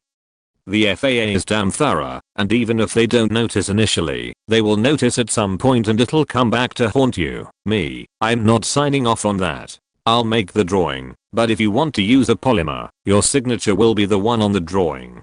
Designing something like this is willful negligence. It's a faking crime, people. If someone gets hurt because we cut costs in the wrong place, then the carrier will sue Boeing. Boeing will sue my company, and my boss will pretend ignorance and say he never ordered me to do it, and then the company will sue me. And since a single aircraft engine repair can cost as much as your average single family home, it wouldn't even take anything big to absolutely ruin me for the rest of my life. No. I worked as a Walmart cart pusher for about 2 years. That entire job consisted of a lot of moments like that. GMs and cashiers screaming at me for not doing my job right despite the fact I had to do it as efficiently as possible, and the fact they really expected 6 people, most of whom genuinely didn't give a shit, to clear the entire parking lot by the end of the night as well as deal with cleaning up diapers and shit. 4 incidents stick out in my mind. The first one is that there were a shit ton of birds that hung out at the store during the day, and they liked to congregate on the roof and this one tree near the front of the parking lot in one of those small grassy areas that are used more for making the place look nice. Apparently, over the years the birds had done nothing but shit on that area unimpeded, and when I was there we genuinely had to warn customers not to park there unless they wanted a car absolutely plastered in shit. It was so bad that it all just gathered up and made it look like dirt was spilling over when really it was just layers upon layers of bird shit. It made that entire side of the parking lot stink like hell, and allegedly they had done everything short of cutting down the tree. I even thought about buying an axe and coming out during the night to do it myself. Second one was when somebody had just left an entire flatbed trailer just absolutely full of trash in the parking lot. Just so much junk and garbage that I had to report it to my managers, who didn't believe me until they came out and saw it for themselves. Third time was when I was working and I got called in, and the centimeters yelled at me in front of the entire store because I wasn't answering my walkie-talkie. I apologized and then she proceeded to mock my voice, which I ended up taking up with management because I'm autistic and have a certain way of speaking, I guess. She got a slap on the wrist and still did it once or twice afterwards. Fourth one was just more weird than anything. couple came in and bought like $2,000 worth of stuff for a swap meet, and I helped them pack it into their car. The lady then tried to rope me into a pyramid scheme for hemp oil of all things. I politely declined, and she tipped me $20 for the help. By the way, did you know that we are not allowed to accept tips and we are supposed to give everything to the CMs? Question mark? It's too bad that none of us gave a sheet, and we pocketed the money anyway. It's still by far the worst faking job I've ever had. Fact that Walmart and fact the corporate assholes, who are actively destroying Sam's original vision for the place. Not to mention they're strictly anti-union as well. I used to work at Wingstop, just quit like last Monday actually. I'm 17 and started around September when I was 16 and 2 months later was promoted to shift lead. I was really good at my job, like super good. I was a super fast cashier, customers loved me. I started bagging and started doing shift lead stuff. I was putting in 40+ hours a week at 16. Our manager was amazing. He was a hard worker and worked and struggled with YAB instead of acting like a bad boss who just yelled out orders but never worked with his workers. My manager was desperate for people, but he refused to hire just anybody who walked into the door. He knew who was good and who was not, and he would rather struggle with a few good employees he had than hire a bunch of bad ones. Now we have a new manager. He literally did not know anything prior coming to work with us. All he did was cashiering and boss people around. Him and I got off to a bad start because I had called him out on how he was not being a manager and more like a dictator, because he would just sit in the lobby during rush hours working on paperwork, but when I would look at the laptop history he was furniture shopping and on Facebook. Anyways, this manager hired anybody that walked in that door. Literally we had like 30+ employees and like more than half were cooks. One day I came into work and the assistant manager told me that I was going to help her change oil, and I said no, I'm not legally allowed, I'm under 18, and she got mad, even though she knew I was right. Well, basically the manager got into it too, and he said about how he would fire me if I didn't help, and I said, don't worry, we can go on and talk to the district manager and corporation about how you want to fire me, because I don't want to change oil, because I know it's illegal. I told him it can't be possible you hired all these cooks, but still expect me to do a cook's job when you literally have 20 cooks. All I can say is fuck Wingstop, fuck that place. I worked so hard and got no appreciation whatsoever. Once found a dead dude in the toilet of the bar I worked at. It was after close, doing the final rounds and about to go home. Men's room was locked. It happens. I guess people find this hilarious to do. So I unlocked it with a spoon and I saw a dude sitting on the floor. Tapped him on the shoulder. No response. Thinking he was asleep, I shook him a little and he just tipped over. The girl I was working with started to come down the stairs to see what was up, but I told her to stay upstairs and pour us some more beers because we're going to be there for a while. She said what's up? And was halfway down the stairs when I yelled at her to go back up. The only time I've ever yelled at a coworker/employee. So she did point. I went back upstairs, apologized and explained there is a dead dude in there and I didn't want her to see. Called the cops who sent an ambulance along with 2 cars and later a hearse. We did the final checks at 1:30 and I was planning to be home at 2 o'clock, but we were still there at 9 o'clock in the morning. Called both my employer and manager. After I called the cops, the first didn't pick up and the manager just said, well, that sucks.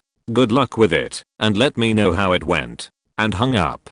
Finally we were allowed to go at around 10 o'clock, so I logged our hours and went home. Boss gave me sheet for not leaving the keys in the usual spot and changed our hours in the system from 10 o'clock to 2 o'clock because he didn't ask us to stay. When I found out he did, so I was in the middle of my shift, threw down my sheet, grabbed a bottle of scotch from the stockroom, and faked the fuck off. Ain't getting paid enough to deal with this sheet.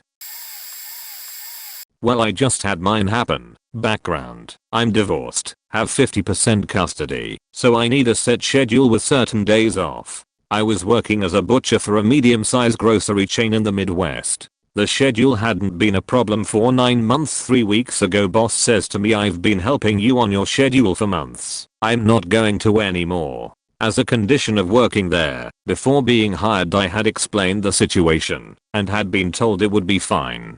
So I go to his boss say this is bullshit, and he changes that schedule. I say if it's going to be like that I'll turn in my 2 weeks now. He assured me that wasn't the situation. The next week, same schedule on days I had specifically made sure I would have off for a few appointments by turning in a request off sheet on 4/26. I like to follow procedure and make sure my hours is covered.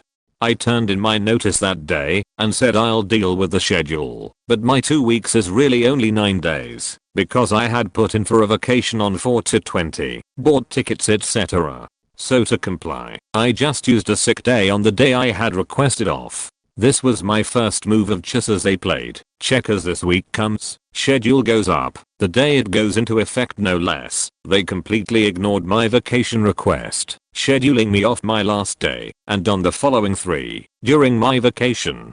Again I flip out, call bosses, have them fix the schedule to reflect my last day and my vacation so everything's good, right? Well, I had been threatened by my boss that they would take my PTO if I quit early etc. So I contacted corporate hours about it, explained all that had been going on, and I'm actually supposed to call her in about 20 minutes. What's about to happen to those managers I like to call scorched earth?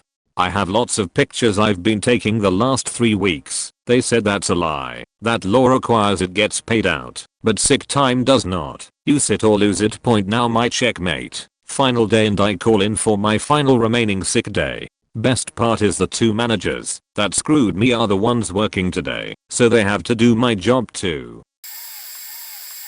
So, I live in New Hampshire and I worked at a Subway in Manchester. The bad part of it at this job, I was only getting paid $1 an hour. My parents owned it, and I was only 14 at the time. Which, yeah, I know, I wasn't of age to be taking part in this job. Well, one time, I made a sandwich for a man who wasn't talkative and was listening to a podcast on his phone. It was a slow day, so time was passing by very slowly. Anyway, after I cashed out the man, he put his meal on one of the tables and went to the bathroom. He was in there for quite a while. And when I say a while, he was in there for maybe 40 minutes to an hour. My coworker and I were just assuming he had a stomach problem or maybe he wanted to be alone to listen to his podcast, but the dining room was empty because of how slow it was. So, my coworker and I went to the men's bathroom, knocked on the door, and was asking if the man was okay. No reply. Nothing. We knocked quite a bit, still nothing. And when we tried opening the door, it was locked. Thankfully, the lock was one of those where you just need a small straight thing to click open the lock, that is toothpick, or in this case, a bobby pin. I took the bobby pin out of my hair and clicked the lock, and when we opened the door, his face was like a royal blue, and he was gasping for air. When we called the ambulance, turns out he almost overdosed. I still have his face drilled into my head. He did survive thankfully. The only way we found that out was because his mom came to pick up his car from the parking lot and told us, "Thank you. He's still in the hospital, but he's doing much better." I think it's safe to say I was not getting paid enough for that sheet. I'm just glad he survived. Sometimes I still wonder how he's doing. It's been a couple years, about 3, almost 4, so hopefully he stayed away from drugs and such.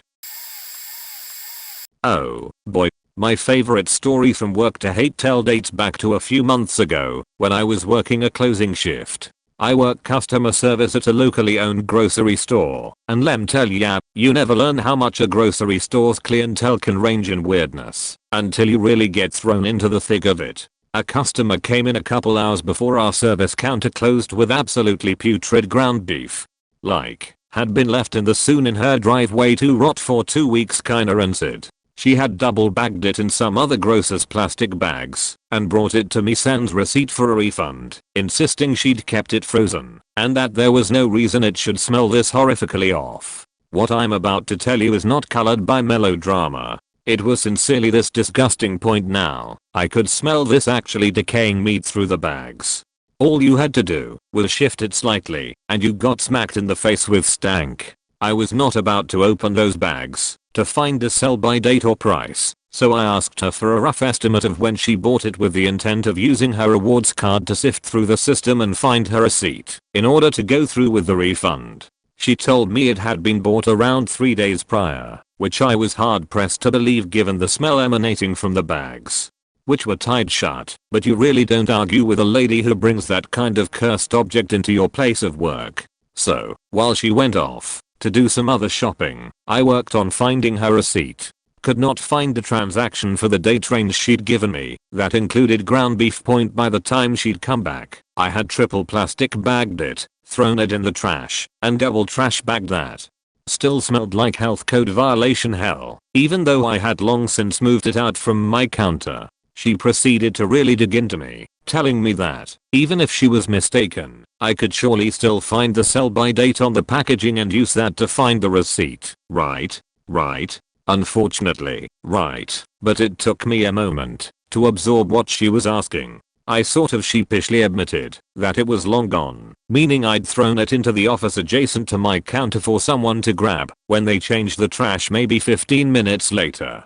She stared at me for a moment. Again, she told me I need the sell-by date, and I realized that there's really no way to acquire that without opening the bags and catching a full-on whiff of death. Turns out that, even if the customer is right, it's in the wrongest way possible. What followed is not something I'm proud of, nor something I would admit to someone who wasn't a close friend or anonymous stranger. I left my counter, went into the side office, and proceeded to tear into each and every plastic bag I had, wrapped it in, all for a price and a sell-by date. If I thought it reeked before, I was wrong. My god, was I wrong? Even holding my breath and trying to breathe through my mouth when I couldn't hold it, it was near tangible. I could taste it in the air. I sort of tried to quickly rewrap it before I returned, dignity lost, to the customer service counter. I vaguely remember burping a couple times as I tried to calmly relay to her the information that I'd just gathered. Somehow, what semblance of professionalism I had left trumped the fact that I was easily 50 shades of green in that moment, and I managed to do the refund after finding her receipt from over a month ago that I was not willing to contest her on. In short, you win, stinky beef lady, you win. In lying in bed and laughing, I was the root cause of someone's I don't get paid enough for this once I was young, and I went to camping trip salad with my best friend and his parents. We were like 10 years old I guess. We were on the property of the camping place, shooting some hoops, when I got struck with extreme cramps in my stomach. Next thing I know I was running towards the toilet location, which is like a construction place trailer with one shower directly on the left side when entering, and 5 toilets on the right side with doors and stalls and all. So I ran, and when I got to the trailer I've started to sheet my entire self. As if my body commanded to. I for sure didn't want to point. I ran to the upper right side toilet, sheeting and running or stumbling it was more, so I pulled my pants down. Everything was covered in the brown. And the next wave arrives. Look to my left, no toilet paper. I went out to the next toilet, no toilet paper. Then the next, same story. For FFS there was not one piece of garment or something that could possibly wipe something of somewhat.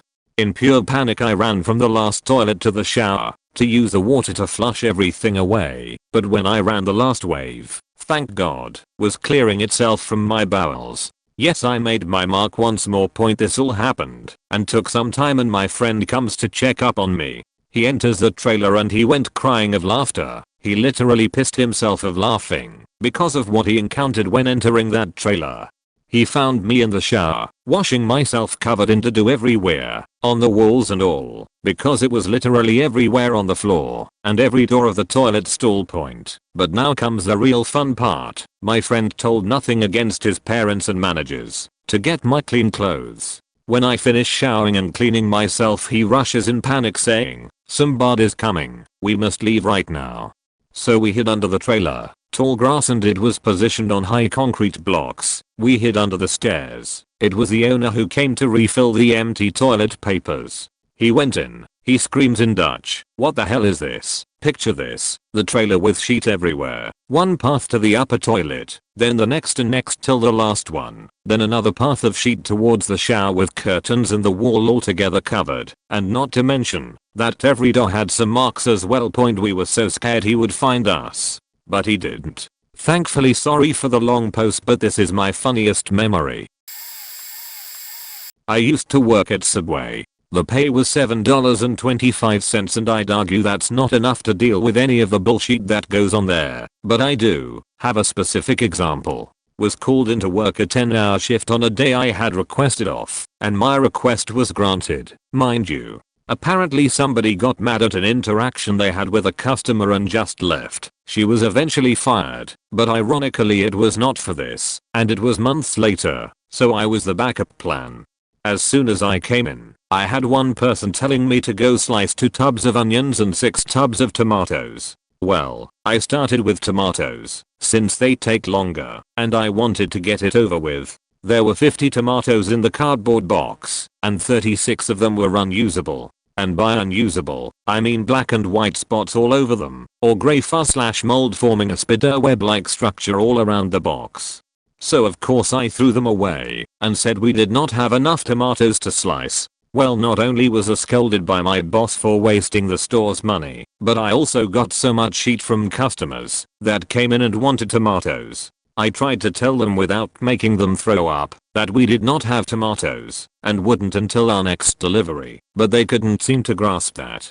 Then we were slammed with customers. Don't remember why, but something was going on in town, and when it was over everyone wanted Subway. We sat there for 3 hours straight, no breaks, making sandwiches up at the bar, all while listening to people bitch about how we didn't have tomatoes. When it was finally over, it was 11 o'clock, 1 hour before closing, and we were very behind on everything. We had a list of about 20 things that have to be done before we close and leave, and we had done maybe 3 things on that list. Long story short, I had to stay until 1:30 closing the store and getting that list done so whoever came in the next morning didn't bitch to the boss. High school graduation was that next day, but I spent my night closing Subway and receiving calls saying this was wrong with my sandwich. Can I get your name? I will be reporting it to the manager. Oh, and I wasn't paid for the extra hour and a half I spent staying closing the store point. That was the day I realized I was not paid enough to do my job. I was 17, and I worked at a Subway that was inside of a gas station. This gas station was right off of a busy exit on I-95. There is a pretty good homeless/junkie population in this area, but they are always pretty cool people. One night we are busy and the gas station was packed. I was making subs when I saw a guy come in that looked super rough. I had never seen him before, but that's not super unusual since we get a lot of people passing on their way down to Florida. He's in there for a good while, and as I'm finishing up with the last customer I look up and see him going out of the front door. After all the customers leave, I go check the dining area and check the bathrooms. I was not prepared for the bathroom point. I opened the ladies' room door. No problems, just need toilet paper. Decide to check the toilet paper in the men's room, so I knew if I needed to grab extra from the stock room. I opened that door and the smell hit me. This is a smell I can only assume smells like Satan's asshole after an all-night enchilada marathon. There is shit everywhere, smeared down the walls. But wait, what's that? It's blood. Blood splatters mixed in with this guy's as lava. He left his rig next to the toilet. I turned around, walked to the manager, and told her she had some business she may want to attend to in the men's room. She already saw the look on my face and did not want to go. She opened the door and immediately got sick, but bless her heart she still cleaned it up so 17-year-old me wouldn't have to touch it. Thanks, Ms. Bonnie. I left the world of freelance photography after a specific assisting job a few years ago. It was an e-commerce shoot for a company like Moda Operandi, or maybe Intermix. The photographer was a bit of a pompous from the beginning, but the shoot went on pretty well. At the end of the shoot, when we had all of the shots from our shot list, the clients came in with some beer for us all, and we started packing things up. But the photographer was really into the model and wanted to get some portfolio shots for himself while she was still there. So I left the lights up and continued to watch the computer as he fired away like Rambo, point shot after shot after shot. He continued to shoot too fast for the computer to process the images. Finally the software crashed, and when I informed him of it, because I was also talking to the clients at the same time and drinking a beer with them, he lost his shit. He started screaming at me to pay attention and fix the computer. I set the beer down and attempted to fix the issue point. At one point he screamed, "That's not how you fix it. I've been a tech for nearly a decade, so." I shouted back, "Then act like it and help me fix the issue instead of acting like a child." At that point he actually shut up, stood up, and came to help me fix the issue point. All of this happened right in front of the clients. All because he wanted to get some personal shots, while the rest of us wanted to end the day. He lost maybe 5 shots out of 300 because of the software crash. He also didn't hire me. The e-commerce company hired me directly. So technically he wasn't even my boss that day. Many photographers I've worked for were overrated as holes. Many of them didn't even know how to set up their own lights or operate their own cameras. I took a full-time job a few months later and never assisted another photographer again. Looking back on it, I'd say about 70% of the shit I went through in the photo industry wasn't worth the money, especially working for big studios like Hudson, or Jack, or Pier 59. I was working at Baskin-Robbins a few years back and was basically the assistant manager and cake decorator. I would open and close the store, had my own key, did inventory, did all the cake orders, trained new employees, and counted out the money at the end of the day. All this while being paid only $1 more than the regular employees. I wasn't allowed to actually have the assistant manager title either. It was just quietly understood. I didn't mind too much because I would usually work alone and could do my homework in the back and not have anyone bug me. Then they hired this new corporate level lady who would visit the stores and tell us what was wrong with them. She came in one day when I was busy with Mother's Day cake orders and wanted me to walk her through the store. She nitpicked the store and wanted me to stop what I was doing to clean the imperfections, scrub the tubs, dump out all the buttercream, cause it wasn't in appropriate containers, and other things. I 100% said no. I said second shift employees come in the afternoon to help clean the store for closing, and I would have them work on it. She got mad. I disagreed with her and said she would tell my manager to fire me. I didn't care. I was the hardest working person there and told her to go ahead and tell my manager to fire me. I had cake orders to do with no one to help me. I wasn't paid enough to do what I already was doing. I refused to do anything else. End of story. I wasn't fired. A kid pissed in the soap dispenser at the tax office I worked at, and I used it before I realized it. We were low on soap before lunch, and the coworker who handles those purchases said she was going to the grocery store across the road during lunch to get some things for the office. I assumed to get more soap. By about 1:30 p.m. a family came in to get their taxes done with 2 young boys in tow. After the oldest boy used the restroom, I went in. I saw the soap was refilled and used it. My first thought when I pumped the liquid yellow dial out was the soap was very warm, but the bathroom stays hot, so I thought nothing of it. It was also very liquidy, and I thought maybe she added some water to what was left to try to use every last bit. But then the smell. It was 100% human urine wafting up in front of face. I paused my lathering motion and stared at the bottle, seeing that the soap was still gel-like in the bottom, just below where the tube picks it up, and that there was yellow liquid floating on top. I knew right away. I almost puked. I threw the whole soap container away, bleached my hands and rinsed them, and came back out staring at the kid like I was Miss Trunchbull. My coworkers wouldn't say or allow me to say anything to the parents. Our boss/business owner was very controlling and OCD and demanded perfection when it came to the office appearance, angle of chairs and trash cans, and customer service level. Basically the little sheet got away with it, and I gave a very short notice. Worked at a fast food location as a cashier and cleaner. We had one constant customer who was a little off, but honestly just fine, and not a problem to deal with. Always asked for the same exact meal, a bowl of chili with cheese on top and absolutely no onions and fries on the side. He was such a regular he stopped telling us the particulars of customizing his order, because he just assumed we all knew it by heart, and this wasn't a problem. Until it was. I was not at the front when one day we had a new guy working the register for the first time on his own. This regular arrived, asked for his bowl of chili, and waited for his order. apparently became irate when it came out as our standard bowl of chili with no fries, raw onions on top, and no cheese. I mean, how fucking dare this new guy who has never served him before not know his customized order right.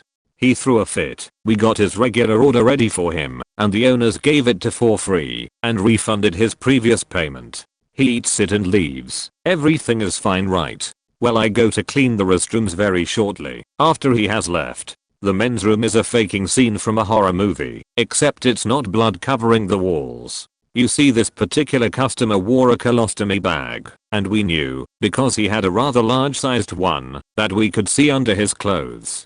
There was so much sheet on the walls it couldn't possibly be from one sheet, not even the largest sheet known to humankind.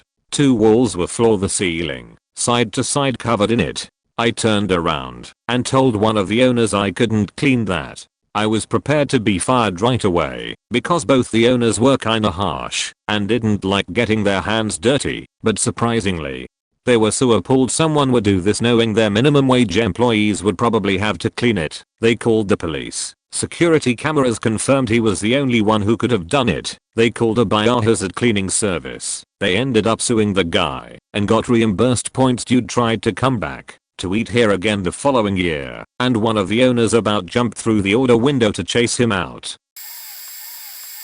5 minutes till close after hairy brunch shift. Point Karen, Grandma Karen, and their 4 younglings in tow walk in. Hey, can we get seated? Despite my best efforts, we seat them and inform them of all the items we'd sold out of, because this is a mom and pop shop with a wildly popular breakfast that frequently sells out most stock by 2 p.m. In the distance, you can hear the souls of the kitchen staff leaving their bodies. I serve them, take their rather complicated orders, get some biscuits for the kiddos to munch on, coffee rolling, jelly and honey and cream are out and ready, and life is bueno. Food comes out in record time, no issues, all smiles. Then comes the screaming point. Youngest kiddo, maybe 5, is howling, and I see Karen and co scrambling for any napkins on hand. I figure they spilled a drink, so I popped over with a roll of paper towels to offer assistance, and Karen looks up and grimaces. Sorry, he had an accident. Could we get some boxes? Yeah, boy just peed himself all over the floor. I look down sadly, agree, get her boxes, then grab the mop to clean up the spawn juice. I spend the rest of their meal mopping up the mess in their kids' wake. They didn't want to switch tables in the meantime, despite my offer, while they hastily put their food into boxes, leave the table and floor around it a disaster, and run to the register to pay.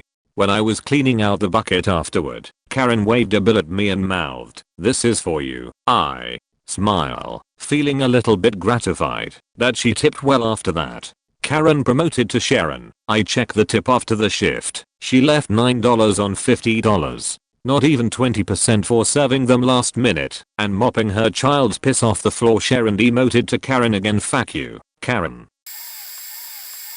Probably not the same as everyone else. Point I'm a middle management type at very niche engineering company. Basically we make roof safety equipment, and I'm in the sales department. Point the sales department I'm in is headed by the owner of the company, so even though I'm not upper management, I work directly for the owner. We work together every day side by side and it's good. He's not a jerk or an asshole or anything like that, but he obviously has a lot of other responsibilities beyond our little sales department.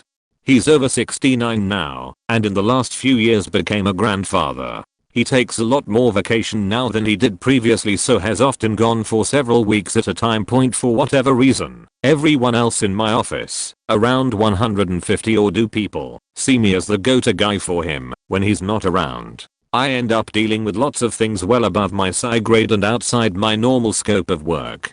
I'm involved in our defense in a lawsuit. I'm helping bring in new outside contractors. I'm responsible for overviewing an entire other department when he's gone. Stuff like that. Point sometimes I just want to say fuck it and just get my sales done and earn a little commission, but I gotta help hire the new accountant or deal with a problem with a contract for some project I know nothing about. Point like I said, probably not like the others here. Ooh, boy. I was hired as an IT guy, but apparently that meant I had to install fiber optic cables for an entire resort, pull out the old cable and run the new cable through the ground, as well as splice it together. I had almost no training, and so this meant trying and failing on one splice for hours and hours. I had so many cuts on my fingers from peeling the shielding on the cables. You had to get these two little hair-like cables to touch each other perfectly inside this machine, and it would splice them, but the machine would give errors or fail the splice often. It was a nightmare and really tested my patience. Any sudden movements would break the cable and you started over. I did this sort of thing in all kinds of crazy conditions too, and I had to get creative frequently. One time in December around 8 PM, I had been at work since 8 AM that day. My boss said I couldn't leave until I finished splicing all the cable. So I stayed until 2:30 AM in December with the snow falling hard. I turned the heat on in my car, lowered the window, and shut the door on a tarp, so I had a somewhat heated tent to work in. Got the police called on me because it looked suspicious. Other times I had to work in the middle of terrible rainstorms. I was expected to carry a little tent and work under that. I would still get soaked and often ended up sick, but no work no pay, so I worked. One time I backed my car up to the site, opened the trunk, and worked under that to protect myself against hail. Ruined my car, so there I was in a ditch in the middle of July. It was about 91 degrees, and I was covered in mud, blood, and sweat. My head was the only thing sticking out of the ditch. I was holding a thick cable under each armpit, balancing cutters and the splicing machine on my legs when my boss pulls up in his Cadillac. I could hear the AC blowing cool air, and he asks me how I'm doing. I was so unbelievably pissed. The worst part is I was the only one in my department expected to do this kind of work. It's so useful to have a second person with you on these kinds of jobs, but I learned later that my boss barred anyone else from helping me. Everyone else chilled inside the office. That was the breaking point. On top of all of that though, that stuff wasn't my main responsibility. I was expected to work on programming projects and troubleshoot tickets after 12 to 14 hours of grueling physical labor. I asked for a raise and was told that I have unlimited overtime potential instead of a raise. I was already working 60, 70 plus hour weeks. All that for $13 an hour. I have a much better job now where I'm appreciated for my work.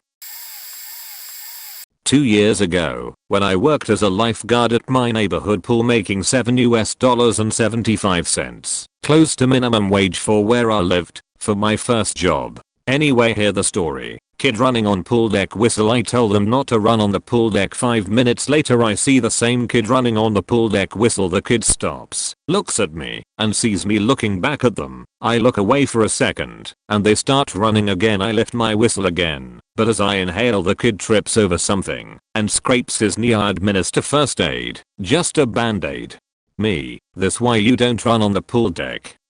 Kid stays quiet, probably from the embarrassment. The pool I worked at had a fence around it, but the pool deck extended beyond it, and the pool rules didn't really apply. Beyond that fence I saw someone running on the pool deck. I was about to whistle, but it's the same goddamn kid and he's running outside of the fence. He sees me seeing him, and he makes an ugly face. This kid runs just to spite me. Every day there would be some kid running on the pool deck. Right after calling them out not to run, the same kid or another kid nearby would go off running. It's these moments I always thought to myself, I don't get paid enough. There's also this one time a patron, grown as man, used the bathroom at the end of the day. It was my turn to clean the bathrooms, and when I went into the toilet stall there was shit everywhere. In the toilet, on the toilet, outside of the toilet, on the floor, on the walls, painted in sheet. I didn't think about how I was paid enough in the moment. All I thought was, how? One more thing, why the FNCK do parents think that lifeguards are the same as babysitters? Worked as a lifeguard for a private pool in a set of townhouses for less than minimum wage. We were paid the same wage as lifeguards in the 1989s got there. Our shifts were 5 hours long, and we could not get up to use the bathroom if there were people in the pool area. There was also nobody to relieve you for even a 5-minute break if you got too hot. It was also an outdoor pool and the umbrella we had didn't do anything. I would regularly get overheated and even got heat stroke more than once. The complex was filled with a lot of little kids and a lot of parents who didn't want to deal with them an entire summer. Most parents would come drop their kids off, then sit and text on their phones and sunbathe while their children wreaked havoc. As the lifeguard, it was my job to yell at them and make sure they followed the rules.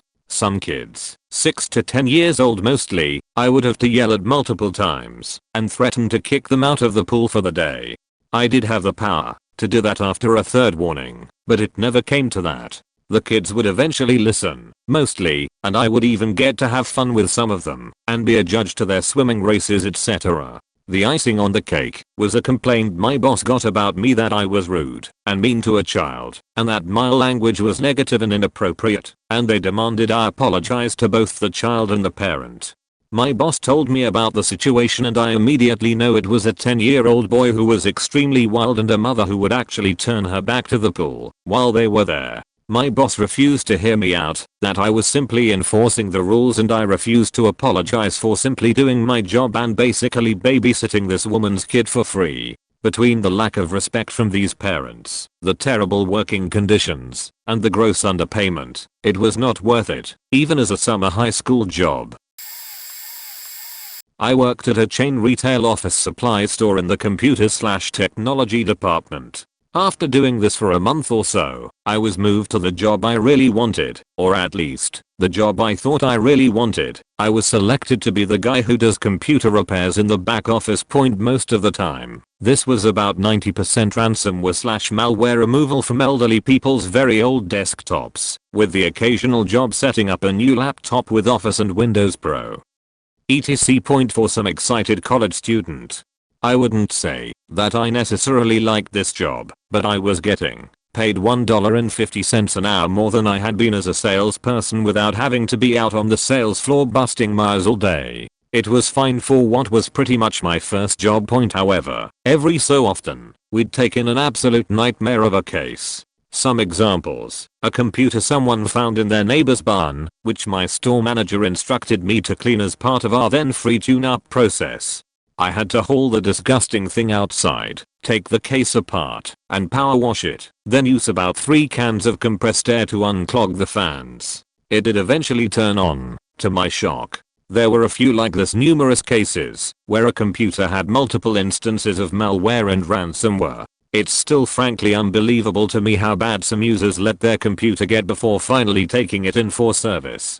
These ransomware removals were often complicated and time consuming. As a result, I created a batch tool which was capable of detecting and automatically removing some of the most common variants we'd seen. When I finally left the store, this tool was still used in-house for some time, a case where, for reasons unclear, the customer wanted me to update the BIOS on a very old computer.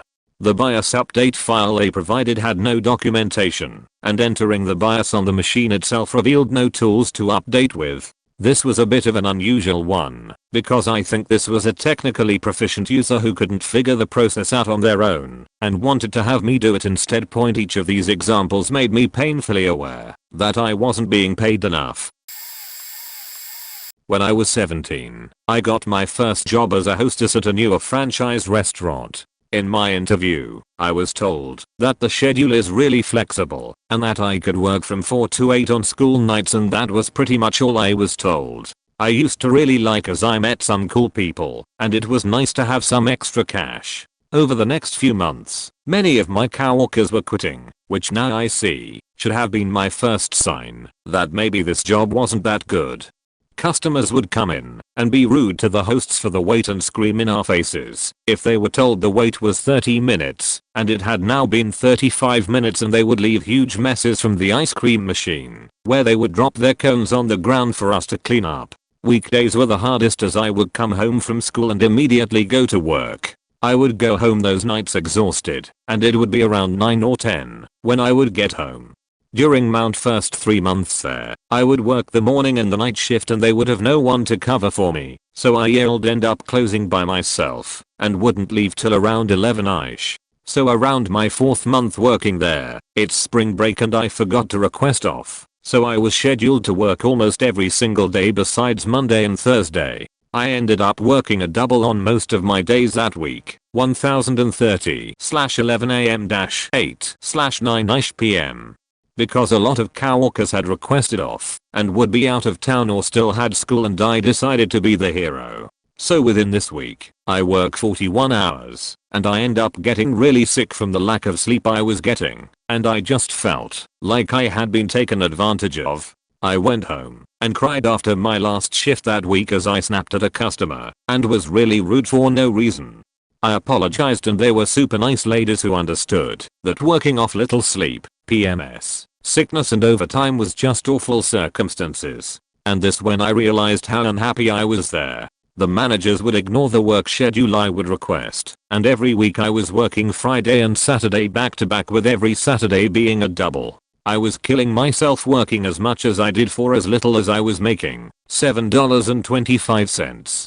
I also found out that the managers kept giving false promises of a raise to my coworkers. Those who had been there since the restaurant opened were promised a $0.25 raise every 3 months they stayed. They never saw this raise even after 7 months of working. Others who had experience were already making around $8.50, and those who also had work experience were told they would start out making $7.25, but would get a raise every month, which never happened. I went to my manager to talk and put my 2 weeks in. I told him I was killing myself from working so much. I was making myself sick. I saw a personality change in myself from happy to really rude towards my family, was barely getting paid, my schedule is ignored, and that when I request days off I would have to put a reason, and would sometimes not get my days off. He manipulated me into staying and told me I could only work 3 days, no more working doubles, and I would get a raise as all the managers liked me and I was in mind for the next raise. I stayed for another week and put my 2 weeks in after. The customers were rude and mouthy. One of the managers would talk trash about the workers, even if we were right there in front of them, and the managers were going around threatening the other hosts about talking about how much we make, and telling them that they weren't allowed to discuss it at all. How my coworkers and I were being treated as teenagers by everyone was awful, and we were severely being taken advantage of. My only regret is not quitting sooner. TLDR worked a minimum wage job that overworked me and paid me little for how much I worked and became a toxic environment. I used to work at a phone shop for minimum wage, $7.50. I had all sorts of weird customers. There was an old lady that came in screaming and swinging because of an error we'd made. Her phone plan has been stopped because her account wasn't on autopay. After I put it on autopay, she insisted on staying because she hated her phone and wanted a refund. It had been more than 7 days since she'd purchased. Refund period was over.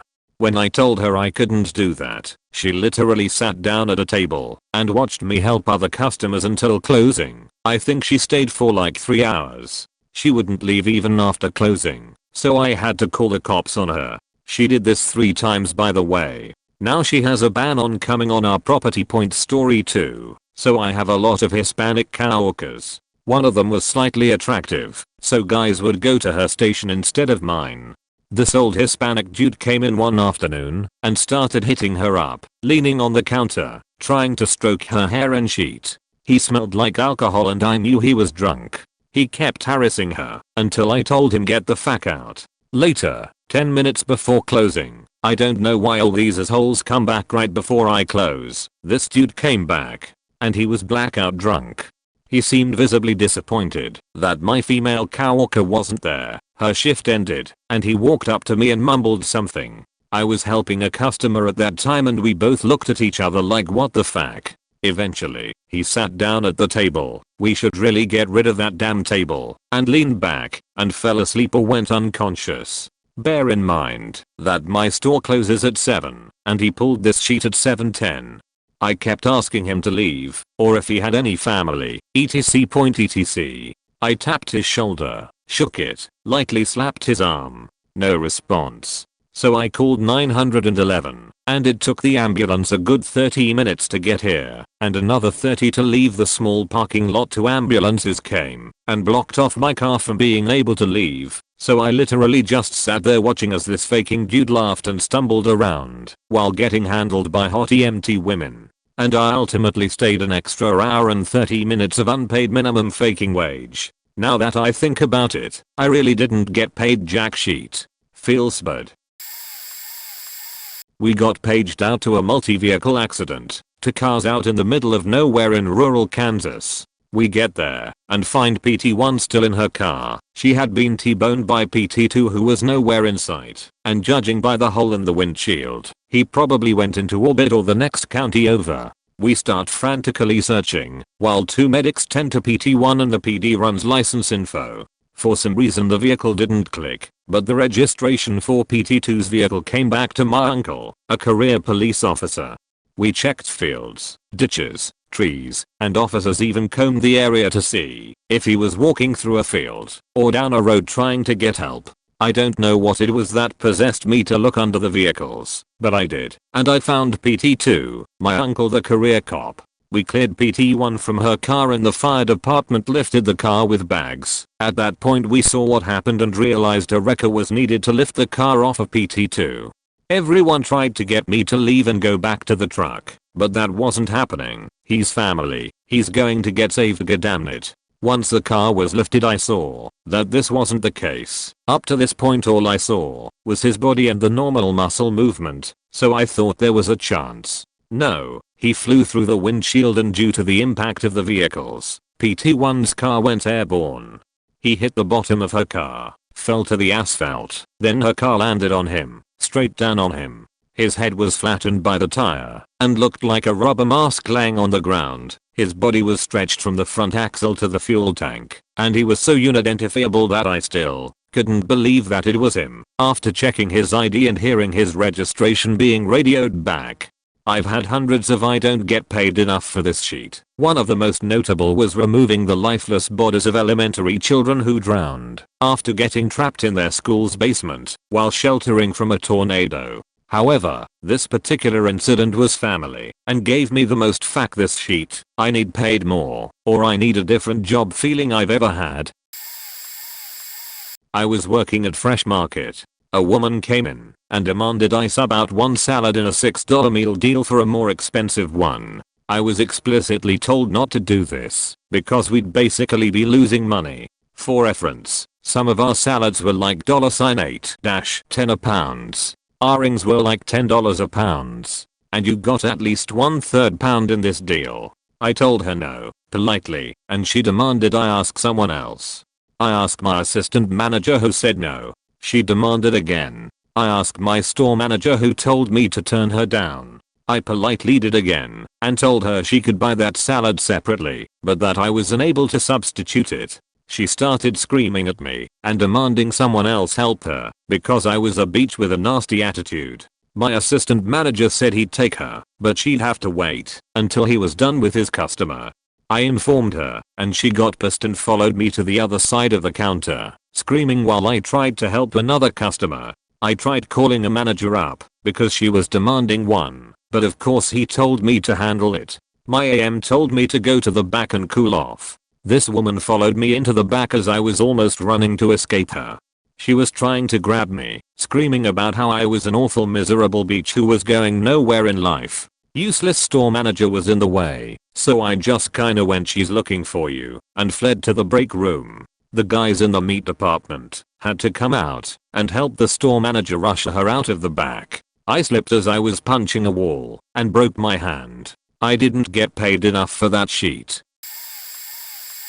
It was my first time ever being a foreman, and it was for a landscaping company. I got a company truck, but there was a catch. My employer was a devout Mormon and believed that he should help the community, so he signed up for a job homelessness program in which he would give jobs to homeless people. He would pay them in cash every day and the homeless organization would take care of all deductions and taxes.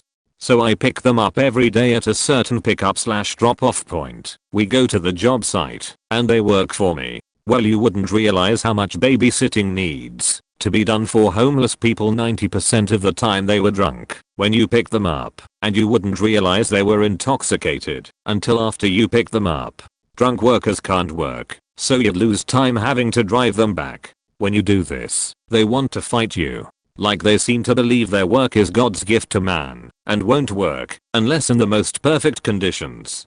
One day I was driving the entire crew home because they were all drunk and I couldn't work that day. Here is a day I was not getting paid for at all. I decided fuck it, I'll get these guys a coffee so they can sober up. Anyway, while I'm ordering they're just yelling about how they want sandwiches and how they won't leave the vehicle unless they have sandwiches. At that point I got them all coffees and nothing else and just dropped them off. That day I returned the truck to my employer and told them I would be pursuing other interests.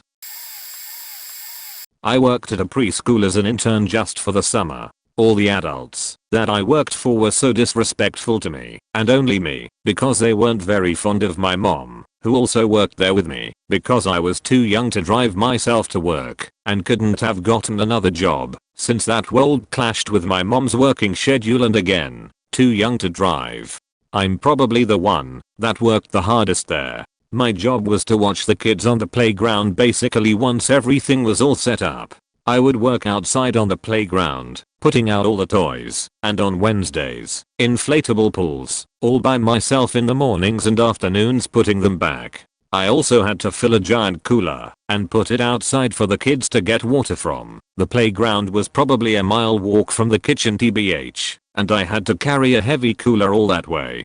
In the mornings, when the playground was dewy, I would wipe off every inch of the playground to make sure the kids don't slip and fall. Moral of the story, I did a lot. The other interns were told to help me, but they never did, and didn't even get in trouble, because they were the boss's daughter or daughters of suck-ups of the boss. All they did was sit in the classrooms on their phones when they were supposed to be watching the kids, which they didn't get called out for either. I never once complained, and when I said literally one time that it was getting too hot for me, I was honestly close to passing out. I was out there for 2 hours, maybe more. I was told to suck it up and stop complaining. I passed out. 1 week I was out sick and the boss's daughter took my place outside, and I was told from one other intern that was my only friend at that job, who also got shit for her mom being a least favorite as well, that she came in every 5 minutes and wouldn't stop complaining for a second.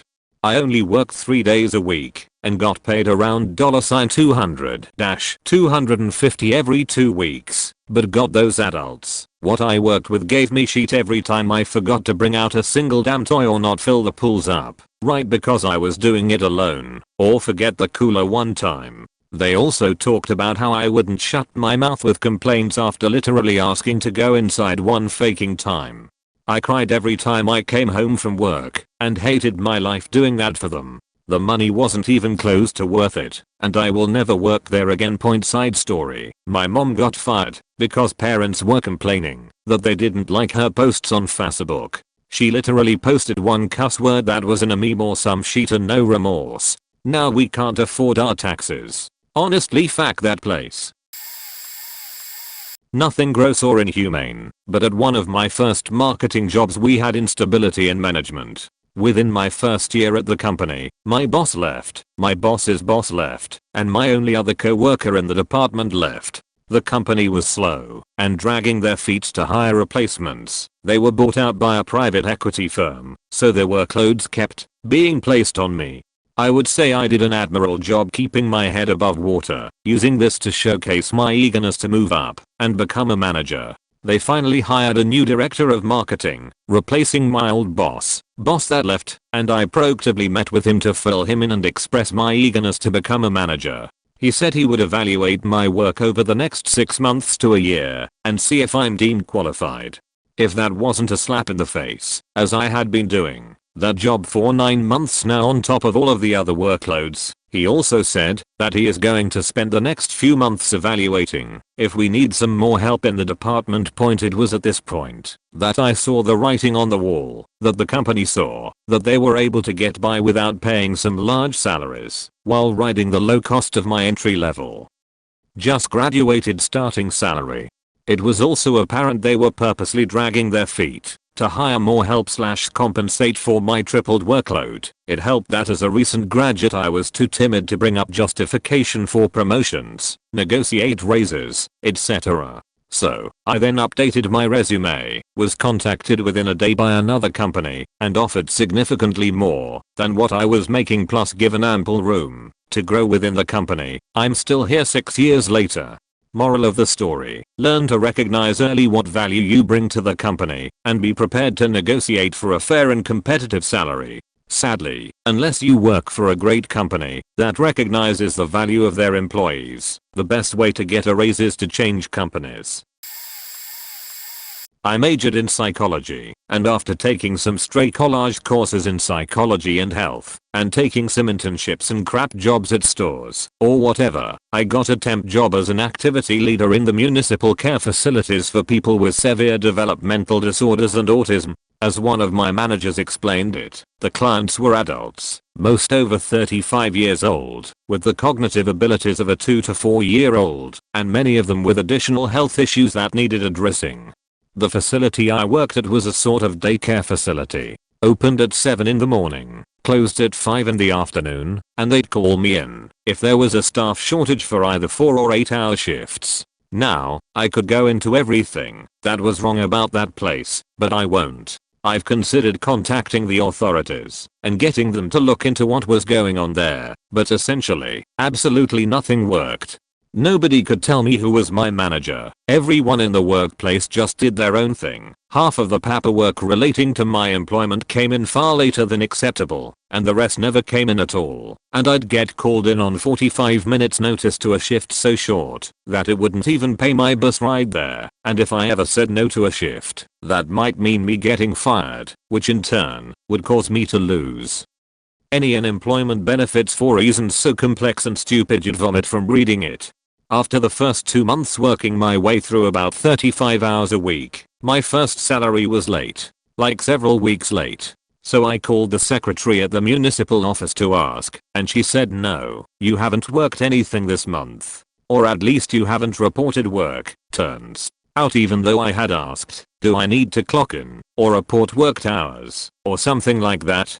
To literally everyone I met at the workplace, and they had insisted on saying no. There was actually a system for reporting worked hours, which was part of the paperwork, that hadn't reached me point for the next couple of weeks. I called the office something like twice a day to check if they had solved my issue, meanwhile refusing to take any shifts or respond to any messages that didn't directly address the issue of my payment. I eventually got an email from a woman I'd never heard of before. She was apparently my boss and had been informed that there was a troublesome employee who refused to use the system for reporting worked hours, and after scolding her for acting like a lame fish in a bucket, she gave me an appointment where I could come to the facility, sit down by the computer, and do all of my time reporting for the past 2 months. At the end of it, I marked down working 24 hours per day from 1 week before I got hired to 2 weeks into the future from when I was by that computer. I eventually got 2 sealed salary envelopes, where it turns out the management office actually had a perfect record of my worked hours, down to the minutes of arrival, and corrected the data I had given them based on that. I got my 2 payments, and blocked the automated request number, lest some vein in my forehead would burst, and ruin all of my good bedsheets. About a month after getting my 2 payouts, I actually got a call from one of the people I had worked closely with. She was really upset that I had never formally quit, and said it really messed with their whole temp and intern system. I said something along the lines of call me again, and I will have a heart attack and die, and hung up. I could have told her that I was upset at her for not telling me about the time reporting system. I could have told her that if any of them disturbs me again, I won't hesitate to call the Insight agency and have them look closer at the place. I could have told her that, even if this mysterious boss figure hadn't intentionally made my employment there a complete pain, she had, de facto, done nothing to help the situation, and made conscious efforts to make herself deaf to any complaints or feedback from the staff or the people responsible for the clients. But really all I could think was, the privilege of talking to me is reserved to people who don't make me feel like my lungs are filling up with hellfire. Worked at a restaurant as a host. It was a free seating buffet most days, so this wasn't the hardest job. So they decided that, since I was so good at my job and got through customers quickly, that I was gonna now be in charge of cleaning the nasty drink station and the bathrooms. The kicker was I wasn't allowed to leave the front in case someone walked in, but I had to leave the front to clean the bathrooms. Those bathrooms were the nastiest I've ever seen. We were told to clean, but we only had paper towel, a random cleaning spray, and gross old mops. Never cleaned the toilets as part of the daily, only if they were nasty. And like every day they were vomited on, diarrhea sheet on, kids threw toilet paper and paper towels everywhere, guys pissed everywhere, and no matter what I did the men's room floor was perpetually sticky. Cleaning up 90-year-old man diarrhea off the toilet/floor walls is gross enough, but I would then have guys trying to force their way into the bathroom, even if I barricaded myself in with chairs and wet floor signs, and complain that they couldn't use the urinal or other stall while I was in there, a barely 18-year-old girl. It was so creepy and kinda scary. When they'd be yelling at me, the kids that would try to come in I would try to accommodate, because I know kids can't always hold it, but the amount of grown men was ridiculous even after announcing that the men's restroom would be shut down for X amount of time and X minutes. One of the worst was when some woman managed to sheet enough to thoroughly clog all 3 toilets in the women's room, to the literally brim of the toilet, like a mountain of sheet. Like a horse on fiber supplements came in and filled those damn toilets.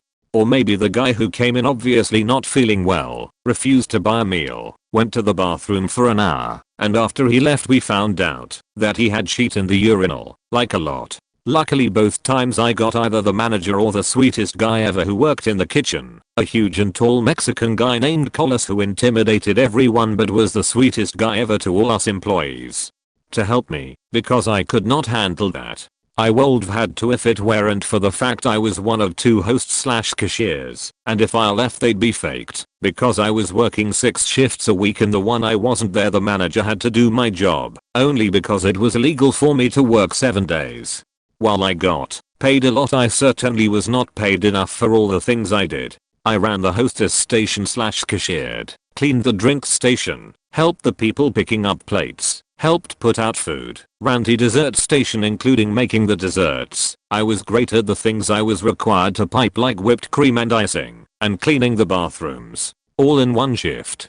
I have so many stories from that place. I worked there almost 2 years, and despite all the hell I was put through for minimum wage, including practically being a manager, in fact they offered me a manager position, but I wisely said no, because I knew how fake the place was. I do miss it. It was my first job, and when I was working the 6 days a week I was taking home over $1,500 every 2 weeks, which was pretty awesome as a college student, although the stress and failing 3 classes kinda sucked. I doubt I'll ever find a place like that again where I was given respect, but not through being a manager or demanding it, but through just being damn good at my job. The place shut down after I left. I was given a heads up by the managers that they weren't renewing the lease. I'm a rescue specialist with the Canadian Coast Guard. I spent the first few years of my career on buoy tenders/lighthouse supply vessels. We were generally on a pretty tight schedule, so were considered a secondary search and rescue asset when in areas covered off by a primary resource, usually a shore-based 47-foot lifeboat. Consequently, in my early 20s, I had very little involvement with major SAR cases. During this period, the onboard SAR team, I was the Zodiac fast response boat driver, was tasked to investigate an area where a small plane had disappeared from control tower radar as it was making an overwater approach to a regional airport the evening before. After 30 minutes of running a sector search pattern, we entered a debris field consisting of insulation, a backpack and a slick of avgas. Within a few minutes, the deckhand at the bow of the Zodiac turned to me with something draped over the boat hook he had been using to collect personal effects, and said, "I guess we are no longer looking for survivors." Hanging over the hook was 3 feet of intestine. We spent the next 10 hours filling 5-gallon buckets with floating remains, often having to race seagulls to the bits before they were eaten. When it was deemed we had enough of a sample size to DNA test, to ensure all passengers would likely be accounted for, the search and recovery was called off, and we returned to our ship. It had been a long day, and despite what we were doing, I was absolutely famished. Dinner that evening was sloppy joes. As I sat down to my meal, I remember wondering if I was being paid enough for the job I was doing. 26 years later, I'm still a pointy end SAR specialist. Luckily, the times I get to make a difference in someone's worst day, with positive resolution, far outweigh the days I'm the bearer of bad tidings, or am too late to make a difference. Was working with a customer who had the worst bow I have ever smelled. I mean, like face assaulting bow from 5 feet away bad. We were sitting down and finishing up some things needed to finish selling him a van. He didn't have good credit, so the bank wanted some documents before working with him, including proof of insurance. Now, I had been handed this guy because I was the only one available and someone else had worked with him before.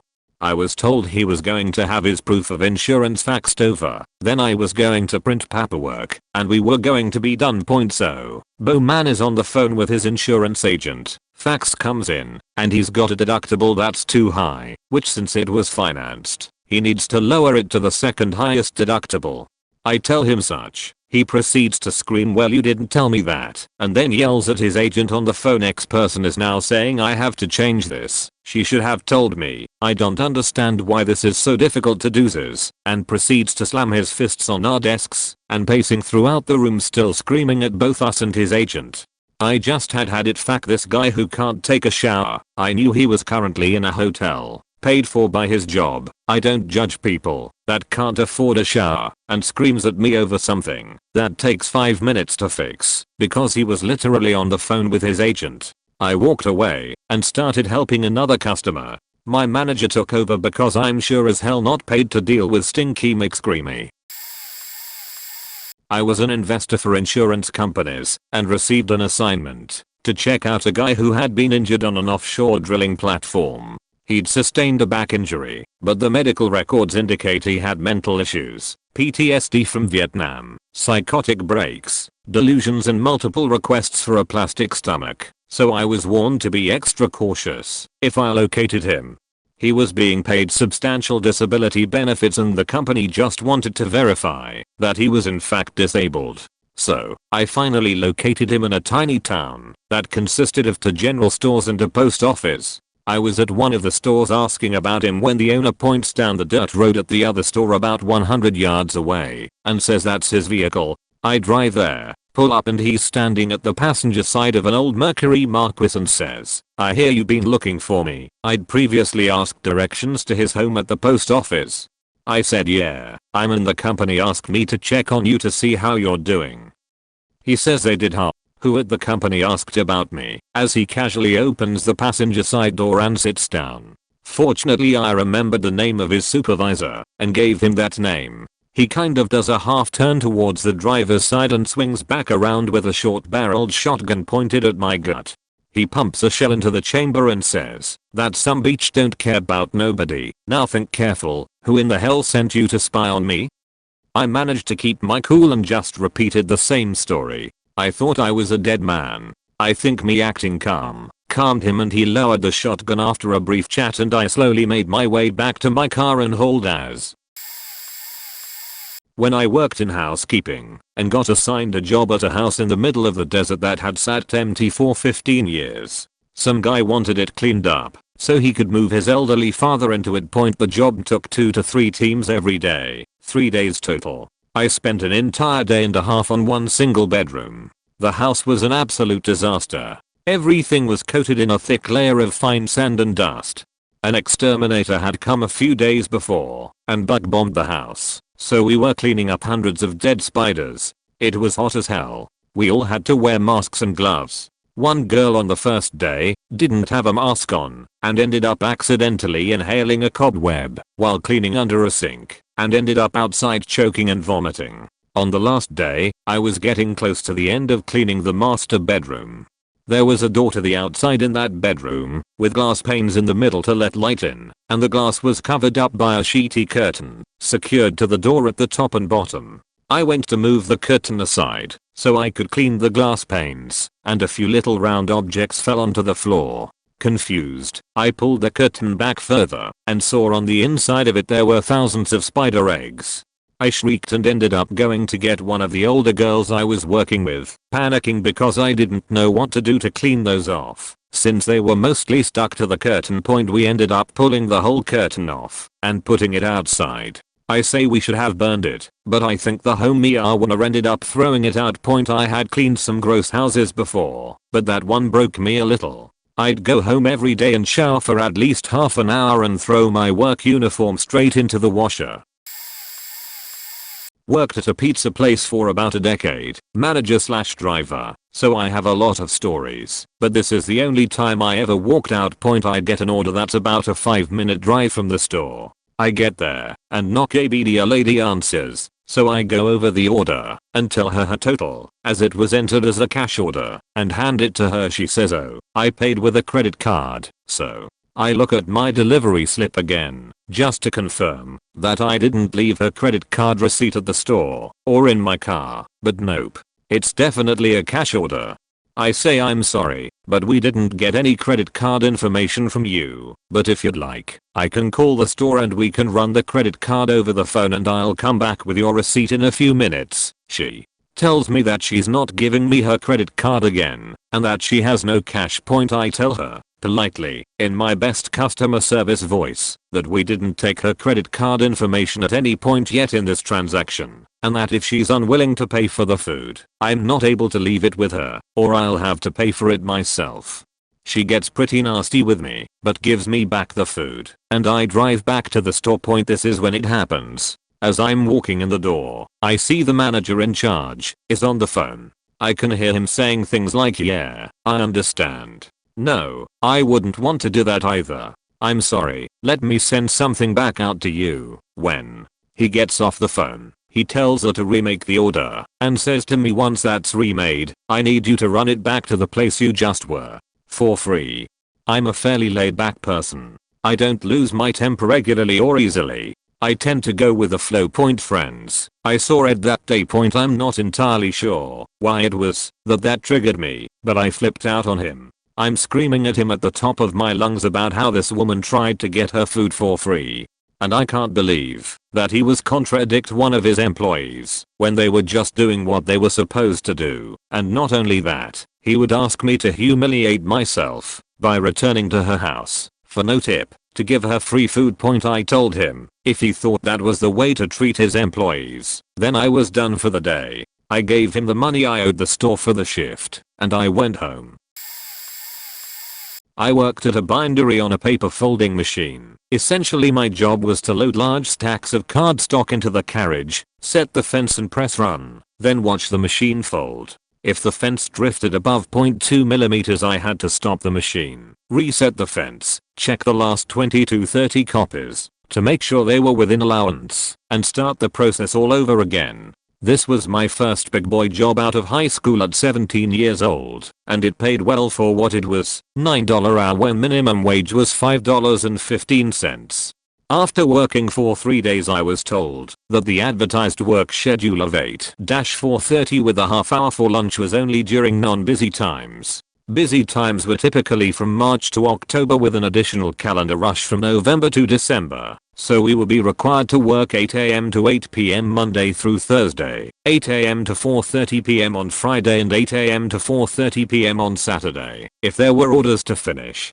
I didn't have a car at the time, so I was taking the bus for 2 hours each way, leaving at 6 AM and getting home at 10 PM to go to bed and do it all over again. I didn't walk out upon hearing that, but after about 4 months of being nothing but tired 24 hours a day and putting up with racist and sexist jokes in the break room, I finally got to talking to one of my coworkers. He seemed to be a decent enough guy and didn't partake in the shitty jokes as much as the others, but he asked where I went to high school. When I told him, he said I graduated from there too, 14 years ago. This was my first job out of high school and I've been here ever since. I immediately went and put in my 2 weeks notice, declined the mandatory overtime, and went to enroll at the local community college that same day. I'm 2 years older now than he was then and sometimes wonder if I'd still be there watching paper fold after all these years.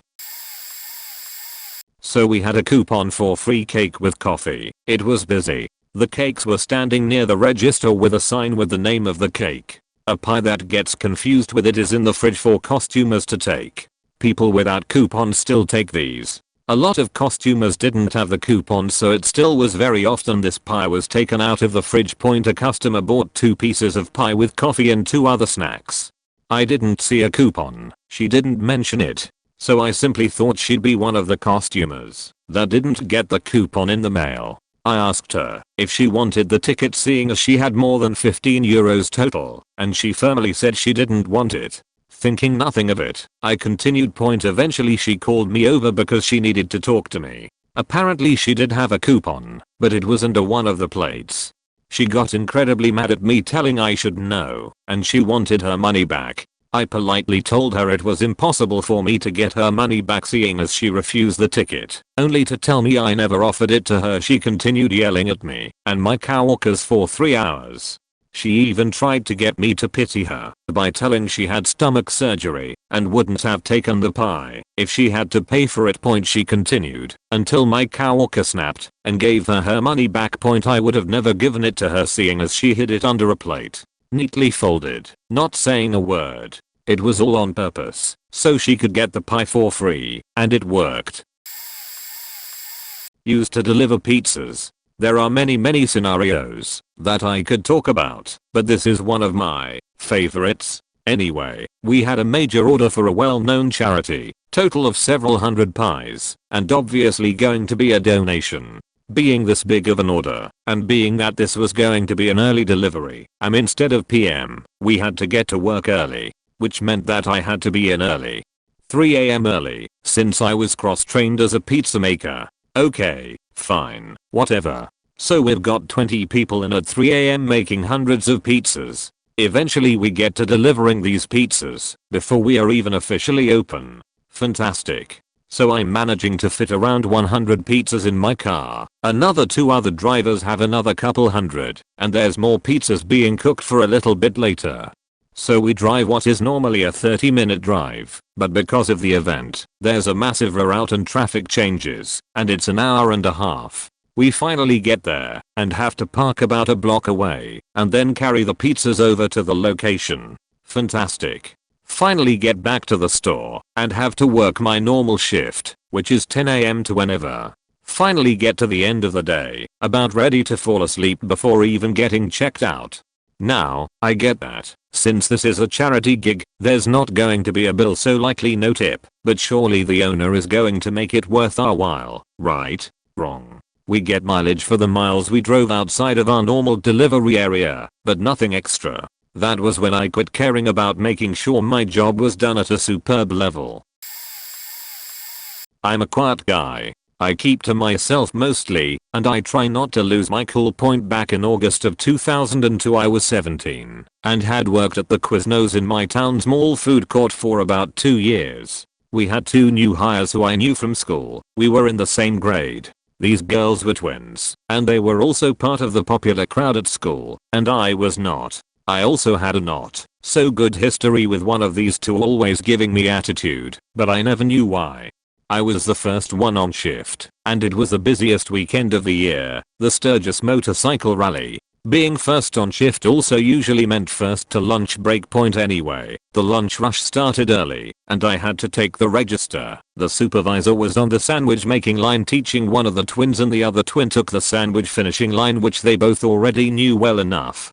The order line on this day was the longest I had ever seen. Lunch rush usually was over in about 45 minutes. This one lasted about 3 hours. I'm ringing up customers like a mofo. Sandwiches are getting to customers fast enough, but people keep joining our already long line. A customer who had already gotten his food came up and pulled my attention between orders to have his sandwich microwaved as it had gotten cold. I said sure, and asked the twin on the finish line to heat up the guy's food in the microwave next to her. She ignores me, but I'm slammed with taking orders, so I figure she'll do it in a second. Meanwhile the customer stands there waiting. I ring up another 4 or 5 orders, and see that he's still standing there. I look behind me to see the sandwich still sitting there, and the twins and the manager sing and laughing over a magazine, while the customer is beginning to lose his patience. I get the twins' attention, and ask her to get that food microwaved, and back to the guy waiting at the counter. She looks at me, rolls her eyes, and gives me this defiant "how dare you speak to me" look. Now, I've got 2 years seniority at this job, and I thought that would mean something, but these girls are members of the privileged popular crowd, and I'm an anim nerd, so I must be some kind of insect to them.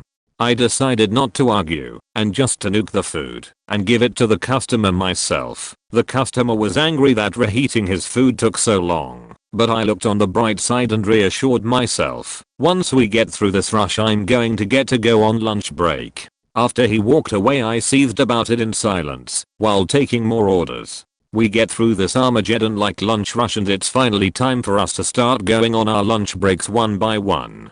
The manager decides that he's going to go first without telling me. I seethed in silence about that while I cleaned up after our rush. When he came back I was busy taking another random group of orders and he let the twins go on break together without telling me. I seethed in silence about that for a while.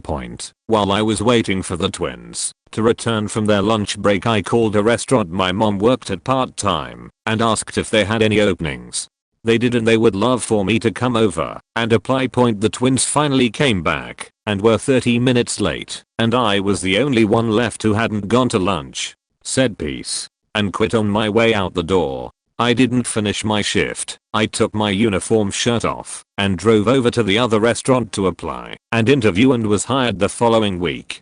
TLDR popular twins I knew from school started at my work after I had been there 2 years.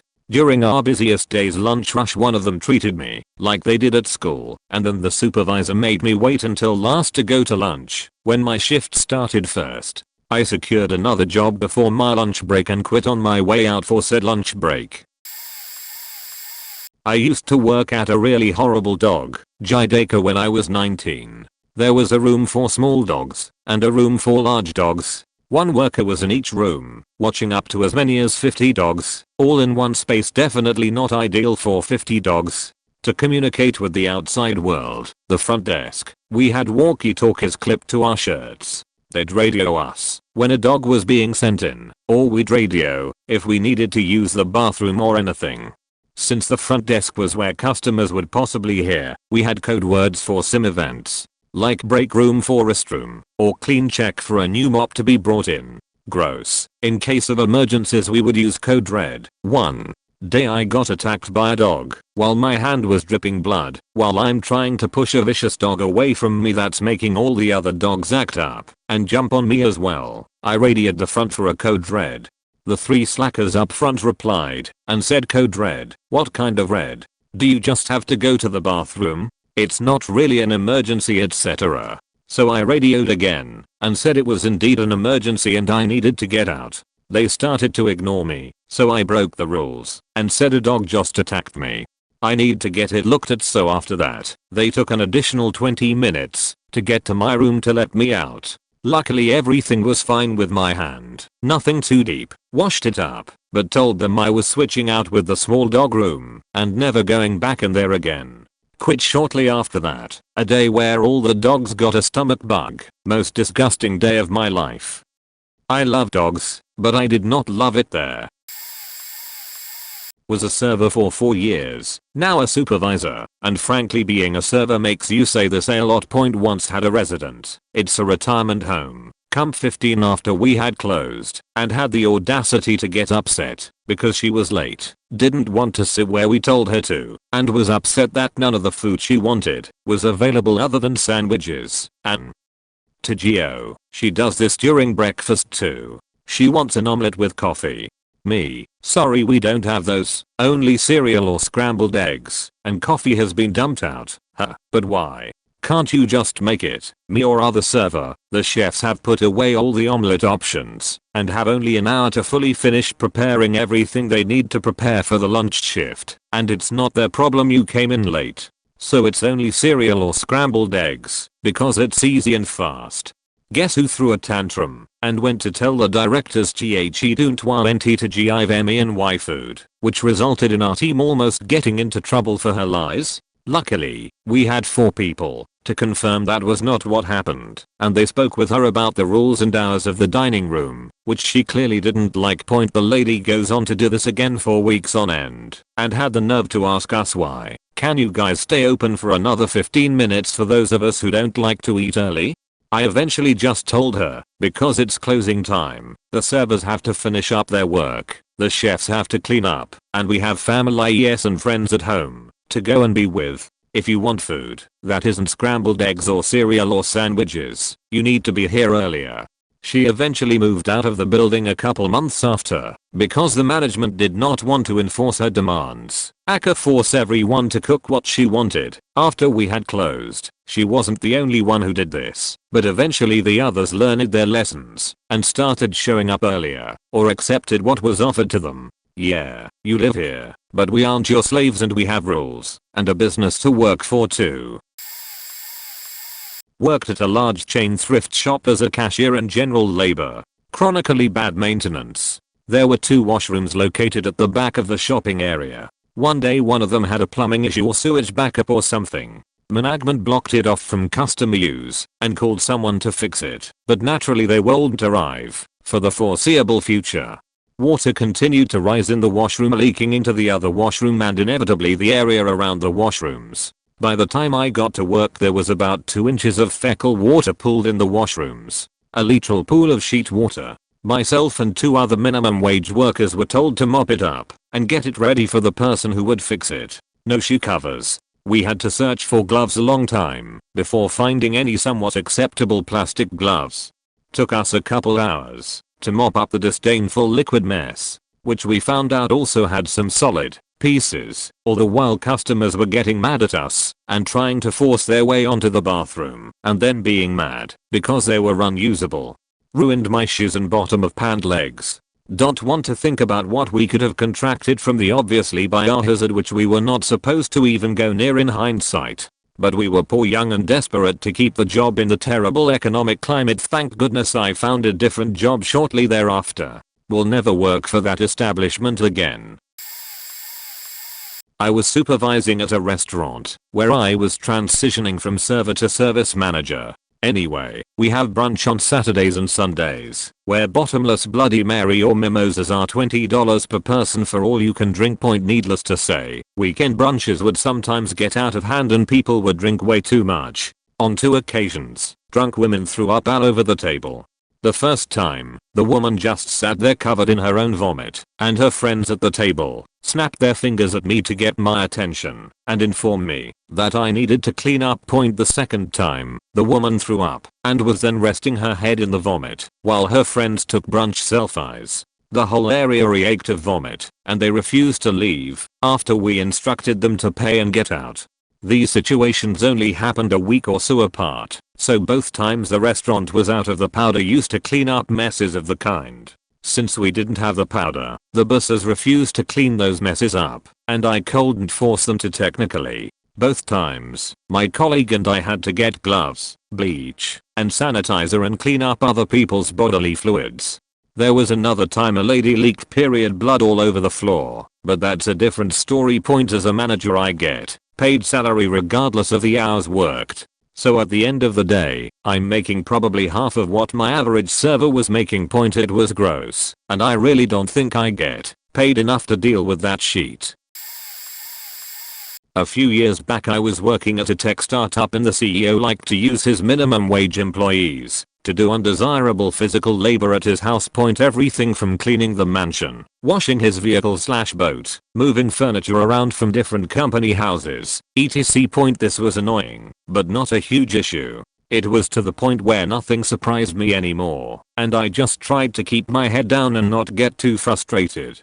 One day I was power washing the outside of his house, and he told me to move a giant umbrella from one corner of the backyard to the other. I start inspecting how it is anchored and realize it has a big plastic base that opens up containing 4 huge sandbags. I immediately reach in to see if I'm strong enough to pull the sandbags out by hand. As I'm trying to get my fingers underneath it, I noticed a huge black widow run out from underneath, nearly right on my hand, then proceeds to hide in the upper corner. I was freaked out, so I got a bucket of water and dumped it in there to hopefully get the black widow to leave. As soon as I dumped it, about 10 soaking wet black widows came climbing out and scurried into the grass at my feet. I said fuck this and went into the CEO's house and told him I wasn't going to deal with black widows. He was really irritated and belittled me, saying he should have hired someone without arachnophobia. When I was 15 I used to work at an arcade. It sounds super fun, and it was, for about the first 3 months I worked there. Kids could have their birthday parties there and have pizza, play laser tag, glow in the dark mini golf, as well as play all sorts of arcade games. I usually helped run the parties, but one busy Saturday I was stationed at the front desk to sell tokens and answer the phone. We were so insanely busy that we had a lineup of people all the way out of the building and into the parking lot. I was the only one working the desk. This bloated hippo of a woman with a "can I speak to your manager" haircut stomps past everyone in my line to say, "I can't find the girl running my kid's party. It's been 15 minutes. I say, "I'm sorry, ma'am. She's probably making the pizzas. I'll call back to the kitchen and let her know you're looking for her." She then nods and goes to sit on a bench by the desk. I phone the kitchen and tell the girl the party mom is looking for her, and she said she just had to throw the pizzas in the oven and she would come up to the desk and meet with the mom shortly. I relayed this message to the mom and continue serving the people in my lineup. About 5 minutes goes by when the mother stomps back up to me, red in the face, tears streaming down her cheeks. "I told you a faking hour ago to get the girl doing my party, you little beach. You are so faking stupid. You're an idiot. I look so bad sitting here waiting for you to get her." She screamed at me for a long time. I had never been spoken to that way, so I just stared at her in complete shock, since I had just told her that the girl running the party would be here shortly. The dozens of people in my lineup stared around awkwardly, and my manager also happened to be tending to a machine not too far away and witnessed the entire thing. Not once did he step in, just stared at me blankly after she practically ran away. I worked the rest of my shift holding back tears and totally embarrassed despite it not being my fault. What kind of whack job screams bloody murder at some 15-year-old girl? Frustrated or not, I don't care. I stayed at that job for 6 months then left.